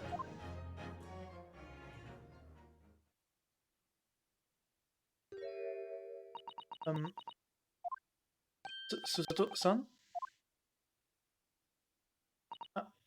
Just wanted to let you know I'm back.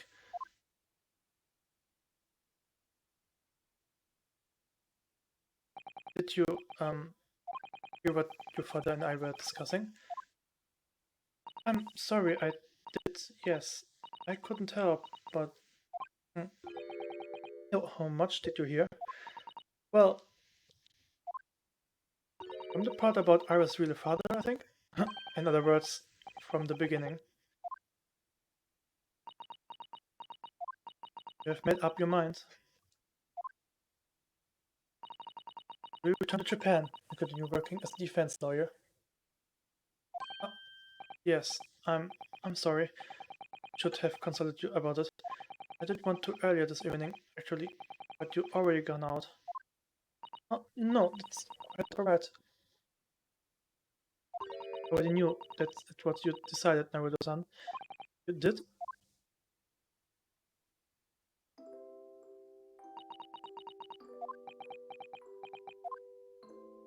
Suzuto-san? Yes? Suppose this means that It'll be a farewell soon. Suppose. It will be a great help to Kazama going forward. I mean, I know he's a brilliant lawyer, but he's new to the British courtroom. We certainly benefit greatly having a brilliant judicial assistant at the side. Ja, kein Problem. Ich weiß nicht, wie lange es noch geht, aber macht erstmal eure Sachen. Alles gut. Alles gut. We benefit greatly having brilliant assistant at the side. Yeah. I'll do my very best. I wish I could say it, but I just can't. I can't ask her to come with me. At all. She was always supposed to be coming to Britain as Kazuma's assistant. It's growing late. Should both try to get some sleep. I'm sure you must be exhausted after today. Oh, yes. You're right. Very tired. Let me just say one more thing. One more time. You really were quite splendid in court today.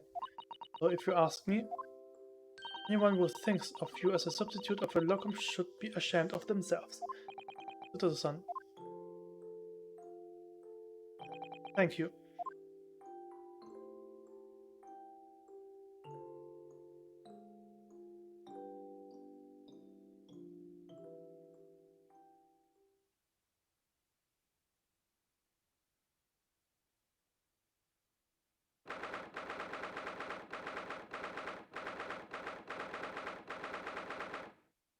It was November 5:42 a.m. What if they were in person?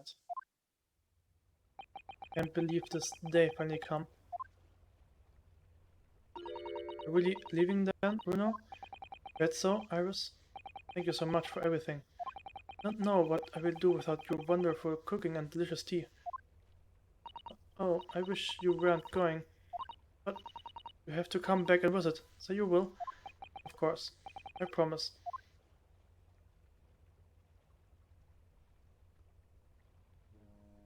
Well, it was a very brief reunion, but it was a pleasure to pursue a case with you again after so long. For a while at least, I felt like old times.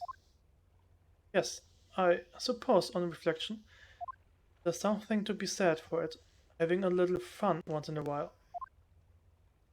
We'll just go and say goodbye to the professor as well, I think. Alright, Iris, do that.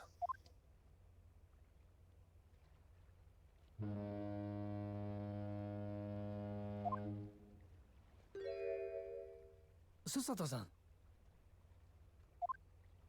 I've just checked, Naruhodo-san. Your luggage is already on board. Such a beautiful morning. Perfect for embarking on a journey, isn't it?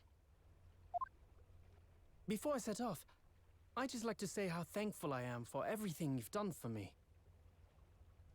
And give my warmest regards to Kazuma, please. Actually, I think you ought to give him your regards in person, don't you? Sorry? Ryunosuke. Kazuma! What are you doing here?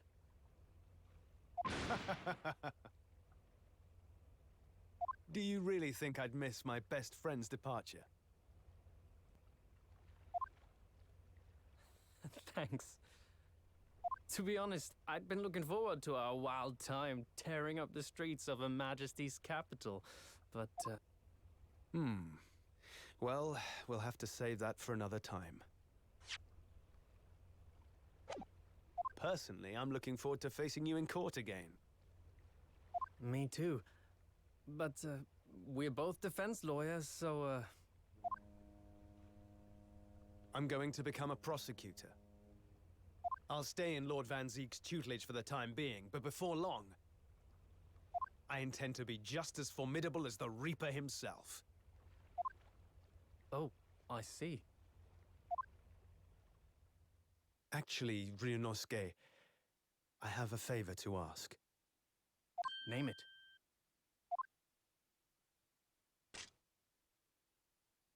I'd like you to take care of this for me for a while. Karuma? Why? Because I've seen it now. I've seen what's inside me, the demon that reared its ugly head that day.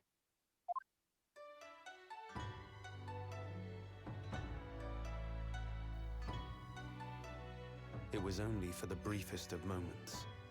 The last time I came face to face with that inspector. But it was unmistakable. I wanted to kill him.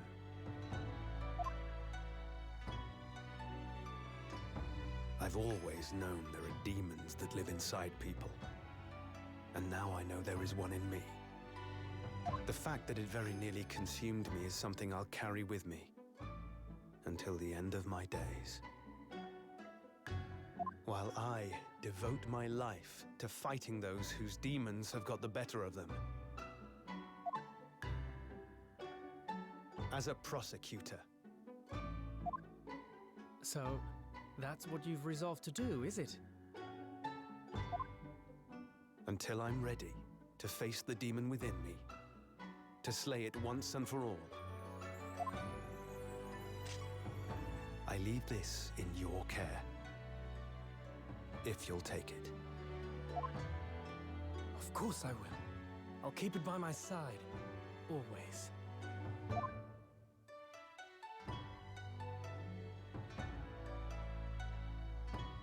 Until we meet again, then. You have your path to follow, and I have mine. Naruhodo-san?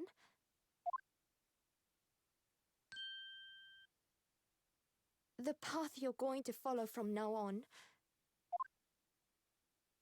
I wonder if I might follow it at your side, and unless I'd be a burden. What? I mean, I would very much like you to come with me. But aren't you...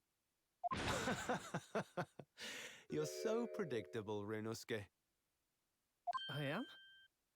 Honestly, you never change at all. But that's what I like about you. You mean you knew about this? It was the evening after Lord Van Ziek's trial came to an end. She came to see me at the prosecutor's office. Really? Or when I had that conversation with Professor Mikotoba?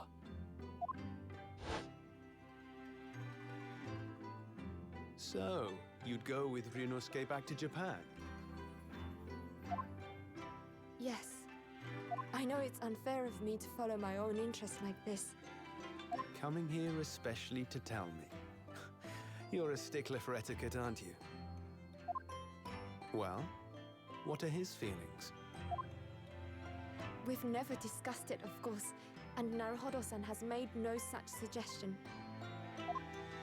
I worry that perhaps I'd be a burden to him. He's just as much of a stickler for etiquette as you are. He'd never say anything before he was asked.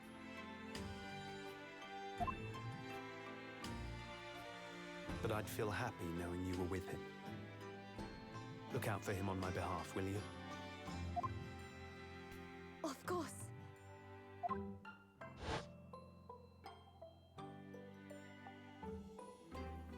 Susato-san. What do you think, Naruhodo-san? With you by my side, no trial would seem too daunting. So if you're willing, I'd be honored if you'd come with me. Together we can take on the world.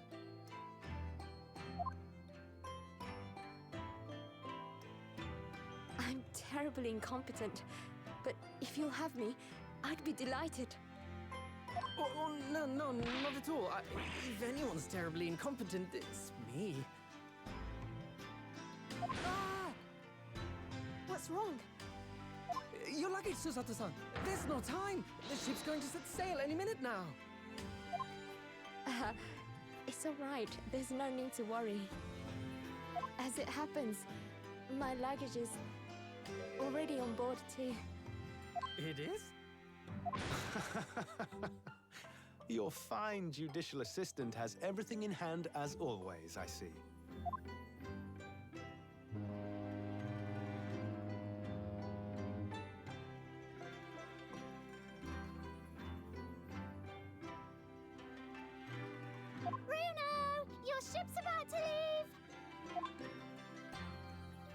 Time to go then. Look after yourself, Runosuke. Kazuma, draw your sword.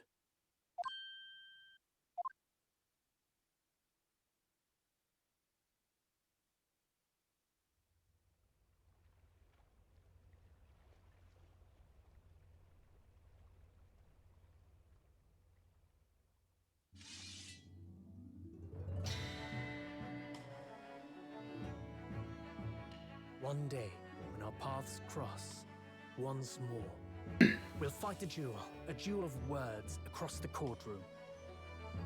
A day I eagerly await as a lawyer. I've been waiting to hear you say that, partner.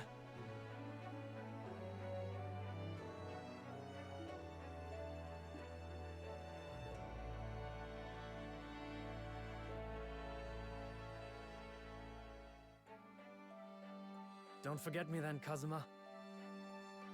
As if I could, Ryunosuke.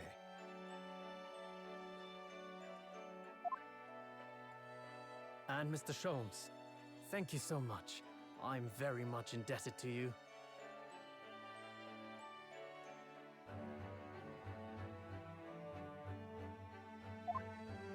Indeed, Mr. Naruhodo. I believe you are. I'll never forget all you've done for me during my time in London. Quite. I should like to think you will remember your debt of gratitude. Especially when I visit you in your country. What? The truth is, although many are ignorant of the fact,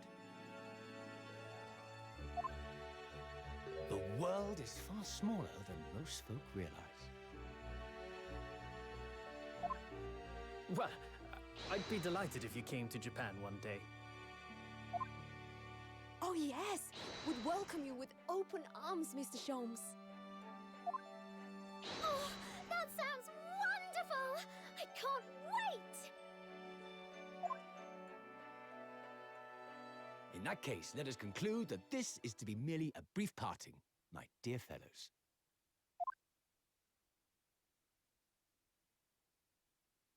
And that brings us to the end of my adventures in Great Britain.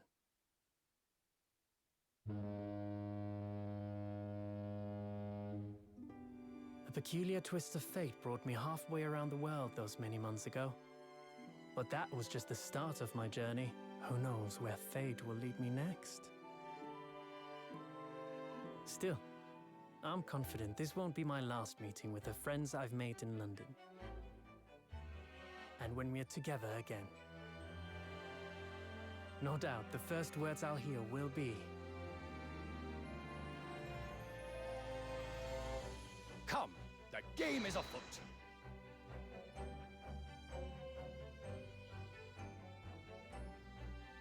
The ship, with our friends from the east, sailed steadily towards the distant horizon.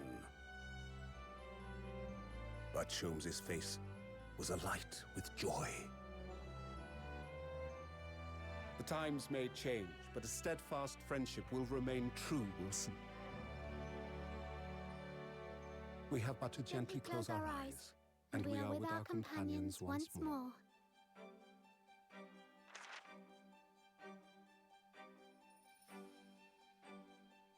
So I do just that. And when I do, I can hear his strong, familiar voice ring out. objection! Until we meet again, Runo.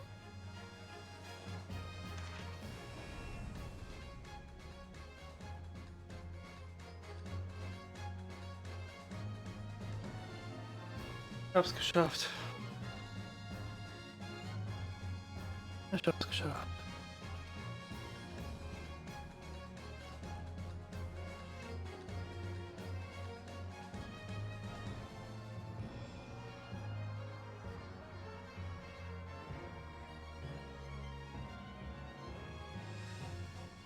Oh, ich hab doch noch Internet.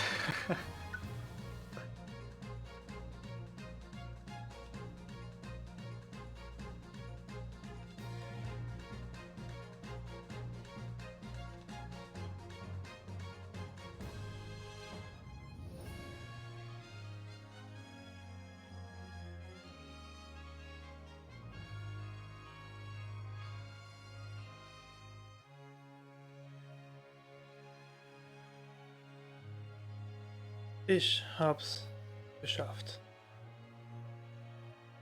Uff, Alter.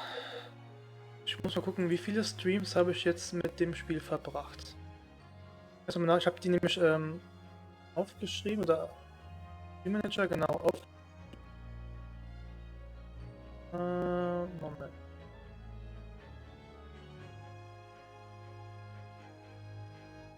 Hm. 28. 28 Streams. Alter.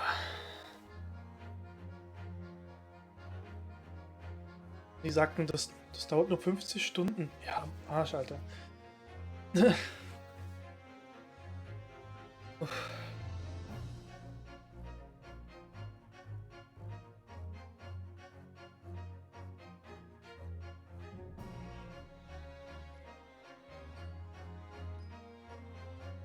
Und dann mit dem Hund. Ah, okay.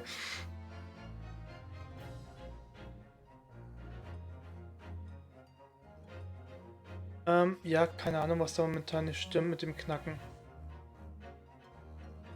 Ich habe da, glaube ich, auch vorhin mal reingehört. Keine Ahnung, was es genau ist. Ich habe halt Podcast drin.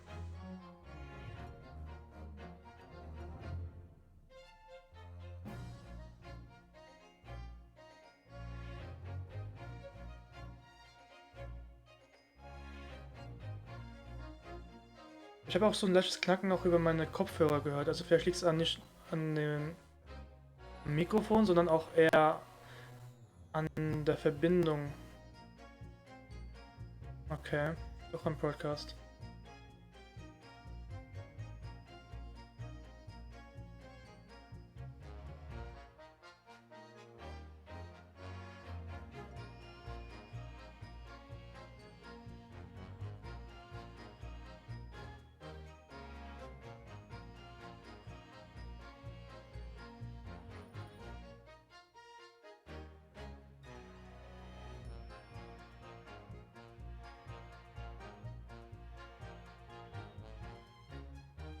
Aber kriegst du ja, keine Ahnung.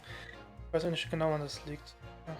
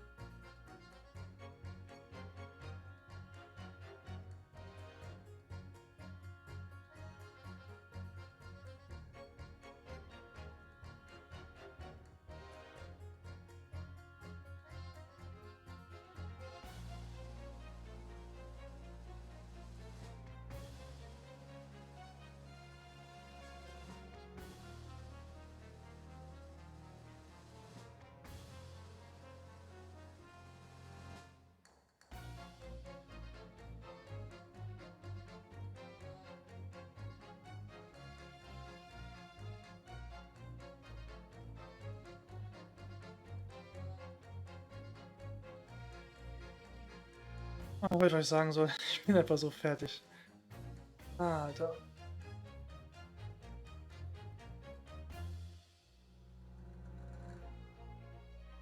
Noch. Die Quests noch zu lang dauern.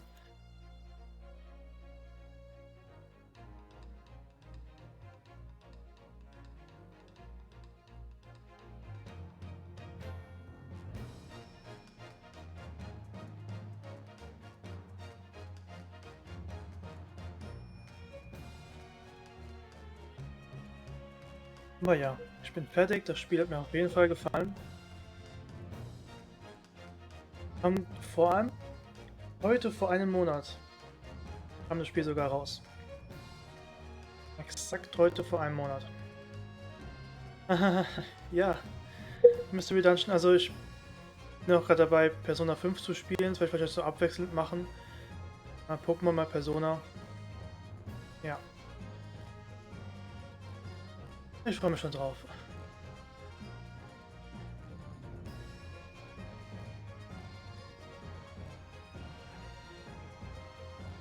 Weniger reden. Auf jeden Fall.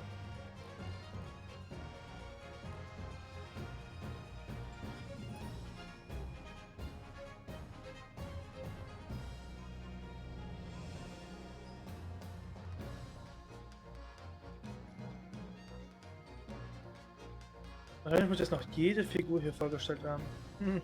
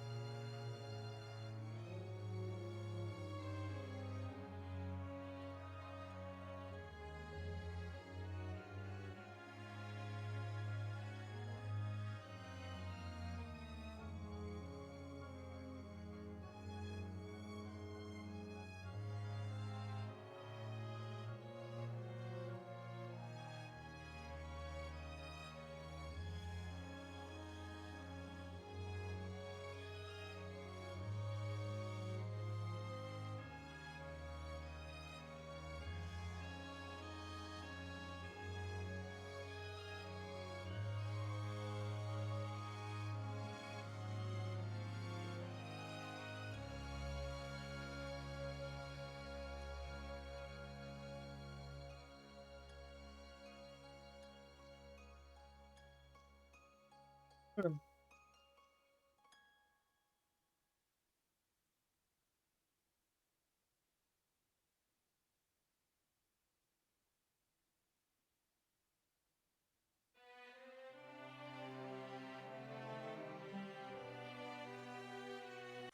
Ja, skip.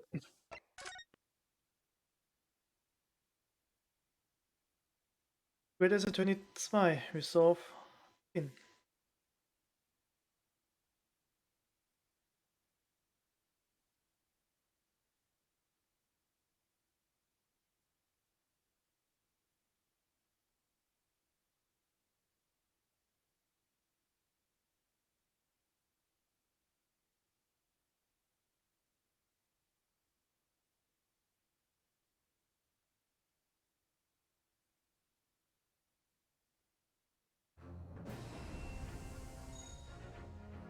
Offiziell habe ich es beendet.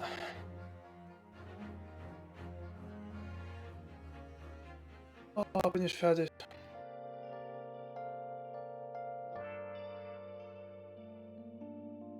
Ah. Dann beende ich es für jetzt, für heute. Bisschen Platz mit dem Arbeitskollegen spielen. Mal gucken, was alles neu ist. Und mal gucken. Ja, genau.